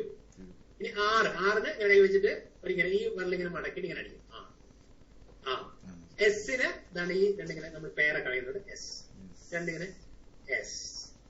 ടിക്ക് ഇങ്ങനെ വര വെച്ചിട്ട് മേളത്തെ വര താഴെ T T T you are S T. അടുത്ത അക്ഷരം ഓർക്കോട്ടോ യു യു. പിന്നെ വി. വിക്ക് കാണിങ്ങനെ വി വി. നമ്മൾ വിക്ടറി കാണിക്കുന്നില്ലയോ വി, അതിങ്ങനെയാണോ വി. പിന്നെ ഡബ്ല്യു ഡബ്ല്യു. എക്സ്. വൈക്ക് ആ മുകളിലത്തേക്ക് കാണിച്ചിട്ട് ഇങ്ങനെ വരച്ചടി വൈ, കുറെ വരച്ചിട്ട് വൈ. ഇസഡിന് കൈ ഇങ്ങനെ കാണിക്കും അല്ലെ. വൈക്ക് ഇസഡ് ഇങ്ങനെ കാണിക്കും. ഇനി ഇതിന് തന്നെ അവർക്ക് 1 ഹാൻഡ് ഫിംഗർ സ്പെല്ലിംഗ് കാണിക്കും, ഒരു കൈ മാത്രം അപ്പൊ അതിനൊക്കെ 6 നമ്മൾ ഇങ്ങനെ കാണിക്കുന്നെങ്കിൽ അതിന് 6 ഇങ്ങനെയാണ്. നമ്മള് കുഞ്ഞറിയുന്നല്ലേ ഒരു വര വരച്ചാലും മുകളിൽ കൊണ്ട് വരയ്ക്കുന്ന പോലെ അതിനിങ്ങനെ 6. ടീക്ക് അവരാണ് ഇങ്ങനെ ഇങ്ങനെ, കേക്കാണ് ഇങ്ങനെ ആ വര ഇങ്ങനെ അക്ഷരം പോലെ ആയിട്ടാണ് കെ. ബിക്കാണ് ഇങ്ങനെയാണ് ബി. എക്ക് ഇങ്ങനെ കാണിക്കാം കുഞ്ഞക്ഷരം എയുടെ ഷേപ്പില്ലേ ഇങ്ങനെ അതിന് ആ വര പോകുന്നല്ലേ. ഈ ആകുമ്പോ കുറച്ചുകൂടെ ഇതിങ്ങനെ ആവും. ഈ എന്ന് നമ്മൾ നേരത്തെ ഇങ്ങനെ കാണിച്ചേ രണ്ടെണ്ണം കാണിക്കാം. വണ്ണാകും എം ഇങ്ങനെ എം അങ്ങനെയാണ്. അപ്പൊ ഡബ്ല്യു എങ്ങനെ ആയിരിക്കും? അപ്പൊ അത് തന്നെ അത് ഫിംഗർ സ്പ്രിംഗ് നമുക്ക് രണ്ടും 2 ഹാൻഡ് അതിനും അങ്ങനെ തന്നെയല്ലേ? അല്ല എമ്മും ഡബ്ല്യു ഇതിങ്ങനെ തന്നെ അല്ലായിരുന്നോ? അല്ലല്ല എം ഇങ്ങനെ ഇങ്ങനെ. Okay okay. ഇങ്ങനെ മടക്കുന്നുണ്ടായിരുന്നില്ലേ? ഡബ്ല്യു എന്ന് പറയുന്നത് നമ്മൾ വിരലിങ്ങനെ പിടിച്ചിട്ട് മുകളിലോട്ടാണ്, മുകളിലോട്ടാണ് വരുന്നത്. എമ്മിന്റെ 2 ഹാൻഡ് വരുന്ന സമയത്ത് ഈ 3 വിരൽ അടിച്ച് എം ഡിഫറെന്റ് ഉണ്ട്. ഇനി 1 ഹാൻഡ് വരുമ്പോ ഡബ്ല്യു ഇങ്ങനെ മേലോട്ടാണ് നമ്മൾ കാണിക്കുന്നത്, എമ്മിനാണെങ്കിൽ എം എം എൻ ഇങ്ങനെ. അപ്പൊ അങ്ങനെ അതിന് വ്യത്യാസമുണ്ട്. അപ്പൊ ഇങ്ങനെയുള്ള ഫിംഗർ സ്പെല്ലിംഗ് ഉപയോഗിക്കാം. അപ്പൊ അത് വേണേ നമുക്ക് പഠിക്കാം. അവർക്ക് വേണമെങ്കിൽ പറയാം നമുക്ക് ഫിംഗർ സ്പെല്ലിംഗ് ഉണ്ട്. അപ്പൊ അത് ഇന്റർവ്യൂ പറഞ്ഞു കഴിഞ്ഞാൽ അവർ ഫിംഗർ സ്പെല്ലിംഗ് കാണിക്കാൻ പറഞ്ഞാൽ കാണിക്കണം. വേറെ കുഴപ്പമൊന്നുമില്ല. അവിടെ ഇരിക്കുന്നവർക്കും ഫിംഗർ സ്പെല്ലിംഗ് കുറച്ച് ധാരണ ഇല്ലാത്തതുകൊണ്ട് നമ്മൾ രക്ഷപ്പെട്ടു പോരും. അറിയാവുന്നുണ്ട്, പിന്നെ കുഴപ്പമില്ല. അത് കാണിക്കാം. അങ്ങനെയുള്ള ഞാനൊരു സംശയം ചോദിക്കട്ടെ. ഇതിപ്പം നമ്മൾ ഈ കുട്ടികളെ ഇത് പലതവണ ഇങ്ങനെ പ്രാക്ടീസ് ചെയ്തിട്ടില്ലേ? കുട്ടി ഓരോ അക്ഷരങ്ങൾക്കും ഉള്ള സിംബൽസ് ഇതാണെന്ന് മനസ്സിലാക്കുന്നത്. അതിന് ഒരുപാട് സമയം നമുക്ക് എടുക്കുന്നില്ലേ? അപ്പം ഓരോ നമുക്ക് ഞാൻ ഒരു 15 മിനിറ്റ് 20 മിനിറ്റ് നമുക്ക് ഇപ്പം കുറച്ച് കാര്യം കിട്ടിയില്ലേ? ഇവർക്ക് പെട്ടെന്ന് കിട്ടും. ഞാൻ പറയും നമ്മുടെ സ്കൂളിൽ സ്പീച്ചിനെ കൂടെ, അതായത് ആംഗ്യ ഭാഷ പഠിപ്പിക്കാതെ പേരൻസിന് പ്രാധാന്യമുള്ള സ്കൂളാണ്. അപ്പൊ പേരൻസ് പറഞ്ഞാൽ ഞങ്ങളുടെ മക്കളെ ആരും ആംഗ്യം കളിക്കണ്ട, അവരങ്ങനെ ആംഗ്യമുള്ളവരാവണം, സാധാരണ ആൾക്കാരെ പോലെ ജീവിക്കാൻ വേണ്ടി സംസാരം മാത്രം പഠിപ്പിച്ചവരെ. ചില കുട്ടികൾക്ക് ഒട്ടും സംസാരം മുന്നോട്ട് കൊണ്ടുപോകാൻ പറ്റാത്ത സാധനം. അപ്പൊ അവർക്ക് എന്ത് ചെയ്യും? ഇപ്പൊ ഞാൻ എത്ര എഴുതി പഠിപ്പിച്ചിട്ട് അവനെ ABC പഠിച്ചിട്ടില്ല. അവൻ ചെയ്യുന്നുണ്ട്, പക്ഷെ അവൻ അന്ന് പോവും. കഴിഞ്ഞ് B ആണോ അവന് ഭയങ്കര പ്രശ്നം. അപ്പൊ അവനെ ഞാൻ ഈ ഫിംഗർ സ്പെല്ലിംഗ് കാണിച്ചപ്പോൾ അവൻ 15 മിനിറ്റ് എടുത്തില്ല, ഫുൾ അവൻ പഠിച്ചു. അവൻ അതിനുള്ള ഇപ്പൊ നമുക്ക് കാണിക്കുന്ന ഓർമ്മയുണ്ടോ? എ ഇങ്ങനെയാണ്, B ഇങ്ങനെയാണ്, C. അത് പെട്ടെന്ന് അവൻ പഠിക്കും. പഠിച്ചിപ്പോ അവന്റെ പേരെന്ന് വെക്കുമ്പോ നിന്റെ പേരെന്താ? അപ്പൊ പേര് എന്റെ പേര് അതിന്റെ വരുമ്പോ രതീഷ്. ഇപ്പൊ സാറിന്റെ പേര് അനൂപ്, ANOOP. അവര് കാണിയതാണ്. അവര് കാണിക്കുമ്പോ AN അത് പെട്ടെന്ന് ANOOP. അപ്പൊ നമ്മള് ഇങ്ങനെ ഇരിക്കും, നമുക്ക് ഒന്നും മനസ്സിലാവില്ല. പിന്നെ അവസാനം അവരെന്ത് ചെയ്യും? അവര് ഈ കയ്യിൽ ഇവിടെ എഴുതി കാണിക്കും. വലിയ കുട്ടികളാണെങ്കിൽ അവർക്ക് എഴുതാൻ അറിയാമെങ്കിൽ അവർ എഴുതി കാണിക്കും. അപ്പൊ അങ്ങനെ ഫിംഗർ സ്പെല്ല് വെച്ച് സായുടെ ഒക്കെ പഠിപ്പിച്ച കുറച്ച് പൗഡർ ഇട്ടിട്ട് ഇങ്ങനെ സ എന്ന് പറയുന്നില്ലേ? അപ്പം അതൊക്കെ നമ്മള് തന്നെ വിപുലീകരിച്ച ടെക്നിക്സ് ആണോ അതോ കോമൺ ആയിട്ട് കരിക്കുലത്തിനകത്തുള്ള ഇതാണോ? കോമൺ ആയിട്ട് നമ്മൾ പഠിക്കുന്ന സമയത്തുണ്ട്. പിന്നെ നമ്മള് അനുഭവത്തിന് പുറത്ത് കുറേയൊക്കെ അതിനകത്ത് എന്തെങ്കിലും മാറ്റങ്ങളൊക്കെ വരും. നമുക്ക് കുറച്ച് ബെറ്ററായിട്ട് നമ്മൾ പലപ്പോഴും ഈ സൈദ്ധാന്തികമായിട്ട് നമ്മള് ചില കാര്യങ്ങളാണെങ്കിൽ അല്ലെ, നമ്മള് ആശയവതരണ രീതി പഠിപ്പിക്കല്, ഇടയിൽ കൂടെ ഒക്കെ അക്ഷരവും പഠിപ്പിക്കല്ലേ, അതൊക്കെ ചെയ്യുന്ന പറയുന്നുണ്ട്. ചില സാഹചര്യങ്ങളിൽ നമ്മള് നമ്മുടേതായ രീതികളും ടെക്നിക്സുകളും നമ്മൾ ഇതിനകത്ത് ഉപയോഗിക്കും. നമ്മൾ തന്നെ കണ്ടെത്തുന്നതല്ല, ഇത് പരമ്പരയായിട്ട് കുറെ ആൾക്കാർ ഉപയോഗിച്ചുകൊണ്ടിരിക്കുന്നതാണ്. ഇപ്പൊ ഉദാഹരണമായിട്ട് നിന്റെ പേരെന്താണെന്ന് ചോദിച്ചാൽ എനിക്കും നമ്മളെ സൈൻ ലാംഗ്വേജ് ഉപയോഗിക്കുന്ന സ്കൂളായിട്ട് എനിക്ക് സൈൻ ആധികാരമായിട്ട് വലുതായിട്ട് അറിയില്ല. കുറച്ചൊക്കെ നിന്റെ പേര് നിന്റെ അല്ലെ, നിന്റെ പേര്, ചില പേര് നമ്മുടെ ലേബലാണല്ലോ പേര് എന്താണ്, നിന്റെ വീട് എവിടെയാണ്, അച്ഛൻ എന്നുള്ളതിന് വീശയാണ് അച്ഛൻ അല്ലെ, അച്ഛന്റെ പേര് എന്താണ് അല്ലെ. അമ്മയ്ക്ക് മുടി കാണിക്കും, ചിലര് ഈ നമ്മുടെ മൂക്കുത്തി വരെ അത് കാണിക്കും, ചിലര് ഇങ്ങനെ കാണിക്കും, അമ്മ കാണിക്കും.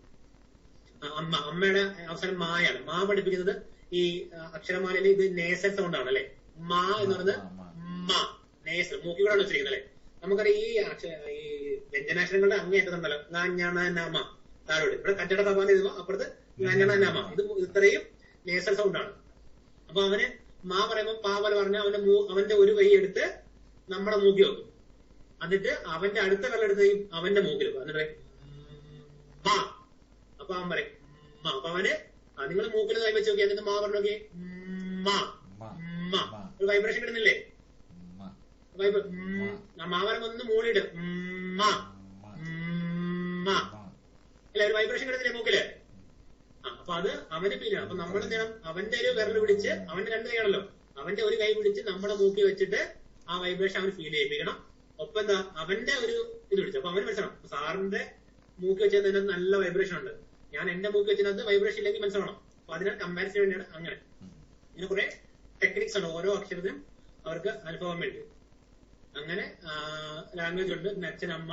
അപ്പൊ പിന്നെ അങ്കിൾ എന്ന് ചോദിക്കുമ്പോൾ അങ്കിള് യു കാണിച്ച അങ്കിളായി എളുപ്പമാണ്. ആന്റി ആണെങ്കിൽ യു കാണിച്ചിട്ട് പെണ്ണ് കാണിച്ചിട്ട്. അനിയത്തി ആണെങ്കിൽ എന്താ താഴെ അല്ലെ, ചേട്ടനാണെങ്കിൽ മൂത്തത്. അങ്ങനെയൊക്കെയുള്ള ചെറിയ സൈൻ. പിന്നെ നമ്മൾ പിന്നെ കുറെ കഴിയുമ്പോൾ നമ്മുടെ കുട്ടികളാകുമ്പോൾ നമ്മൾ തന്നെ സുഖമാണോ അപ്പം പരീക്ഷ സൈഡിൽ നാളെ എല്ലാവർക്കും പരീക്ഷയുണ്ട്, എല്ലാരും നന്നായിട്ട് പഠിച്ചിട്ട് വരണം, പഠിപ്പിക്കുക സാർ, അധ്യാപകർ ഇങ്ങനെയാണ്. നാളെ സാറ് പഠിപ്പിക്കും, അല്ലെങ്കിൽ ഇന്നലെ നാളെ കാണുമ്പോൾ നാളെ, ഇന്നലെ ഇങ്ങനെ പുറമോട്ട് വരും. ഇന്നലെ സാറ് വന്നില്ല, സാറിന് പനിയായിരുന്നു, അല്ലെങ്കിൽ തലവേദന, പ്രയാസം പറയും, ഭയങ്കര ഇപ്പോൾ എന്താ പഠിപ്പിക്കും പറയും, ഇത് ഭയങ്കര പ്രയാസം മനസ്സിലാകുന്നില്ല, അങ്ങനെയൊക്കെ പറയും. അങ്ങനെ കുറെ ഉണ്ട്. അപ്പൊ ഞാൻ നിങ്ങളോട് ജസ്റ്റ് ഷെയർ ചെയ്തതേ ഉള്ളൂ. അപ്പം ഡെഫുമായിട്ടുള്ള ടീച്ചിങ് നമ്മൾ കുറച്ചങ്ങോട്ട് പോയി നമ്മള് ക്ലാസ്സിന്റെ. അപ്പം വൈറ്റ് ബോർഡിന്റെ കാര്യം പറഞ്ഞു. വൈറ്റ് ബോർഡ് നമുക്ക് ഉപയോഗിക്കുന്ന പറഞ്ഞാൽ ഇൻക്ലൂസീവ് ക്ലാസ് സെറ്റപ്പിലാണ്. അതായത് നമ്മുടെ ജനറൽ സ്കൂളിലെ പഠിക്കുന്ന ഭിന്നശേഷിക്കാരായ കുട്ടികൾക്ക് പഠിക്കാൻ വേണ്ടിയാണ് നമുക്ക് വൈറ്റ് ബോർഡ്. സ്പെഷ്യൽ സ്കൂളിലെ കുട്ടികൾക്ക് വേണ്ടി SCERT തരുന്നത് ജ്യോതിർമയി. അതിനോട്ട് യൂട്യൂബ് ചാനലാണ് ജ്യോതിർമയി.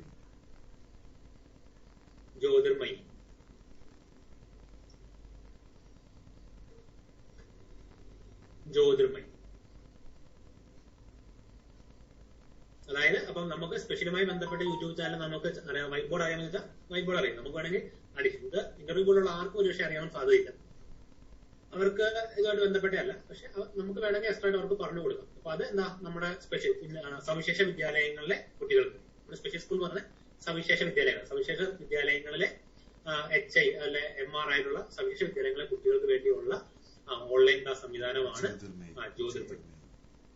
മറ്റേത് വൈറ്റ് ബോർഡ് എന്ന് പറയുമ്പോൾ ഇൻക്ലൂസീവ് സെറ്റപ്പ്. അത് മറ്റുള്ള ആർക്ക് വേണമെങ്കിലും ഉപയോഗിക്കാം. പക്ഷെ അതിന്റെ പർപ്പസ് എന്ന് പറഞ്ഞാൽ ഇൻക്ലൂസീവ്, സാധാരണ ജനറൽ സ്കൂളിലെ ഇൻക്ലൂസീവ് സെറ്റപ്പിലെ കുട്ടികൾക്ക് വേണ്ടിയുള്ള ക്ലാസ് ആണ് വൈറ്റ് ബോർഡ്. ഓക്കെ, നമ്മൾ അവിടെ വരെയാണ് പറഞ്ഞത്. അപ്പം കുറെ കാര്യങ്ങൾ അങ്ങോട്ടൊക്കെ പോയി. കുറച്ച് കാര്യങ്ങൾ ഞാൻ നോട്ട് ചെയ്ത് വെച്ചിട്ടുണ്ട്, അവിടെ ഒന്ന് ജസ്റ്റ് പറഞ്ഞു പോകാം. ഇന്റഗ്രേഷനും ഇൻക്ലൂസീവും തമ്മിലുള്ള ഏകദേശം മനസ്സിലായി കാണും. ഇന്റഗ്രേഷൻ എന്ന് പറയുമ്പോൾ അതിന്റെ ഗുണങ്ങളും ദോഷങ്ങളൊക്കെ ഞാൻ പറഞ്ഞു. ഇൻക്ലൂസീവിന്റെ ഗുണങ്ങൾ പറഞ്ഞു. ഇൻക്ലൂസീവ് എന്ന് പറയുമ്പോൾ നിങ്ങൾ ചിന്തിക്കേണ്ടത് എന്താണ്, ഇൻക്ലൂസീവിനകത്ത് എന്തൊക്കെയാണ് ഉൾപ്പെടുന്നത്, ഏതൊക്കെ വിഭാഗങ്ങളാണ് ഉൾപ്പെടുത്തിയുള്ള വിദ്യാഭ്യാസം എന്ന് പറയുമ്പോൾ അതിനകത്ത് ആരൊക്കെ വരും? കാഴ്ചക്ക് വൈകല്യമുള്ളവര്, കേൾവിക്ക് വൈകല്യമുള്ള കുട്ടികൾ വരും. അവർ മാത്രമാണോ? ഒന്ന് സാമൂഹികമായി പിന്നോക്കം നിൽക്കുന്നത്. നമ്മുടെ ജനറൽ സ്കൂളിൽ തന്നെ ഒരു ഇൻക്ലൂഷൻ നടക്കുന്നുണ്ട് ജനറലി, അല്ലെ?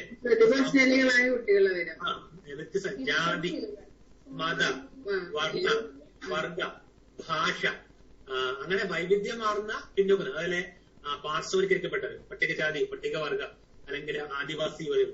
ഇപ്പോ മറ്റു നമ്മൾ ഭാഷ പറഞ്ഞു വെച്ചാൽ നമ്മുടെ അടുത്തൊരു സ്കൂളുണ്ട്, അവിടെ വൈഫ് ഡെയിലി വേസ് പോകുന്നുണ്ട്. ആ സ്കൂളിലെ കുട്ടികൾ എന്ന് വെച്ചാൽ ഒരു ക്ലാസ്സിൽ 10 കുട്ടികളുണ്ടെങ്കിൽ അതിന് 8 കുട്ടികളും നമ്മുടെ ഈ ഭായിമാരെന്ന് പറയുന്ന നമ്മുടെ അതിഥി തൊഴിലാളി, നമ്മൾ ഭായി മുമ്പ് പറയല്ല, അതിഥി തൊഴിലാളി എന്ന് പറഞ്ഞാൽ അവരുടെ മക്കളാണ് അവിടെ വരുന്നത്, അല്ലെ? അപ്പൊ അവിടെ അവിടെ എന്താ പറയുന്നത്, ഇൻക്ലൂഷൻ ആണ്, അല്ലെ? അവിടെ ഇൻക്ലൂഷൻ ആണ്.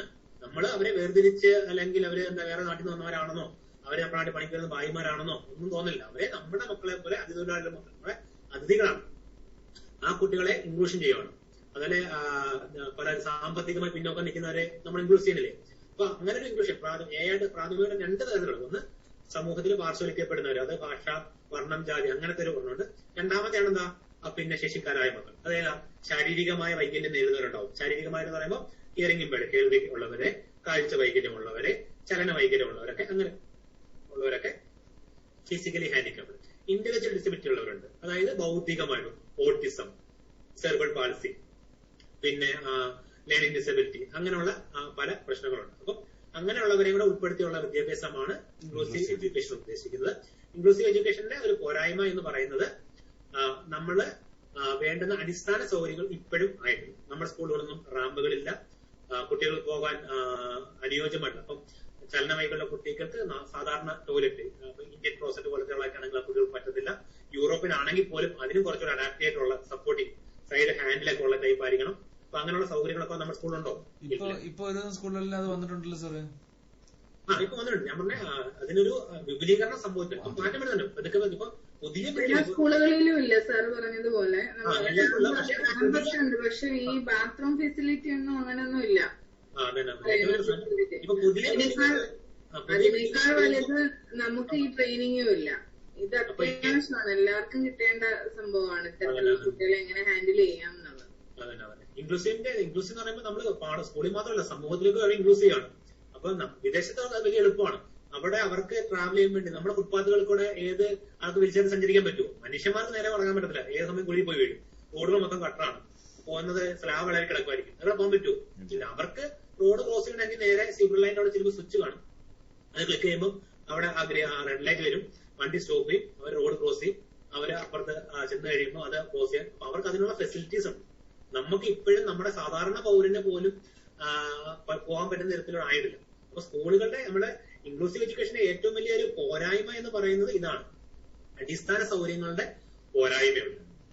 രണ്ട്, വലിയ ലാർജ് സ്കെയിൽ അധ്യാപക കുട്ടികളുടെ റേഷ്യോയില് ധാരാളം കുട്ടികൾ ഇരിക്കുമ്പോൾ അവിടെ ഒരു സ്പെഷ്യൽ ആയിട്ടുള്ള കുട്ടി വരുമ്പോൾ അവനെ പഠിപ്പിക്കാൻ സാധിക്കുന്നില്ല. ഒന്ന്, ട്രെയിനബിൾ ആയിട്ടുള്ള ടീച്ചേഴ്സിന്റെ അഭാവം.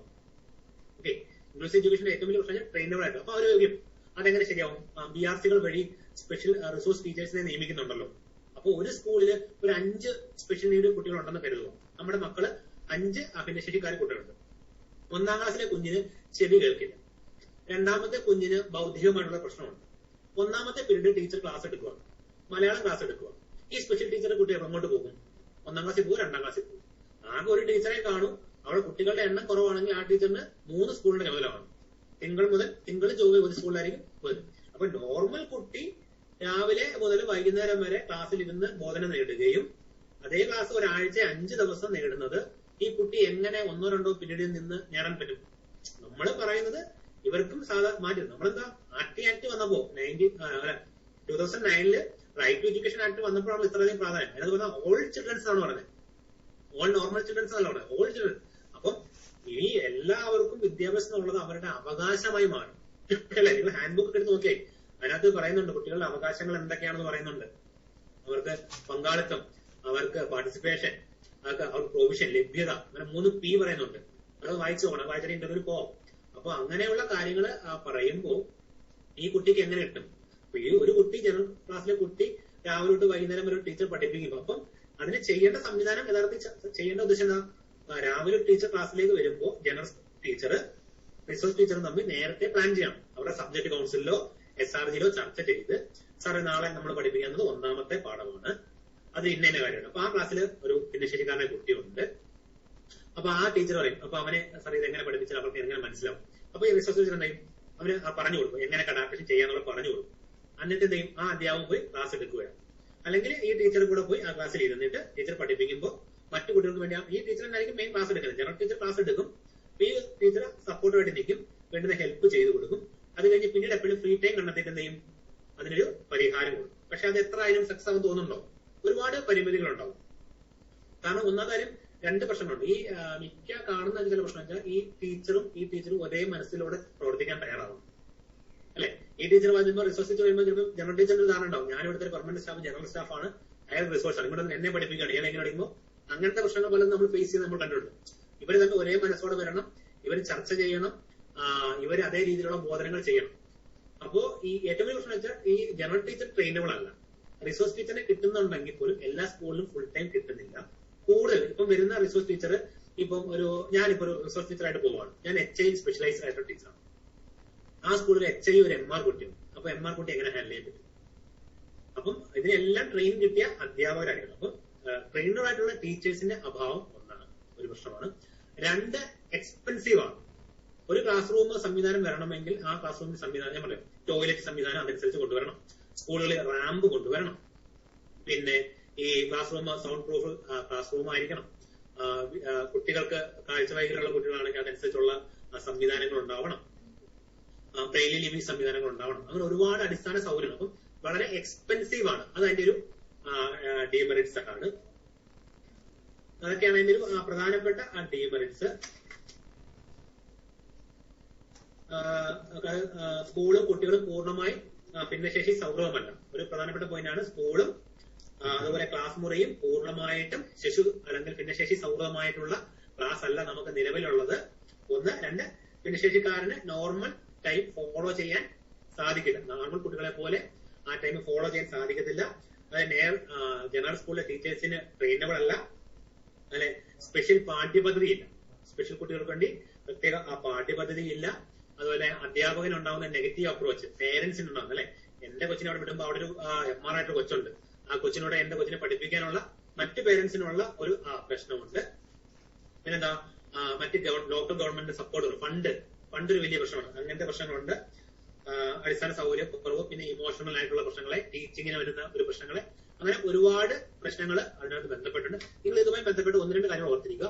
പ്രധാനപ്പെട്ട ഒരു ആക്ട് ഞാൻ പറയും, ഇത് എത്ര പറഞ്ഞാലും തീരുമില്ല. ഇപ്പൊ സമയം ഏകദേശം 8:45 പിന്നെ എപ്പോഴും സമയം കിട്ടുകയാണെങ്കിൽ ഞാൻ വീണ്ടും എടുക്കാം.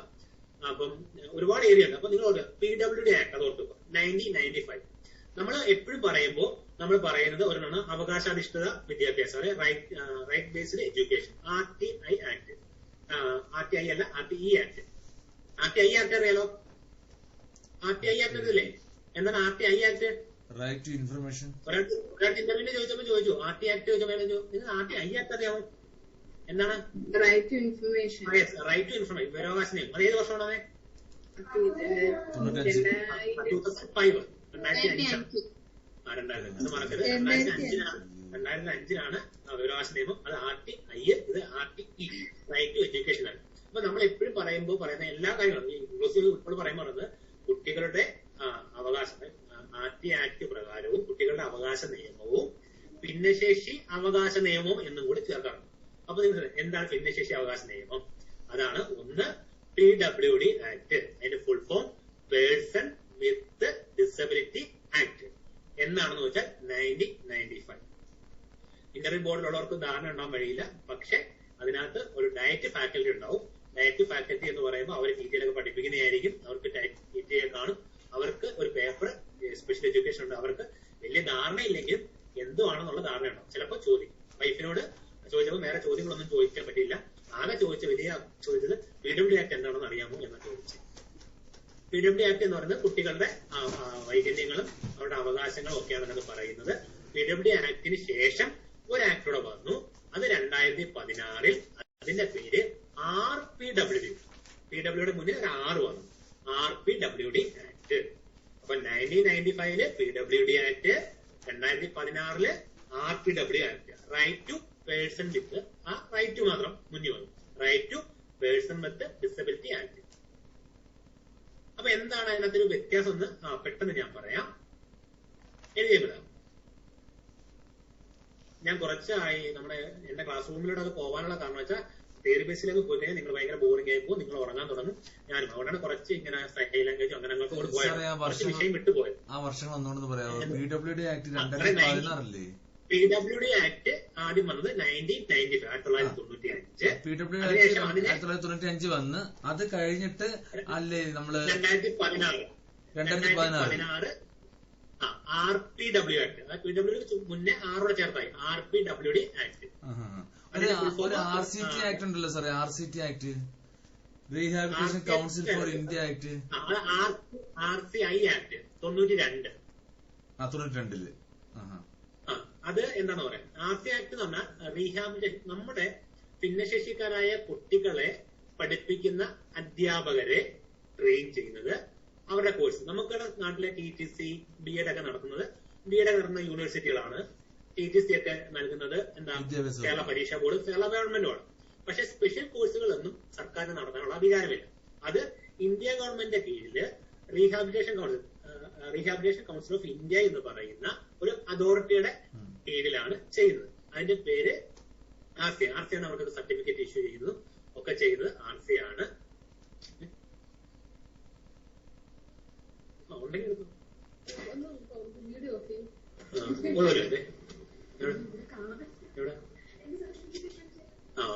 സർട്ടിഫിക്കറ്റ് വേണമെങ്കിൽ ഞാൻ കാണിച്ചുതരാം. RCIയുടെ സർട്ടിഫിക്കറ്റ് നമ്മുടെ ഉണ്ട്, ലിസ്റ്റ് കാണിച്ചുതരാം.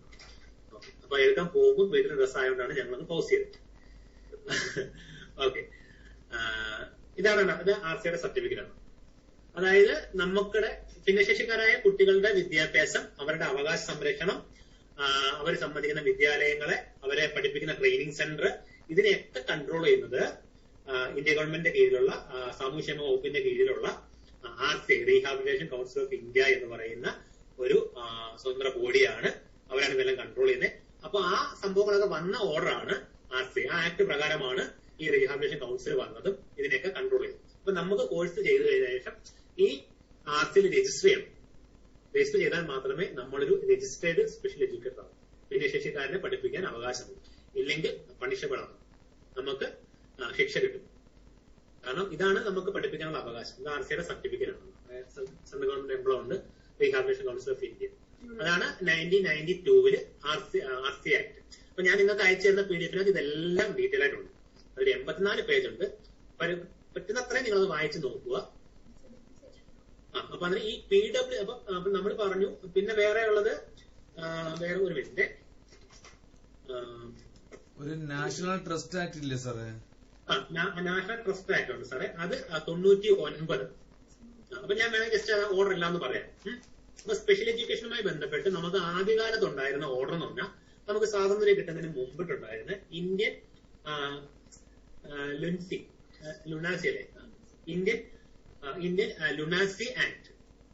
ഇന്ത്യൻ ലുനാസി ആക്ട് അത് 1912 1912 ലുനാസി, ഇന്ത്യൻ ലുനാസി ആക്ട് എന്ന് പറയുന്ന ഒരു ആക്ട് നമുക്ക് പഴയതുണ്ട്. അതായത് ഈ മെന്റൽ ഇല്ലിനെസിനെ അതുമായി ബന്ധപ്പെട്ട ആൾക്കാരെ ബന്ധപ്പെട്ട ഒരു ആക്ടാണ് ആ സമയത്ത്. പിന്നെ നമുക്കൊരു സ്വാതന്ത്ര്യം കിട്ടിയതിനു ശേഷം നമുക്ക് വരുന്ന ഒരു പ്രധാനപ്പെട്ട ഓർഡർ എന്ന് പറയുന്നത് മെന്റൽ ഹെൽത്ത് ആക്ട്. അത് 1987 1987. അപ്പൊ നമ്മള് ഫോളോ ചെയ്തിരുന്നത്, അപ്പൊ വലിയ ഡിസബിലിറ്റിയെ കുറിച്ച് നമ്മൾ അത്ര വലിയ ധാരണയില്ല. ആകെ ഉണ്ടായിരുന്നത് സ്വാതന്ത്ര്യം മുഴുവൻ ലുനാസി ആക്ട് മാത്രം, ഇന്ത്യൻ ലുനാസി ആക്ട് മാത്രമാണ് ഉണ്ടായിരുന്നത്. 1912 സ്വാതന്ത്ര്യത്തിന് ശേഷമാണ് ഒരു ആക്ട്, പ്രധാനപ്പെട്ട ആക്ട് വരുന്നത് മെന്റൽ ഹെൽത്ത് ആക്ട്. അത് ഈ ഇത്തരത്തിലുള്ള ഇൽനെസ്സുമായി ബന്ധപ്പെട്ട് അതിനെ കുറച്ചുകൂടെ ലുനാസി ആക്ട് കുറച്ചുകൂടെ ഇംപ്രവൈസ് ചെയ്തുള്ള മോഡിഫൈ ചെയ്ത ഒരു ആക്ട് ആണ് മെന്റൽ ഹെൽത്ത് ആക്ട്. 1987 വന്നത്. പിന്നെ ഈ മെന്റൽ ഹെൽത്ത് ആക്ട് 2017 വീണ്ടും ഒന്ന് അമെൻഡ് ചെയ്യുന്നുണ്ട്, 2017. എന്നിട്ട് ഈ മെന്റൽ ഹെൽത്ത് ആക്ടിനെ മെന്റൽ ഹെൽത്ത് കെയർ ആക്ട് എന്നാക്കി.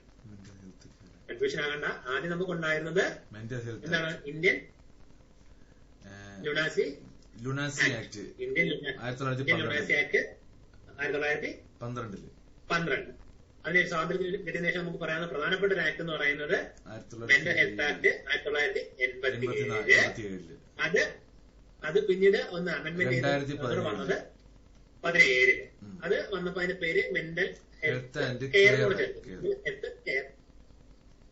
അത് കഴിഞ്ഞ് വേറെ പ്രധാനപ്പെട്ട ഒന്നാണ് നാഷണൽ ട്രസ്റ്റ് ആക്ട്. സാർ മുമ്പ് പറഞ്ഞ അനൂപ് സാർ പറഞ്ഞ നാഷണൽ ട്രസ്റ്റ് ആക്ട്. അത് 1999 അപ്പൊ ചോദിക്കും നാഷണൽ ട്രസ്റ്റ് ആക്ട് ഏതൊക്കെ ഡിസബിലിറ്റിക്ക് വേണ്ടിയാണ് എന്ന് ചോദിച്ചാൽ ഓട്ടിസം, സെറിബ്രൽ പാൾസി, MR അതായത് മെന്റൽ റിട്ടാർഡേഷൻ, മൾട്ടിപ്പിൾ ഡിസബിലിറ്റി ബഹുവിധ വൈകല്യം, അതായത് ഒന്നിൽ കൂടുതൽ വൈകല്യങ്ങൾ ഉണ്ടാകുന്ന അവസ്ഥ. ഇപ്പൊ കാഴ്ചയില്ലാത്തവർക്ക് തന്നെ ബ്ലൈൻഡ് വരാം. ബ്ലൈൻഡ് അല്ല, കാഴ്ചയില്ലാത്ത, അതായത് ഡെഫ് ബ്ലൈൻഡ്നെസ് എന്ന് പറയും. അത് കാഴ്ചയുമില്ല, കേൾവി കുറവും വരുന്ന ഒരവസ്ഥ.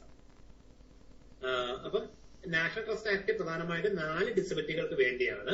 Autism, cerebral palsy, mental retardation, multiple disability. ഇവരുടെ ഒരു സംരക്ഷണവും അവരുടെ അതിനുവേണ്ടി ട്രസ്റ്റ് രൂപീകരിക്കുന്നത് അങ്ങനെയുള്ള കുറെ കാര്യങ്ങളാണ്.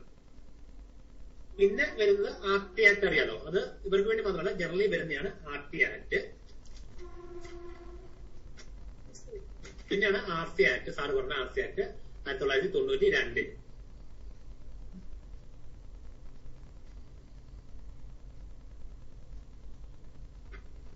RC act 1992. പിന്നെ 95 ഞാൻ പറഞ്ഞു PWD ആക്ട്. ഈ PWD ആക്ടിനകത്താണ് നമ്മുടെ നാട്ടിലെ ഈ വൈകല്യത്തെ കുറിച്ച് കുറച്ചുകൂടി ഡീറ്റെയിൽ ആയിട്ട് പറയുകയും അതിനകത്ത് 7 തരം വൈകല്യങ്ങൾ പരാമർശിക്കുന്നുണ്ട്.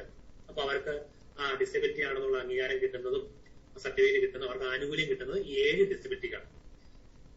7 ഞാൻ ജസ്റ്റ് പറയാം, നിങ്ങൾ എഴുതി എടുത്തില്ലെങ്കിൽ കുഴപ്പമില്ല, നിങ്ങൾ PDF ആക്കിയതിനകത്ത് ഉണ്ട്. ജസ്റ്റ് എന്ന് പറഞ്ഞോ. 1 ബ്ലൈൻഡ്നെസ്, 2 ലോ വിഷൻ, അതായത് പൂർണ്ണ അന്ധതയുണ്ട്, കാഴ്ച കുറവുണ്ട്. പിന്നെ ലെപ്രസിക്യൂഡ്, അതായത് ഈ കുഷ്ഠം വന്ന് ആ രോഗം മാറിയതിനു ശേഷം അവരുടെ കയ്യും വിരളൊക്കെ തേഞ്ഞു പോയി, അങ്ങനത്തെ പ്രശ്നമുണ്ട്. അതിനുശേഷമാണ് അവർ അനുഭവിക്കുന്ന ബുദ്ധിമുട്ട്. ആ ലെപ്രസിക്യൂഡ് ആയിട്ടുള്ള ആൾക്കാര്, ലോക്കോമോട്ടർ ഡിസബിലിറ്റീസ് ഉള്ളവര്, hearing impairment, intellectual disabilities, mental illness, mental retardation ഉണ്ട്, മെന്റൽ ഇൽനെസ്, അതായത് ഇന്റലക്ച്വൽ ഡിസബിലിറ്റി, അത് ബൗദ്ധികമായിട്ടുള്ള പ്രശ്നമുള്ളവരുണ്ട്, അതുപോലെ മെന്റൽ ഇൽനെസ്, മാനസിക ബുദ്ധിമുട്ടുള്ളവരുണ്ടല്ലോ, അവരെ അതിനകത്ത് ഉൾപ്പെടുത്തിയാൽ 7 വൈകല്യങ്ങളായിരുന്നു 1995 ഉള്ള 7 വൈകല്യങ്ങൾ. അപ്പൊ ഇപ്പൊ ഒരുപാട് ആക്ട് പറഞ്ഞു. അപ്പൊ നിങ്ങൾ പ്രധാനമായിട്ട് ഓർത്തിരുന്ന ഏറ്റവും പ്രധാനപ്പെട്ടത് PW ആക്ട് ആണ് 1995. അതിൽ 7 ഡിസബിലിറ്റീസ് ഉണ്ട്. അത് ഞാൻ പറഞ്ഞു, വായിക്കുന്ന PDF ഇത് അമെന്റ് ചെയ്തുകൊണ്ട് 2016 RPW ആക്ട് 2016 വന്നു. ഇത് വന്നപ്പോ ഡിസബിലിറ്റിയുടെ എണ്ണം 21 വർദ്ധിച്ചു. 7 നിന്ന് 14 ഡിസബിലിറ്റിയുടെ കൂട്ടിച്ചേർത്ത് 21 ഡിസബിലിറ്റീസ് വന്നു. അതിനകത്ത് നമ്മുടെ ഇതല്ലോ acid attack victims, acid attack വിക്ടിംസും അതിനകത്ത് വന്നു. അതായത് നമ്മൾ ആസിഡ് ആക്രമണമൊക്കെ വന്നില്ലേ, അതായത് ഈ വാമനത്വം എന്ന് പറയുന്നത്, അതായത് പൊക്കക്കുറവുള്ള ആൾക്കാരാണ്, അൽഫദ്വീപിലില്ലേ, അവരെയൊക്കെ ഈ ഡിസബിലിറ്റിയുടെ പരിധി വന്നു. കുറെ മസ്കുലർ ഡിസ്ട്രോഫി ഉണ്ട്, ഓട്ടിസം ഒന്നും ആദ്യമൊന്നും പറഞ്ഞിട്ടില്ല, ഓട്ടിസം, പിന്നെ തലാസീമിയ, ഹീമോഫീലിയ, അങ്ങനെയൊക്കെയുള്ള കുറെ അരിവാൾ രോഗം, അങ്ങനെ കുറെ അസുഖങ്ങൾ കൂടി അതിനകത്ത് കൂട്ടിച്ചേർത്തിട്ടുണ്ട്. അതെല്ലാം PDF ഉണ്ട്, നിങ്ങൾക്ക് വായിക്കുമ്പോൾ മനസ്സിലാവും. അപ്പൊ അങ്ങനെ 21 ഡിസബിലിറ്റി. അപ്പൊ പ്രധാനപ്പെട്ടതെന്ന് വെച്ചാൽ PW ആക്ടും RPW ആക്ടുമാണ്. PW person with disability act 7 disabilities, മറ്റേത് right to person with disability act, അതിനകത്ത് 21 ഡിസബിലിറ്റീസ് ഉണ്ട്. 14 കൂട്ടിച്ചേർത്തു. അതിനെക്കുറിച്ച് ഏതൊക്കെയാണെന്ന് മനസ്സിലാക്കുക, എന്താണെന്നുള്ളതൊക്കെ അതിനകത്ത് ഡീറ്റെയിൽസ് ആയിട്ടുണ്ട്. പിന്നെ വേണമെങ്കിൽ ഈ നാഷണൽ ട്രസ്റ്റ് ആക്ട് 99 അല്ലെ, 99 national trust act, RC act 92, ഇത്രയും ആക്ടിലാണ് പ്രധാനപ്പെട്ടായിട്ട് ഉള്ളത്. സാറേ ഇത്തരം കുട്ടികളുടെ ഐക്യു നമ്മൾ ചെക്ക് ചെയ്യാറില്ലേ സാറേ? ഐക്യു ചെക്കാറുണ്ട് സാറേ. അതെങ്ങനെയാണ് ഐക്യു നമ്മൾ അതിന് പ്രത്യേകം നമ്മളൊരു നമുക്ക് എല്ലാത്തിനും ഓരോ ഡിസബിലിറ്റീസ് നമുക്ക് ഐക്യു നമ്മള് MI/CA × 100 എന്ന് പറഞ്ഞ ഇക്വേഷൻ പഠിച്ച ഐക്യുടെ ഇന്റലിജന്റ് ക്വസ്റ്റ്യന്റ് അളക്കാൻ വേണ്ടി നമ്മൾ സൈക്കോളജി പഠിച്ചിട്ടില്ലേ, അത് പഠിച്ചിട്ട് ഓരോ അതുണ്ട്. അതിനകത്ത് 70 താഴെ വരുന്നവരാണ് ഇതിനകത്ത് ഓരോന്നുണ്ട്. അതിന് ജഡബുദ്ധി, തീവ്രം, അതിനകത്ത് നമ്മള് മൈൽഡ്, മോഡറേറ്റ്, സിവിയർ, അങ്ങനെ ഓരോ കാറ്റഗറി. അതിനകത്ത് തന്നെ ട്രെയിനബിൾ ഉണ്ട്, നമുക്ക് ട്രെയിൻ ചെയ്തെടുക്കാൻ കഴിയുന്നവരുണ്ട്, ട്രെയിൻ ചെയ്യാത്തവരുണ്ട്, അങ്ങനെ പല കാറ്റഗറി ഉണ്ട്. ഇപ്പൊ HI ആണെങ്കിൽ മൈൽഡ് HI ഉണ്ട്, മോഡറേറ്റ് ഉണ്ട്, സിവിയർ. മൈൽഡ് എന്ന് പറയുമ്പോൾ ചെറിയ കേൾവിക്കുറവേ ഉള്ളൂ. അവരെ നമുക്ക് എന്ത് ചെയ്യും, അതാണ് ഈ ഇൻക്ലൂസീവ് സെറ്റപ്പ് ചെയ്യുന്ന സമയത്ത് നമുക്ക് മൈൽഡ്, മോഡറേറ്റ് കാറ്റഗറിപ്പെട്ടവരെ എന്ത് ചെയ്യാൻ പറ്റും, ഇൻക്ലൂസീവായിട്ട് കൊണ്ടുവരാൻ പറ്റും. ഇപ്പൊ എനിക്ക് ചെറിയ കേൾവി കുറവേ ഉള്ളൂ, എനിക്ക് എന്ത് ചെയ്യും, കുറച്ചൊരു സപ്പോർട്ടും ഈ സ്പെഷ്യൽ ടീച്ചറിന്റെ സപ്പോർട്ടും ഉണ്ടെങ്കിൽ എനിക്ക് എന്ത് ചെയ്യാൻ പറ്റും, ഇൻക്ലൂസീവ് പോകാൻ പറ്റും. പക്ഷെ തീവ്ര വൈകല്യമുള്ളവർക്ക് എന്ത് ചെയ്യാൻ പറ്റത്തില്ല, ഈ ഇതിനകത്ത് പറ്റത്തില്ല. വിദേശ രാജ്യത്തൊക്കെ അങ്ങനെയാണ്, അവരെന്ത് ചെയ്യും, സ്പെഷ്യൽ സ്കൂളിലോട്ട് വിട്ടിട്ട് അവർക്ക് ബേസിക് ആയിട്ടുള്ള കാര്യങ്ങളൊക്കെ ഒന്ന് ഡെവലപ്പ് ആയതിനു ശേഷം മാത്രമേ ഇങ്ങോട്ട് കൊണ്ടുവരത്തുള്ളൂ. അപ്പൊ എപ്പോഴും സിവിയർ ആയിട്ടുള്ളവർക്ക് ഏറ്റവും നല്ലത് ഏത് തന്നെയാണ്, സ്പെഷ്യൽ സ്കൂളുകൾ തന്നെയാണ് നല്ലതാണ് എന്റെ ഒരു അഭിപ്രായം. Mild, moderate category. സാർ മറ്റൊരു ചോദ്യം പറയാം. ഇപ്പം എനിക്ക് കേൾവിക്കുറവുള്ള ഒരു വ്യക്തിയാണ് ഞാനെന്ന് കരുതുക, എന്റെ അതേ പ്രായത്തിലുള്ള ഒരു വ്യക്തിക്ക് കാഴ്ചയുടെ വൈകല്യം ഉണ്ടെന്ന് കരുതുക, രണ്ടുപേരുടെ IQ ലെവല് ഒരേപോലെ ആവണമെന്നില്ലല്ലോ? ഇല്ല, അല്ല, അവിടെ ഐക്യു നമ്മൾ ഐക്യു എപ്പോഴും പരിശോധിക്കപ്പെടുന്നത് ഇന്റലക്ച്വൽ ഡിസബിലിറ്റി വരുന്നവർക്ക്, അവർക്ക് മാത്രം. ഇവിടെ കാരണം ഇവിടെ നമ്മൾ ഞാനും സാറും തമ്മിൽ ഐക്യു ഡിഫറൻസ് ഉണ്ടാവും. ഇപ്പൊ സാറും ഈ മനീഷ ടീച്ചറും പ്രതിഭ ടീച്ചറും അങ്ങനെ, അല്ലെങ്കിൽ ആ ടീച്ചർ എല്ലാരും തമ്മിൽ എന്ത് ചെയ്യും, ഒരു ഐക്യു ഡിഫറൻസ് ഉണ്ട്. അത് നോർമൽ കാറ്റഗറി. അതായത് HI കുട്ടിയും BI കുട്ടിയും വ്യത്യാസമുണ്ട്. പക്ഷെ അവരുടെ ബുദ്ധിക്ക് കാര്യമായ പ്രശ്നമില്ല. ഞാൻ പറഞ്ഞു, അതായത് നമ്മള് ഫിസിക്കലി ഹാൻഡിക്യാപ്ഡ് ഉണ്ട്, ഇന്റലക്ച്വൽ ആയിട്ടുള്ളത്, ബൗദ്ധികമായിട്ട്. ഈ HIയും BIയും വരുന്നത് എന്താണ്, ഫിസിക്കലി ഹാൻഡിക്യാപ്ഡ്. അതായത് ഇപ്പൊ കൈയ്യ് വയ്യാത്ത ഒരു മോനും കാല് വയ്യാത്ത മോനും തമ്മിലുള്ള പ്രശ്നം വെച്ചാൽ അവർക്ക് പഠനത്തെ ബുദ്ധിക്കുന്നത് കൈകൊണ്ട് ഉള്ളത് കൈകൊണ്ട് എഴുതാനുള്ളതായിരിക്കും, മറ്റേ മൊബിലിറ്റി ആയിരിക്കും, യാത്ര ചെയ്യുന്നതിനുള്ള പ്രശ്നമായിരിക്കും, പഠിക്കുന്നതിന് പ്രശ്നമുണ്ടാവും. പക്ഷെ HI കുട്ടികൾ, ഓട്ടിസം കുട്ടിയും മറ്റേ വേറൊരു ലേണിംഗ് ഡിസബിലിറ്റി ഉള്ള കുട്ടികളൊക്കെ ഇത്തരത്തില് വ്യത്യാസമുണ്ടാവും. അപ്പൊ അതിനെ ഓരോരുത്തർക്കും അതവരെ മെഷർമെന്റ് അളക്കും, ഇത്രയൊക്കെ ഇത്ര കൃത്യമായിട്ട് അതൊക്കെ ആ PDF തന്നെ ഉണ്ടെന്നാണ് എന്റെ വിശ്വാസം. ഒരു 70 താഴെയുള്ള ഇത്ര, അതിന് താഴെയുള്ള ഇത്ര, അങ്ങനെ കേട്ടിട്ടുണ്ട്. ഇപ്പൊ ഹിയറിംഗ് ആണെങ്കിൽ 60 തൊട്ട് ഇത്ര വരെ, അല്ലെങ്കിൽ 20 മുതൽ 30 വരെ ഹിയറിംഗ് ലെവലുള്ള ആള്, ഒരു മൈൽഡ്, അതിന് 90 ഡെസിബിളിനും മുകളിലും കേൾവിയില്ലാത്ത ആള്, പ്രൊഫൗണ്ട്, ഓരോ കാറ്റഗറി ഉണ്ട്. അതിനനുസരിച്ചാണ് നമ്മളവരെ കാറ്റഗറൈസ് ചെയ്യുന്നത്. പഠിപ്പിക്കാൻ ചെയ്യുമ്പോൾ ആ രീതിയിലാണ് അവർക്കുള്ള പഠന പ്രവർത്തനങ്ങൾ ആസൂത്രണം ചെയ്യുന്നത്. ഇതൊക്കെയാണ് പ്രധാനപ്പെട്ട. ഞാൻ ജസ്റ്റ് ഒന്ന് പറഞ്ഞു, ഒരു കുറച്ചൊക്കെ ഒന്ന് കാട് കയറേണ്ടി വന്നിട്ടുണ്ട്. അപ്പൊ അതിന്റെ ഒരു കാര്യം സാർ കാട് കയറിയിട്ടേ ഇല്ല ഇല്ലേ? എന്റെ അഭിപ്രായത്തിൽ സാർ കാട് കയറിയിട്ടില്ല. ഞങ്ങൾക്ക് ആവശ്യമുള്ള എല്ലാ പോയിന്റുകളും വരുന്നുണ്ടെന്നാണ്. സാർ മറ്റൊരു ചോദ്യം, ഇപ്പം എന്റെ ക്ലാസ്സിൽ ഇതുപോലെ വൈകല്യമുള്ള അല്ലെങ്കിൽ ഭിന്നശേഷിയായ ഒരു കുട്ടി ഉണ്ടെന്ന് കരുതുക. അപ്പൊ ഞാൻ ഒരു ടീച്ചിങ് മാനുവൽ തയ്യാറാക്കുമ്പോൾ ആ കുട്ടിയും കൂടെ കരുതിക്കൊണ്ട് വേണം ഞാൻ തയ്യാറാക്കേണ്ടത്. സെപ്പറേറ്റ് ഒരു ടീച്ചിങ് മാനുവൽ തയ്യാറാക്കണോ അതോ ഇതിനു വേണ്ടി നമ്മുടെ ടീച്ചിങ് മാനുവലിനെ തന്നെ അതിനകത്ത് ഉൾപ്പെടുത്തിയാൽ സാർ, സെപ്പറേറ്റ് വേണ്ട, അതിനകത്ത് തന്നെ ഉൾപ്പെടുത്തിയാൽ മതി. നമ്മൾ ഇൻക്ലൂസീവ് സെറ്റപ്പിൽ പോകുമ്പോൾ അനുകൂലനങ്ങൾ പറയാം, അഡാപ്റ്റേഷൻ തന്നെ അനുകൂലനാണ്. ഇംഗ്ലീഷ് അഡാപ്റ്റേഷൻ, അനുരൂപീകരണം പറയാം, അനുരൂപീകരണം.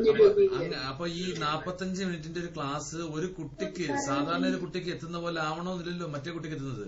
അവന് വെറും അതിനകത്ത് അവന് കൂടിപ്പോയാൽ അതിൽ ഒരു പ്രവർത്തനം പോലും പൂർണ്ണമായിട്ട് എത്തണമെന്നില്ല. അപ്പൊ അവിടെയാണ് ഈ അഡാപ്റ്റേഷന്റെ പ്രാധാന്യം വരുന്നത്. ഇപ്പൊ നമ്മളൊരു ആശയം, ഇപ്പൊ നമ്മളൊരു ക്ലാസ് റൂമിൽ ഒരു 45 മിനിറ്റിൽ നമ്മൾ 2 ഒരു പാഠ്യോദ്യ ഉദ്ദേശങ്ങളാണ് കൊണ്ടുപോകാൻ ഉദ്ദേശിക്കുന്നതെങ്കിൽ ചിലപ്പോൾ അവൻ 2 കിട്ടണമല്ലോ. അപ്പൊ അവിടെയാണ് നമ്മൾ എന്ത് ചെയ്യുന്നത്, ഈ പ്ലാനിങ്ങിന് മുമ്പിട്ട് നമ്മുടെ SRGയില് നമ്മുടെ റിസോഴ്സ് ടീച്ചറിന്റെ സേവനം ലഭ്യമാണെങ്കിൽ ആ റിസോഴ്സ് ടീച്ചർ ഉണ്ടാവും, അല്ലെങ്കിൽ ചിലപ്പോൾ കൗൺസിലർമാരാണ് ചില സ്കൂളുകളിൽ കൗൺസിലിംഗിനായിട്ട്.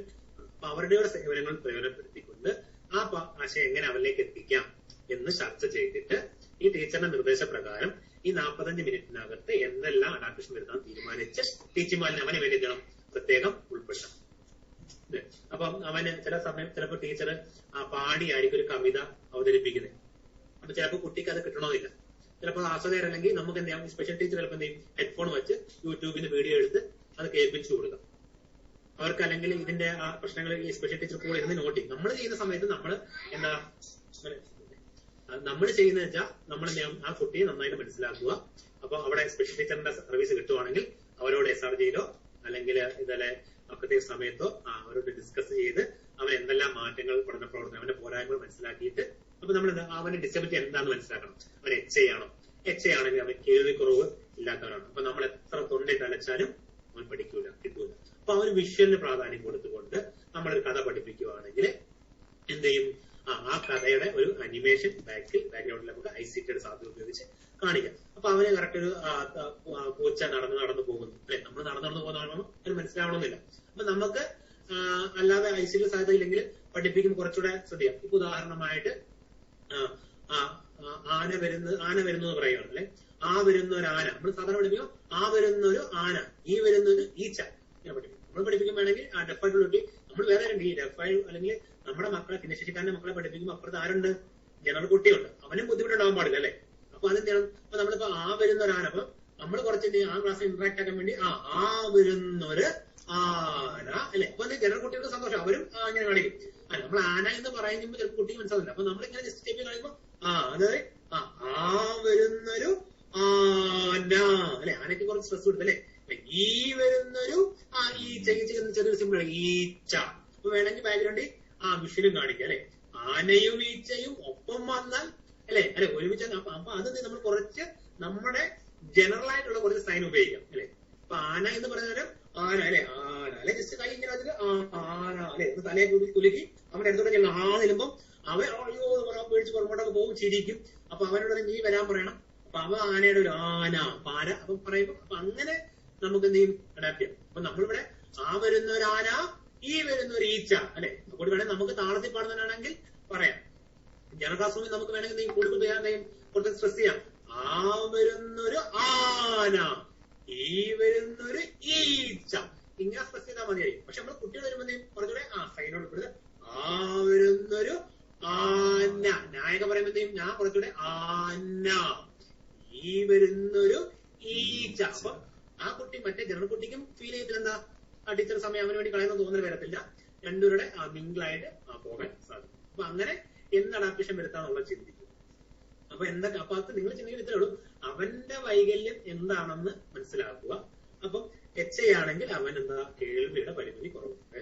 അപ്പൊ അവന്റെ അടുത്ത സെൻസറി അവന്റെ സെൻസ് എന്താണ് നമ്മൾ യൂസ് ചെയ്യേണ്ടത്, അവന് കൂടുതലായിട്ട് വരുന്നത് കാഴ്ചയ്ക്കാണ്, സ്പർശനത്തിന് ഉപയോഗിക്കാം, മണം ഉപയോഗിക്കാം, മറ്റു കാര്യങ്ങളൊക്കെ ഉപയോഗിക്കാം. അപ്പൊ അതിന് പ്രാധാന്യം കൊടുക്കും. ഇപ്പം ബ്ലൈൻഡ് ആയിട്ടുള്ള കുട്ടിയാണ്, അവന് കാഴ്ചയില്ല, അപ്പൊ കേൾവിക്ക് പ്രാധാന്യങ്ങൾ. ഇപ്പൊ എന്താ നമുക്ക് ചില കാര്യങ്ങൾ പറഞ്ഞവരെ മനസ്സിലാക്കാൻ പറ്റുന്നില്ലെങ്കിൽ നമുക്ക് പറ്റുന്ന രീതിയിൽ സൗണ്ടിലൂടെ അല്ലെ. അപ്പം ഒരു സാധനത്തിന്റെ രൂപം മനസ്സിലാകുന്ന സ്പർശനത്തിൽ കൂടെ ആയിരിക്കും, ഒരു ഭാഷ ബ്രെയിലി ലിപി കൂടെ ആയിരിക്കും ചെയ്യുന്നത്. അപ്പൊ അവരുടെ വൈകല്യം മനസ്സിലാക്കിയിട്ട് അതിന്റെ പരിമിതികളോടെ മനസ്സിലാക്കിയിട്ട് ചെയ്യുക.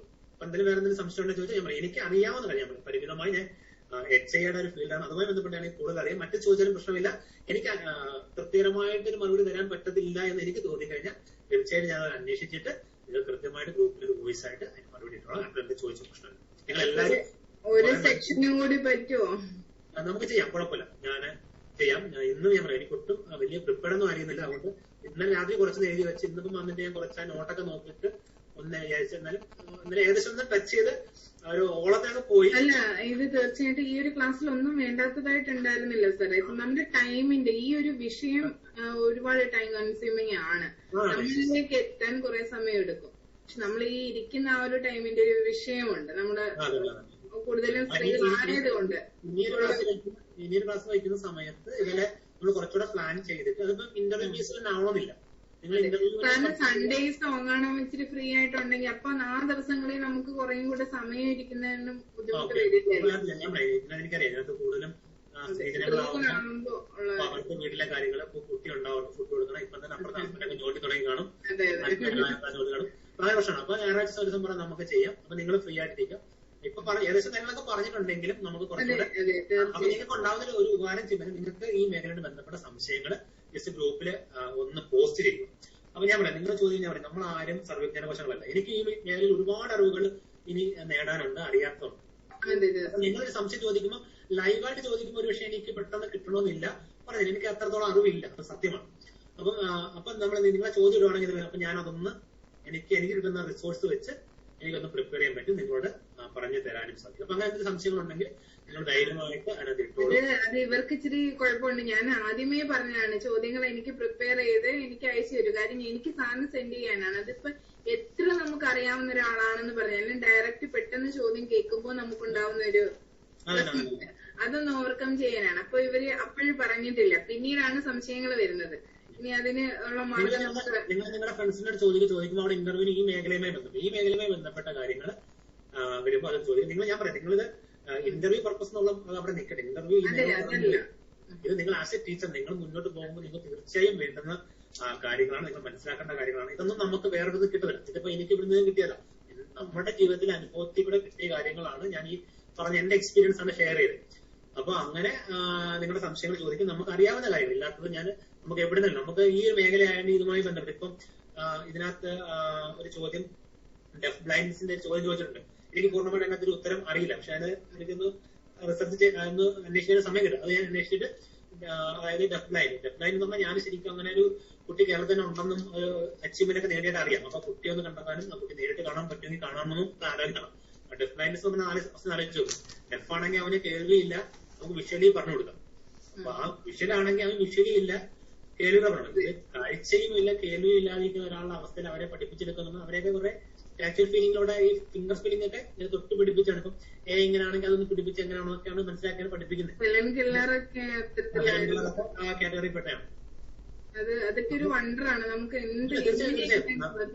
നമുക്ക് ഒരിക്കലും ഇമാജിൻ ചെയ്യാൻ പറ്റാത്ത കാര്യമാണ്. ആലോചിച്ചത് നമുക്ക് ഈ സെൻസ് ഒക്കെ ഉണ്ടായിട്ട് നമ്മൾ ഏത് ലെവൽ വരെ എത്തിയിട്ടുണ്ട് ഒന്നും ആയിട്ടില്ല അല്ലെ. നമ്മൾ ബാക്ക് ബെഞ്ചേഴ്സിന്റെ ഏറ്റവും പുറയിൽ പിന്നെ അല്ലെ ഫോറസ്റ്റ് വളർന്ന് കുറെ നിൽക്കുന്നവരാണ് നമ്മൾ. അപ്പൊ അത് കുഴപ്പമില്ല, അതുകൊണ്ട് പ്രശ്നമല്ല. അപ്പൊ ഇങ്ങനെയുള്ള പരിമിതി ഉള്ളവരെ പേരൻസിന്റെ ഒക്കെ അവസ്ഥയാണ് ഏറ്റവും വലിയ പ്രശ്നം. അവരൊക്കെ ഒരു വലിയ പ്രശ്നം. സാറെ പേരൻസിന്റെ അവസ്ഥയെക്കാൾ ഇതിനകത്തും ഉണ്ട് അങ്ങനത്തെ അത്തരം അവസ്ഥയിലൂടെ കടന്നു പോകുന്ന പേരൻസ് ഉണ്ട്. അപ്പൊ അവര് ഞങ്ങള് കുറച്ച് പേഴ്സണൽ ടൈം സ്പെൻഡ് ചെയ്തപ്പോ പറഞ്ഞത് ഈ കുട്ടി അവിടെ ആ ക്ലാസ്സിൽ ഉണ്ടെന്ന് പോലും പരിഗണിക്കുന്നില്ല. ഞങ്ങള് കുറെ സമയം കുഞ്ഞുമായിട്ട് സംസാരിക്കുന്നു. പിന്നെ അപ്പൊ എന്റെ കാഴ്ചപ്പാടിൽ ആ അമ്മ സൂപ്പർ വുമണാണ്. അവരിത് കേൾക്കുന്നുണ്ട്, ഞാൻ പേരെടുത്ത് പറയുന്നില്ല. പക്ഷെ ഏറ്റവും നല്ല ശക്തിയായ സ്ത്രീയാണെന്ന് ഞാൻ പറയാം. അത്രയും സ്നേഹത്തോടെ കെയർ ചെയ്ത് അവരെ കൊണ്ട് പറ്റുന്ന എല്ലാ ട്രെയിനിങ്ങും ആ കുട്ടിക്ക് കൊടുക്കാൻ ശ്രമിക്കുന്നുണ്ട്. പക്ഷെ പ്രശ്നം ഈ കുഞ്ഞിനോടൊന്ന് നേരെ സംസാരിക്കാൻ പോലും ആ സ്കൂളിൽ അവസരം കിട്ടുന്നില്ല അവർക്ക്, അധ്യാപകർക്ക്. നമ്മൾ പറയുന്നത് നമ്മുടെ മുന്നിൽ ഇരിക്കുന്ന മക്കളെ നമ്മുടെ മക്കളായിട്ട് കാണുക. പ്രത്യേകിച്ച് ഭിന്നശേഷിക്കാരാണ്, അവർക്കൊന്നും ആകില്ല എന്ന് നിങ്ങൾ ചിന്തിക്കാതെ അവർക്ക് നമുക്ക് ചെയ്യാൻ കഴിയുന്ന ഒരു സപ്പോർട്ട് അവർക്ക് വേണ്ടി ചെയ്യുക. പലരുടെ പ്രശ്നം വെച്ചാൽ ഒന്ന് ജനറൽ സ്കൂളിലെ ടീച്ചേഴ്സിന് അതിനെക്കുറിച്ചൊരു ധാരണയില്ല. രണ്ട് ഞാൻ പറഞ്ഞ ഈ സിമ്പതി ആവശ്യമായിട്ടുള്ള നമ്മുടെ മക്കളെയും നമ്മൾ ഒരുപാട് സ്നേഹിച്ച് അടിക്കാതെ മുന്നരിച്ച് കൊണ്ടുനടന്ന അതിന്റെ ഒരു പ്രതികൂല പ്രശ്നം ഉണ്ടാവും എന്ന് പറയുന്നത് പോലെ തന്നെ നമ്മൾ അവന്റെ ആവശ്യങ്ങൾ മനസ്സിലാക്കി ചെയ്യേണ്ട കാര്യങ്ങളൊക്കെ ചെയ്തു കൊടുക്കണം. നമ്മുടെ മുന്നോട്ട് സ്കൂളിലോട്ട് പോകുമ്പോൾ നിങ്ങൾ ഇതുപോലെ ഒരുപാട് കുട്ടികളെ കാണും. നമ്മളെ ശരിക്കും സ്ട്രെസ് ആയിരിക്കും. ഞാനൊക്കെ എന്റെ ആദ്യത്തെ ക്ലാസ് എടുത്തു കഴിഞ്ഞിട്ട് എന്റെ ടീച്ചർ, എന്റെ മെന്റർ ടീച്ചറൊക്കെ എന്നെ ക്ലാസ് റിപ്പീറ്റ് എടുക്കും. ക്ലാസ് പോരാന്നുണ്ടോ, ഈ ക്ലാസ് പോരാ, റിപ്പീറ്റ് എടുക്കാൻ പറഞ്ഞു. അപ്പൊ ഞാൻ പിന്നെ നമ്മൾ ആഘോഷമായി. ഞാനൊരു പത്രവാർത്തയാണ്, അങ്ങനെ പത്രം വായിക്കുന്ന പഠിപ്പിക്കണം. രാവിലെ പത്രം കിട്ടും, ആ പത്രത്തിൽ പ്രധാനപ്പെട്ട ഹെഡ്ലൈൻസ് എഴുതിയിട്ട് അന്നേരം പോയി പഠിപ്പിക്കും. പെട്ടെന്ന് ടീച്ചിങ് എയ്ഡ്സ് കൊണ്ടുവന്ന് ഒരു വിദ്യാർത്ഥിനി അമ്പലക്കുളത്തിൽ വീണ് മരിച്ചു എന്നാണ് വാർത്ത. അപ്പൊ ഞാൻ അമ്പലത്തിന്റെ ഒരു കുളത്തിലെ പടം കൊണ്ട് ഒരു വിദ്യാർത്ഥിയുടെ പടം കൊണ്ട് അത് വെച്ച് പഠിപ്പിച്ചു. ഇതുകൊണ്ട് ഇതൊന്നും പറ്റത്തില്ല. നിങ്ങൾ വിദ്യാർത്ഥിയെ പഠിപ്പിക്കുകയാണെങ്കിൽ അമ്പലക്കുളം പഠിപ്പിക്കണമെങ്കിൽ അമ്പലത്തിന്റെ പടം വേണം, മുസ്ലിം പള്ളിയുടെ പടം വേണം, ക്രിസ്ത്യൻ പള്ളിയുടെ പടം വേണം. അവരെ പഠിപ്പിക്കണം. ഞങ്ങളുടെ ടീച്ചർ പറഞ്ഞത്, അതായത് അമ്പലക്കുളം എന്ന് പറയുമ്പോൾ അമ്പലം പറയുമ്പോൾ ചിലപ്പോൾ അമ്പലം കൂട്ടി കിട്ടത്തില്ല. അപ്പൊ ഹിന്ദുസിന് അത് അമ്പലമാണ്, ക്രിസ്ത്യൻ ഇങ്ങനെ ഉണ്ട് സംഭവം. ഈ ഒരു സംഭവം ചെറിയൊരു സെന്റൻസ് ആയി പഠിപ്പിക്കുന്നത്. അപ്പൊ നിങ്ങൾ വിദ്യാർത്ഥി എന്ന് പറയുമ്പോൾ ചിലപ്പോൾ അത് ആൺകുട്ടിയോ പെൺകുട്ടിയോ, അതിന് രണ്ടേ ചിത്രം വേണം. കുളത്തിൽ വീണു, അപ്പൊ കുളം പഠിപ്പിക്കണം. ചിലപ്പോ അതിന്റെ കൂടെ നിങ്ങൾക്ക് അതിന് കൂടെ പറ്റുമ്പോ ആ കുളത്തിന്റെ ചിത്രം കാണുക, ഇങ്ങനെയുള്ളതാണ് കുളം, അങ്ങനെ നീളത്തിൽ ഒഴുകി പോകുന്നത് അത് പുഴയാണ്, ഒരുപാട് പുഴയുടെ ചിത്രം കൊണ്ടുവരാം. ചിലപ്പോൾ ഒരു വാർത്ത മാത്രം പഠിപ്പിച്ചേ. നമ്മുടെ പർപ്പസ് വെച്ചാൽ കുട്ടിക്ക് വാർത്തയെ കുറിച്ച് മനസ്സിലാകുന്നത് മാത്രമല്ല, എന്ത് പഠിപ്പിക്കുക അവരുടെ ഭാഷയാണ് അവിടെ പ്രധാനം. അമ്പലക്കുളത്തിൽ കുട്ടി വീണ് വിദ്യാർത്ഥികൾ വെച്ചപ്പോ അമ്പലം വന്നു, പള്ളി വന്നു, മോസ്ക് വന്നു, കുളം വന്നു, പുഴ വന്നു, കടല് വന്നു, കിണർ വന്നു, എല്ലാം വന്നു. ഒരുപാട് വാക്കുകൾ കുട്ടിക്ക് പരിചയപ്പെടുവാണ്. അപ്പൊ അങ്ങനെ വരെ ഞങ്ങളെ റിപ്പീറ്റ് ക്ലാസ് എടുപ്പിച്ചിട്ടുണ്ട്. അപ്പൊ അങ്ങനെ എടുത്തു കഴിഞ്ഞാൽ അതിൻ്റെതായ മെച്ചങ്ങൾ കുട്ടിക്കും ഉണ്ടാവും, നമുക്കും ഉണ്ടാവും. നമുക്ക് ആ റിപ്പീറ്റ്.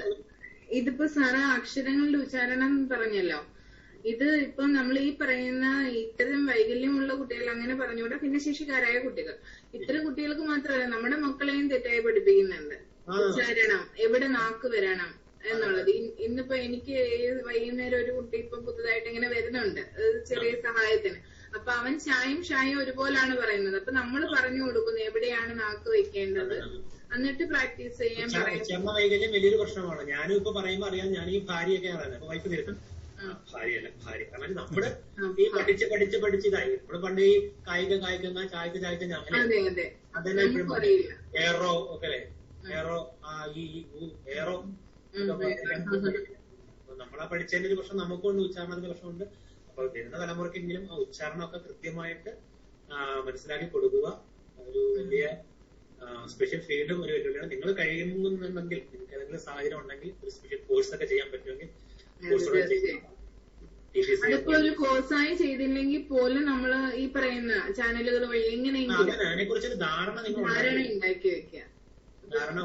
ഓരോ ഡിസബിലിറ്റീസിനെ കുറിച്ച്. ഇപ്പൊ ഞാൻ അയച്ചിരുന്ന ആ ഒരു പീഡിനെ അത് വായിക്കുന്ന നിങ്ങൾക്ക് ഒരു ധാരണ കിട്ടും. കുറച്ച് ഈ തിയറി ആകുമ്പോൾ അതിന്റെ ഒരു ബുദ്ധിമുട്ടുണ്ടെങ്കിലും വായിച്ച് മനസ്സിലാക്കാം അപ്പൊ അതിനകത്ത് എന്തെല്ലാം ഡിസബിലിറ്റീസ് ആണ് ഉള്ളത്.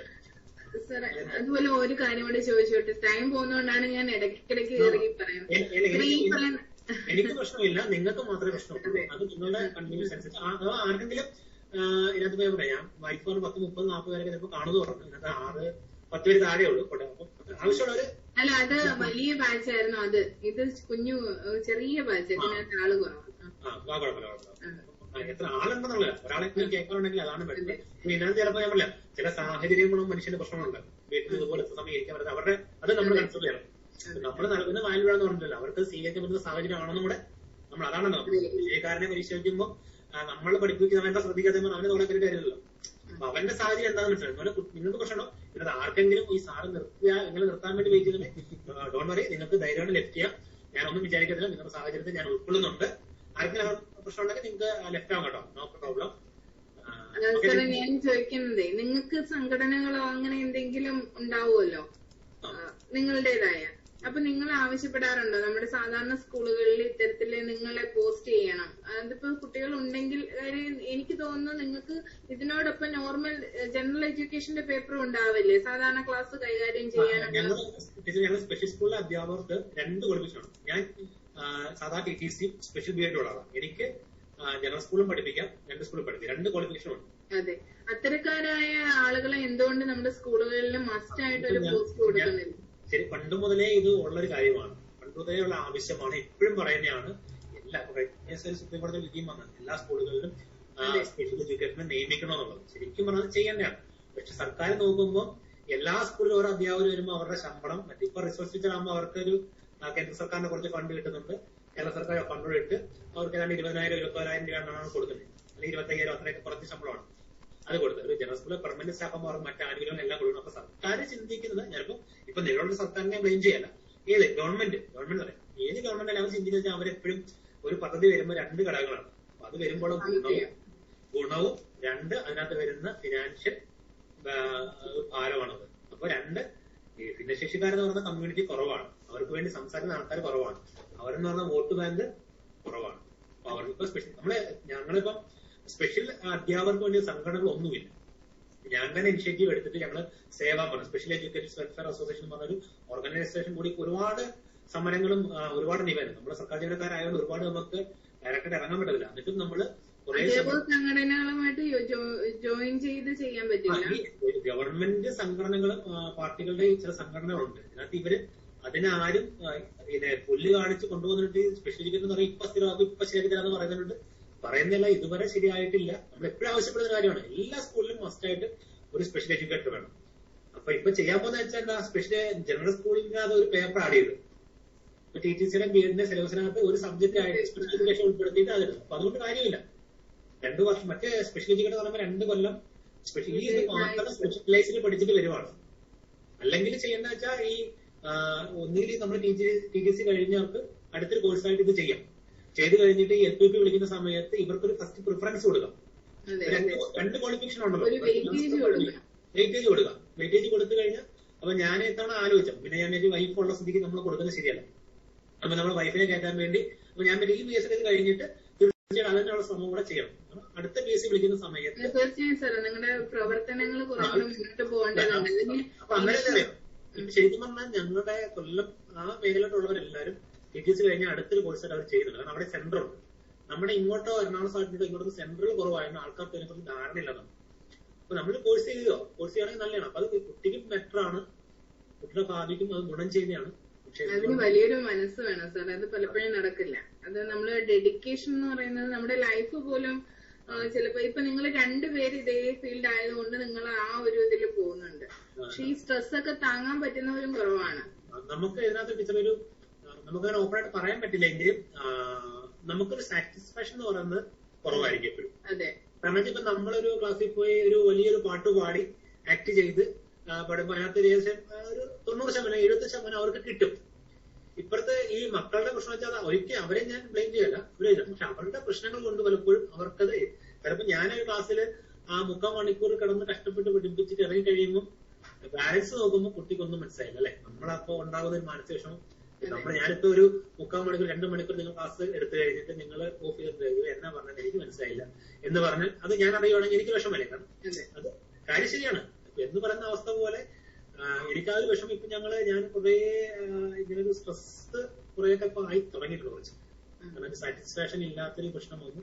പിന്നെ അതിനകത്ത് നമ്മുടെ കുഞ്ഞുങ്ങളാണല്ലോ, അവർക്ക് അത്രയെങ്കിലും നമുക്ക് ചെയ്യാൻ കഴിയുന്ന സന്തോഷത്തെയാണ് മുന്നോട്ട് പോകുന്നത്. എങ്കിലും നമുക്ക് ടോട്ടൽ ബാലൻസ് ഷീറ്റ് എടുത്തു കഴിയുമ്പോൾ അതിനകത്ത് എവിടെയൊക്കെയോ ഒരു തൃപ്തിക്കുറവ്.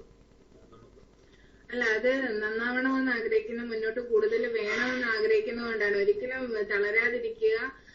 കുറച്ച് സമയം കൊണ്ട് ഇപ്പൊ ഞങ്ങൾക്ക് എടുത്ത ക്ലാസ്സിൽ തന്നെ എന്താണ് സാർ എന്താണ്, അല്ലെങ്കിൽ ആര്യ ടീച്ചറും അതുപോലെ തന്നെ എന്താണ് നിങ്ങളെന്ന് ഞങ്ങൾക്ക് മനസ്സിലാവുന്നുണ്ട്. ഇപ്പൊ ആ പറഞ്ഞു തന്നതിനകത്ത് തന്നെ ഞങ്ങൾക്ക് മനസ്സിലാവുന്നുണ്ട് എത്ര എഫേർട്ട് ആയിരിക്കും. ഇപ്പൊ സാറ് ഞങ്ങൾക്ക് വേണ്ടിയിട്ട് ആക്ഷൻസ് കാണിക്കുന്നു. അപ്പൊ സാറിന്റെ മക്കൾക്ക് വേണ്ടിയിട്ട് എങ്ങനെയായിരിക്കും കാണിക്കുന്നത് നമുക്ക് ഉൾക്കൊള്ളാൻ പറ്റും. പിന്നെ ഈ പറയുന്ന പോലെ ഒന്നും ചെയ്യാനില്ലാത്ത ഞങ്ങളെപ്പോലുള്ള അധ്യാപകരെക്കാൾ എപ്പോഴും എത്രയോ ബെറ്റർ ആണ് നിങ്ങള്. അപ്പൊ നമ്മളെ സംബന്ധിച്ച് നമ്മളെ നെഗ്ലക്ട് ചെയ്യാണ് പലരും ആ ഒരു സമയം. ഇപ്പൊ ഇന്നിപ്പോ ഞാൻ സ്കൂൾ ടൈം കഴിഞ്ഞ് തിരിച്ചു വന്നപ്പോ എന്റെ കൊളീഗായിട്ടുള്ള സാറിനോട് ഞാനിങ്ങനെ പറഞ്ഞത്, സാറിനെ അലട്ടാറുണ്ടോ ക്ലാസ്സിലെ പ്രശ്നങ്ങള്? അപ്പൊ അദ്ദേഹം പറഞ്ഞു ഇല്ല ടീച്ചറെ, ഞാൻ ഇവിടെ ഉള്ളത് ഇവിടെ കളഞ്ഞിട്ട് പോകുന്നു. അപ്പൊ ഞാൻ പറഞ്ഞു എനിക്കങ്ങനെ പറ്റുന്നില്ല, എനിക്ക് ഇവിടുത്തെ പ്രശ്നങ്ങൾ ഞാൻ വീട്ടിലോട്ടുകൂടി കൊണ്ടുപോവാണ്. അപ്പം ഞാൻ അതാണ് പറഞ്ഞത്, ഇങ്ങനെ മനസ്സിൽ അപ്പൊ നിങ്ങളുടെ അവസ്ഥ എന്തായിരിക്കും? അത് ഒരുപക്ഷെ എല്ലാവരിലും അത് ഉണ്ടാവണമെന്നില്ല. നമ്മള് ഇതല്ലേ, ഒന്ന് ജോലിയായിട്ട് മാത്രം കാണുന്ന ആൾക്കാരുണ്ട്. 2 പേര് ഇപ്പൊ നമ്മള് ഒരു കാര്യത്തിന് ഒരാൾ കിളക്കാനാണ് വിളിച്ച് നമ്മളതൊരു പണി ചെയ്ത് കഴിയുമ്പോൾ അത് തൃപ്തിയായിരിക്കണം. നമുക്ക് ചെയ്ത് നമ്മൾ മാറി നിന്നിട്ട് ആ പണി നോക്കാം, ഞാൻ ചെയ്തെന്ന് വിളിച്ച് ഞാൻ 600 രൂപ അല്ലെങ്കിൽ 800 രൂപ ശമ്പളം വാങ്ങിയിട്ട് അതിന്റെ പണി ചെയ്തിരുന്നത് നീറ്റാണെന്ന്. അതേസമയം ചില ആൾക്കാർ വന്നിട്ട് രാവിലെ വൈകുന്നേരം വരെ എങ്ങനെയും ഒപ്പിച്ച് കിളച്ച് വൈകുന്നേരം പൈസ മാറ്റാം, അതെങ്ങനെ ആയിക്കോട്ടെ, അത് നമുക്കറിയണ്ടല്ലോ. അതിന് വാഴ വെച്ച് അത് കുറെ ആവോ, അത് അവന്റെ കാര്യം. അപ്പൊ നമുക്ക് എപ്പോഴും നമ്മൾ പഠിപ്പിക്കുന്നത്, ഞാൻ എന്റെ പോരായ്മയുണ്ട്, ഞാൻ ഒരിക്കലും കുട്ടികളുടെ പ്രശ്നം എന്ന് പറയുന്നില്ല. അപ്പൊ ഞാൻ ഒരു നല്ല ടീച്ചർ അല്ലാത്തതുകൊണ്ടും ചിലപ്പോ നമ്മളുടെ ടീച്ചിങ്ങിന്റെ ചില പ്രശ്നങ്ങൾ കൊണ്ടും നമ്മൾ കുറെ നമ്മുടെ മാനസികമായിട്ട് പ്രശ്നങ്ങൾ ഇത് കുറെ ആയി കഴിയുമ്പോൾ നമുക്ക് ഭയങ്കര സ്ട്രെസ് ആവും. അപ്പൊ നമുക്ക് പിന്നീട് എപ്പോഴും ഒരു ഇമോഷണൽ ബാഗേജ് കൊണ്ടാണ് നടക്കുന്നത്. കാരണം എപ്പോഴും ഇത് കിട്ടിയില്ല, എന്താ ചെയ്യും, നമ്മളെത്ര ദിവസം ടെൻഷൻ ആയിട്ടിരുന്നുണ്ട്, അടുത്ത സീറ്റ് പ്ലാൻ ചെയ്യും, ഇന്ന് ഇനിയിപ്പോ ഇങ്ങനെ ചെയ്യാം, ആ ക്ലാസ് അങ്ങനെ എടുക്കാം, ഇതിന് ഇങ്ങനെ എടുത്തോ, അത് ചിലപ്പോൾ അടുത്ത് ഫ്ലോപ്പായി. അപ്പൊ ആകെ ടെൻഷനായി പോകും, അത് കിട്ടിയില്ല. അല്ലെങ്കിൽ ചിലപ്പോൾ പഠിപ്പിച്ചതിനെ 10% കിട്ടിയുള്ളൂ, അപ്പൊ നമുക്ക് ടെൻഷനാണ്. ചിലപ്പോൾ ഇന്ന് ഞാൻ പഠിപ്പിച്ചു കഴിഞ്ഞാൽ അടുത്ത ഓണം വെക്കേഷൻ 10 ദിവസം കഴിഞ്ഞിട്ട് അടുത്ത ലെവലോട്ട് പോകുമ്പോൾ വരുമ്പോൾ അവൻ നോക്കുമ്പോൾ അവൻ അക്ഷരം മൊത്തം മറന്നുപോയി. പേരൻസ് ഒന്നും ഇത്ര ഉത്തരവാദിത്തമുള്ള പേരൻസ് ഒന്നും ആവണമെന്നില്ല, അവർ തുറന്നു നോക്കത്തില്ല. 10 ദിവസം നമ്മുടെ കുഞ്ഞാണ്, അവന്റെ മെമ്മറി നിൽക്കൂലത്, അപ്പൊ മൊത്തം മറന്നു. നമ്മൾ അടുത്ത ദിവസം വന്നിട്ട് പഠിപ്പിക്കാണ്ടിരിക്കുമ്പോൾ അവന് വീണ്ടും നമ്മൾ ഡെസ്ക് ആവും. ഇനി വീണ്ടും നോർമൽ സ്കൂളിലാണെങ്കിൽ പോലും ഇതാണ് അവസ്ഥ. എനിക്കും ഈ പറയുന്ന കണക്ക് വർക്ക് ചെയ്യുമ്പോൾ 10 ദിവസം അവധി കിട്ടുമ്പോഴേ പിള്ളേരിങ്ങനെ ഇടയ്ക്കിടയ്ക്ക് വിളിച്ചോണ്ടിരിക്കും രക്ഷിതാക്കളെ. അപ്പൊ പിന്നെ നിങ്ങളുടെ അവസ്ഥ പറയണ്ട. അപ്പൊ എനിക്ക് പറയാനുള്ളത് പഠിപ്പിച്ചു കഴിഞ്ഞ് ഇറങ്ങി കഴിയുമ്പോൾ നിങ്ങൾക്ക് ഒന്നിന് പൂർണ്ണമായ സാറ്റിസ്ഫാക്ഷൻ ഉണ്ടാകും, അല്ലെങ്കിൽ നിങ്ങളെ അലട്ടുന്ന ചില പ്രശ്നങ്ങളുണ്ടാവും. ആ പ്രശ്നങ്ങൾ ചിലപ്പോൾ പഠനമായിരിക്കാം, അല്ലെങ്കിൽ നിങ്ങളുടെ ക്ലാസ്സിൽ ഒരു കുട്ടിയായിരിക്കാം, അവന്റെ ഒരു ആറ്റിറ്റ്യൂഡ് ആയിരിക്കും, അവന്റെ ഒരു പെരുമാറ്റമാണ്. അത് നിങ്ങളെ പിന്തുടരുന്നുണ്ടെങ്കിൽ നിങ്ങളൊരു നല്ലൊരു ഹ്യൂമൻ ബീങ് ആണ്, അത്ര ചിന്തിച്ചാൽ നിങ്ങളൊരു നല്ല വ്യക്തിയാണ്. അല്ലാത്തൊരു വ്യക്തിക്ക് ഒരിക്കലും അത് ഉണ്ടാവില്ല. നമുക്ക് അല്ലെങ്കിൽ അവൻ കളഞ്ഞു പോകും. സാർ എന്താ പറഞ്ഞ ടീച്ചർ, ആ ടീച്ചർ സാർ പറഞ്ഞിട്ട് ഞാനിവിടെ കഴിഞ്ഞു, ഇനി ഇവിടെ എന്റെ വീട്, എന്റെ മക്കൾ, എന്റെ കാര്യം, എന്റെ ജോലിയുടെ ഭാഗത്ത് വന്നു, അത് കഴിഞ്ഞു. അതിനപ്പുറത്തേക്ക് നമ്മളെ നയിക്കും. ചില സിനിമകൾ കണ്ടു കഴിഞ്ഞാൽ സിനിമകൾ കണ്ടു കഴിഞ്ഞും നമ്മുടെ മനസ്സ് എപ്പോഴും ആ സിനിമയിൽ കുടുങ്ങിയിരിക്കും. ചില സിനിമകളാണ്, ചില കാഴ്ചകൾ നമ്മൾ ബസ്സിൽ പോകുമ്പോഴായപ്പോലും ചിലപ്പോൾ ജസ്റ്റ് നമ്മൾ കണ്ടുപോകുന്ന കാഴ്ചകളായിരിക്കും. എന്റെ സ്കൂളിൽ തന്നെ ഓരോ കുട്ടികൾ ഞാൻ അങ്ങനെ ഒബ്സർവ് ചെയ്യും. ചില സമയത്ത് ബസ്സിൽ പോകുമ്പോഴേ നടന്നു പോകുമ്പോഴൊക്കെ ചില ആൾക്കാരെ ഒബ്സർവ് ചെയ്യുന്നുണ്ട്. ചില കുട്ടികളും അച്ഛനും അമ്മയും കുട്ടികളോട് പോകുന്നത്, അവര് സംസാരിക്കുന്നത്, ചിലപ്പോൾ അവരെ നെഗ്ലക്ട് ചെയ്യുന്നത്, ചിലപ്പോൾ വണ്ടിയിൽ പോകുമ്പോ അല്ലെങ്കിൽ ഞാൻ ചിലപ്പോൾ ശ്രദ്ധിച്ചിട്ടുണ്ട്, ഹോട്ടലിൽ ചെന്നിരിക്കുമ്പോൾ തന്നെ ഹസ്ബൻഡ് ആൻഡ് വൈഫ് ചിലപ്പോൾ ഫോൺ നോക്കി രണ്ടുപേരും ഫോൺ ആയിക്കോട്ടെ, കൊച്ചപ്പടെ കൊച്ചു ഫുഡ് കഴിക്കും, ചിലപ്പോൾ ശ്രദ്ധിക്കുന്നില്ല. അപ്പൊ അങ്ങനെയൊക്കെ ശ്രദ്ധിക്കുന്നുണ്ട്. ഇപ്പൊ ചില കാര്യങ്ങൾ നമ്മൾ ഈ വൈകിലുള്ള കുട്ടികളുടെ കാര്യങ്ങളായാലും ചില കാര്യങ്ങളൊക്കെ നമ്മള് പിന്നെ നമ്മുടെ മനസ്സിൽ ചെയ്യാൻ പറ്റില്ല. ആ ഒരു കുട്ടിയുടെ വീട്ടിൽ പോയപ്പോൾ 2 കുട്ടികളുടെ പ്രശ്നങ്ങളെ, അപ്പൊ അതൊക്കെ എന്നെ ഒരുപാട് ദിവസങ്ങൾ എന്റെ ഉറക്കം കെടുത്തിയിട്ടുണ്ട്. അപ്പൊ അങ്ങനെയുള്ള കാര്യങ്ങളൊക്കെ നമുക്ക് ഉണ്ടാവുന്നുണ്ടെങ്കിൽ നമ്മള് നല്ലൊരു അധ്യാപനം അല്ലെങ്കിൽ നമ്മൾ നല്ലൊരു മനുഷ്യനാണ്. തീർച്ചയായും അതിന്റെ നന്മകൾ ഉണ്ടാവും സർ, തീർച്ചയായും. അപ്പൊ ഞങ്ങൾക്ക് ഇതുപോലെ ഇനിയും ഒരു സെക്ഷൻ കൂടി തരിക, അത് നമുക്ക് ഏറ്റവും നല്ല കൺവീനിയന്റ് ആയിട്ടുള്ള ടൈമില് ഇരിക്കാം. അപ്പൊ ഞങ്ങളുടെയും കൂടെ ഭാഗ്യമാണ്. അപ്പൊ ഒരുപാട് പ്രവർത്തനങ്ങൾ മുന്നോട്ട് കൊണ്ടുപോകാൻ പറ്റട്ടെ. തീർച്ചയായിട്ടും ഒരു സംഘടനയുടെ ശക്തി വേണം. അപ്പൊ അതിനുള്ള പിൻബലങ്ങൾ കിട്ടട്ടെ. KSTA പോലെയൊക്കെയുള്ള നല്ല കുറച്ച് അധ്യാപക സംഘടനകളുമായിട്ട് എങ്ങനെയെങ്കിലും ഒന്ന് ജോയിൻ ചെയ്തൊക്കെ മുന്നോട്ട് പോകും. ഇത് ചിലപ്പോ ചിലര് പ്രശ്നം വെച്ചാൽ ഈ അധ്യാപകരുടെ ഇടയിൽ തന്നെ ഒരു കാറ്റഗറൈസേഷൻ ഉണ്ട്. അതെ അതെ, അതായത് ഇവര് സ്പെഷ്യൽ ടീച്ചേഴ്സ്. ഞാൻ KSTA സജീവമായി പ്രവർത്തിക്കുന്ന ഒരു അധ്യാപകനാണ്. അപ്പൊ KSTA പ്രവർത്തിക്കുന്നുണ്ട് ഞാൻ ഈ ഞങ്ങളുടെ സ്പെഷ്യൽ എഡ്യൂക്കേഷൻ സംഘടനയാണ്. അപ്പൊ എന്നിരുന്നാൽ പോലും എപ്പോഴും നമ്മള് ഒരു ആവശ്യങ്ങൾ മുന്നോട്ട് വെക്കുമ്പോൾ കൂടുതൽ ആവശ്യങ്ങളും ജനറൽ സ്കൂളിനെ ബന്ധപ്പെട്ട ആവശ്യങ്ങളായിരിക്കും. ഞാൻ അവരെ കുറ്റപ്പെടുത്തുമല്ല, അതിപ്പോ KSTA മറ്റേത് സംഘടനയായാലും എല്ലാം ഈ ഒരു പറഞ്ഞതുപോലെ എപ്പോഴും അവര് ജനറലിനുള്ള കാര്യത്തോട് പ്രാധാന്യം കൊടുക്കും. അപ്പൊ എപ്പോഴും അവര് ഇതെന്താ അതിനൊരു സെക്കൻഡ് കാറ്റഗറി ആണ്. നമ്മളെ LP സ്കൂൾ UP സ്കൂളിൽ ചെല്ലുമ്പോൾ LP സ്കൂളിലെ സാറും UP സ്കൂളിലെ സാറും അല്ല ഹൈസ്കൂളിലെ സാറിന് എപ്പോഴും ഒരു പ്രൈമറി സ്കൂൾ അധ്യാപകരാണ്, ഞങ്ങൾ ഹൈസ്കൂൾ അധ്യാപകർ, അല്ലെ ഞങ്ങൾ ഹയർ സെക്കൻഡറി അധ്യാപകരാണ്, അല്ലെ ഞങ്ങൾ ഗവൺമെന്റ് ഹയർ സെക്കൻഡറി ആണ്, നിങ്ങൾ ഇതാണ്, ഞങ്ങൾ ഗസറ്റ് ഉദ്യോഗസ്ഥരാണ്, നിങ്ങൾ ഗസറ്ററാണ്. ഗസറ്റിൽ പോകുമ്പോൾ അയാൾ പറയും ഞാൻ ഡ്രൈവറാണ്, ഞാൻ പറയും ഞാൻ കണ്ടക്ടറാണ്. ആ ഒരു എപ്പോഴും ആ ഒരു എന്റെ ഈഗോസ് എപ്പോഴും ഉണ്ട്. അതിന്റെ പ്രത്യേകിച്ച് സ്പെഷ്യലി ആൾക്കാരുടെ എണ്ണം വളരെ കുറവാണ്. അതിനെ വേണ്ടി ആരും ഇല്ല എന്നുള്ളതാണ്, അതിനെ കേൾക്കാൻ ആരുമില്ല. പിന്നെ നിയമപരമായിട്ട് എന്തെങ്കിലും മുന്നേറ്റങ്ങളുമായി നടന്ന് പോയി ഒരു വിജയം ഉണ്ടാകാമെന്ന് പ്രതീക്ഷിക്കുന്നു. തീർച്ചയായും അതൊരു സമൂഹത്തിന്റെ ആവശ്യമാണ് സർ. അത് ചിലര് പാരയായിട്ട് കണക്കാക്കാം, നമ്മുടെ അവസരം കൂടെ പോകുന്നു അങ്ങനെ. പക്ഷെ അങ്ങനെയല്ല, അവര് നമ്മുടെ ഭാഗമായതുകൊണ്ട് തീർച്ചയായിട്ടും നിങ്ങൾ മുന്നോട്ട് തന്നെ പോവുക. എത്ര പുറകോട്ട് പോകുന്ന വിഷമം ഉണ്ടെന്ന് തോന്നിയാലും മുന്നോട്ട് തന്നെ പോവുക. ഓക്കെ, എന്നാലും എനിക്ക് തോന്നുന്നു 12 പേരോളം ഇപ്പോഴും ഉണ്ട്. അത് വളരെ സന്തോഷം. കാരണം 20 പേരോളമൊക്കെ വരും സാർ. ഇത് കൊച്ചു ഗ്രൂപ്പാണ്, സെക്കൻഡ് ഗ്രൂപ്പ് ചെറിയ. അപ്പൊ എനിക്ക് കുറച്ചുപേരൊക്കെ മിങ്കിൾ ചെയ്യാൻ പറ്റുള്ളൂ. എങ്കിലും സന്തോഷം. എല്ലാരെയും എനിക്ക് കാണാൻ പറ്റില്ലെങ്കിൽ കുറച്ചുപേരെ കാണാൻ പറ്റും. മൂന്നാറിന്റെ 5 പോണ്ട് കാണാൻ പറ്റി. 5 പേരെ പരിചയപ്പെട്ടത്. ഇവിടെ ബാക്കി കേൾക്കുന്നവരെ ഞാൻ കുറച്ച് പറയല്ല. ഓക്കെ, എനിക്കും കാണുന്നതിന് പരിമിതിയുണ്ടല്ലോ, നമ്മൾ ഓൺലൈൻ ആയതുകൊണ്ട്. തീർച്ചയായിട്ടും നിങ്ങളും ഒരു നല്ല അധ്യാപകരായി മാറട്ടെ. ഏറ്റവും വലിയ സന്തോഷം എന്ന് വെച്ചാൽ കയറിയപ്പോൾ എനിക്ക് ഇത്രയും 12-14 പേര് തന്നെ ആയിരുന്നു. 1-2 പേരെ ലെഫ്റ്റ് ആയിട്ടുള്ളൂ. അവരുടെ ചിലപ്പോൾ അവരുടേതായ സാഹചര്യങ്ങളുണ്ട്. ബാക്കി 12 പേരും അതിനകത്ത് നിൽക്കുന്നുണ്ടെങ്കിൽ എനിക്കൊരു 60% ക്ലാസ് വിജയിക്കാൻ സാധിച്ചെന്നാണ് എന്റെ വിശ്വാസം. 12 പേര് നിന്നെങ്കിൽ അപ്പൊ അതൊരു സന്തോഷമായിട്ട് കരുതുന്നു. നമുക്ക് എപ്പോഴും നമുക്ക് അറിയാവുന്ന കാര്യങ്ങൾ എനിക്ക് വളരെ പരിമിതമായ അറിവേ ഈ മേഖലയിലുള്ളൂ. നമ്മൾ ഈ പറയുന്നതിനൊട്ട് സ്പെഷ്യൽ സ്കൂൾ എന്ന് പറയുമ്പോൾ പിന്നെ ആ ഒരു മേഖലയിട്ട് പോയി ശരിക്കും ആ ഒരു അവിടെ തന്നെ കിടന്നില്ലേ, നമ്മൾ ഒരു പൊട്ടക്കലിന്റെ തവള എന്ന് പറയുന്നിട്ട് അതിനകത്ത് കറങ്ങുന്ന ഒരാളാണ് ഞാൻ. അപ്പൊ നമുക്ക് ആ ഒരു മേഖലയിലുള്ള അറിവുകൾ മാത്രമേ ഉള്ളൂ. നമുക്കറിയാവുന്ന കുറച്ച് കാര്യങ്ങൾ നിങ്ങളോട് ഷെയർ ചെയ്യാൻ പറ്റി, വളരെ സന്തോഷം. ഇനി ആയാലും എപ്പോഴായാലും നിങ്ങൾ പറഞ്ഞാൽ മതി, നിങ്ങളുടെ സംശയങ്ങൾ ഇടുക. അപ്പൊ എനിക്ക് കുറച്ചുകൂടെ നിങ്ങളെ സഹായിക്കാൻ സാധിക്കും. അല്ലാതെ സംശയങ്ങൾ ലൈവായിട്ട് ചോദിച്ചു കുഴപ്പമില്ല. അറിയാമെങ്കിൽ അറിയാൻ പറയാം, അറിയത്തില്ലെങ്കിൽ നോ പ്രോബ്ലം. ഞാൻ പറയാൻ അറിയത്തില്ല, നിങ്ങൾക്ക് പിന്നീട് എത്തിക്കാം. ഓക്കെ, എന്തായാലും സന്തോഷം. ഒരു അവസരം തന്നതിനും ഞാൻ സ്പെഷ്യലി താങ്ക്സ്. വൈഫിനോട് നേരത്തെ പറഞ്ഞായിരുന്നു. അപ്പോൾ ഞാൻ ഇച്ചിരി നല്ല തിരക്കിലായിരുന്നു. ഇപ്പോഴും നല്ല തിരക്കാണ്. ഒരു പ്രശ്നം രാവിലെ ക്ലാസ് എടുക്കണം, ഉച്ചയ്ക്ക് രാത്രി വന്നിട്ട് വീണ്ടും പങ്കെടുക്കാത്ത പിള്ളേർക്ക് ഓൺലൈൻ ക്ലാസ് എടുക്കണം. അപ്പൊ ചിലർക്ക് അപ്പം റിപ്പോർട്ട് ക്ലാസ് എടുക്കാൻ പറയുന്നവർക്ക് റിപ്പോർട്ട് ക്ലാസ് എടുക്കണം. പിന്നെ ഈ അവിടുത്തെ ഒരു സ്ട്രെസ്സും കഴിഞ്ഞ് ഇവിടെ വരുമ്പോൾ നമ്മളെ മാനസികമായിട്ടൊക്കെ ഒരു ഇതായിരിക്കും. പിന്നെ ഇവിടെ വരുമ്പോൾ മോന്റെ ഓൺലൈൻ ക്ലാസ്, വൈഫിന്റെ ഓൺലൈൻ ക്ലാസ്, ശരിക്കും എല്ലാരും തലപോകാൻ ഞാൻ ഇരിക്കുന്നത്. എങ്ങനെ പോയി കിടന്ന് ഉറങ്ങുന്നത്, രാവിലെ എണീറ്റ് വീണ്ടും പോകുന്നു. പ്രിപ്പറേഷൻ എന്നെ സമയം തന്നതിന് വളരെ സന്തോഷം. എല്ലാവരെയും കാണാൻ കഴിഞ്ഞ സന്തോഷം. എല്ലാവർക്കും ചായ എന്ന് തന്നെ എല്ലാവരുടെയും ഉള്ളവരൊക്കെ മുഖങ്ങളൊക്കെ വളരെ സന്തോഷത്തോടെ ഇരിക്കുന്നു. അത് കാണുമ്പോൾ സന്തോഷം. തീർച്ചയായും ഇനി മറ്റൊരു ക്ലാസ്സിൽ നമുക്ക് കാണാം. ഞാൻ അപ്പൊ ഇതിന് പുറകെ തന്നെ ഞാൻ പറഞ്ഞ നോട്ടീസ് ഞാനത് വിശാലമാണ്, അതിനകത്ത് തന്നെ എല്ലാം ഉണ്ട്. പിന്നെ അടുത്തൊരു ക്ലാസ്സിന്റെ ആവശ്യം വേണ്ടി വരത്തില്ല. എങ്കിൽ നമുക്കൊരു കമ്മ്യൂണിക്കേഷൻ ഉള്ള ഒരു സാഹചര്യമായിട്ട് ഞാൻ കാണുന്നു. എല്ലാവരും സംസാരിക്കേണ്ട ഒരു അവസരമായിട്ട് കണ്ട് തീർച്ചയായും നമുക്ക് അടുത്ത ഞായറാഴ്ച ഏതാ ദിവസം പറഞ്ഞാൽ മതി. നേരത്തെ പറയണത് മാത്രം. ഓക്കെ സർ, തീർച്ചയായും ഒരു സെഷനോട് വേണം, നേരത്തെ തന്നെ പറയാം. ഓക്കെ, അപ്പൊ ചോദ്യങ്ങൾ ഇടാൻ ആരും മടിക്കണ്ട. നിങ്ങളുടെ സംശയങ്ങളൊക്കെ ചോദിക്കും. നമുക്ക് മടിയൊന്നും വേണ്ട, ധൈര്യമായിട്ട് ചോദിച്ചോളൂ. നമുക്ക് അറിയാവുന്ന കാര്യങ്ങൾ ചെയ്യാം കേട്ടോ. ഓക്കെ, ശരി സർ. അപ്പൊ എല്ലാ ടീച്ചേഴ്സിനും താങ്ക്സ്. ഓക്കെ സർ, നന്ദി. Okay, good night. അപ്പൊ ഞാനൊന്ന് ലെഫ്റ്റ് ആവാണേ. Okay sir. ഓക്കെ, 9:30. അപ്പൊ വീട്ടിൽ പണിയൊന്നും ഇല്ല പിള്ളേരെ. അനുജ ടീച്ചറെ, ടീച്ചറിന് ഇത് ഫസ്റ്റ് ഗ്രൂപ്പിനോട് ഇട്ടുകൂടായിരുന്നു? ടീച്ചർ എന്നെ ലെഫ്റ്റ് ആകുവാണ് ഇവിടെ ഓരോരുത്തർ നിർബന്ധമായിട്ട്. തീർച്ചയായും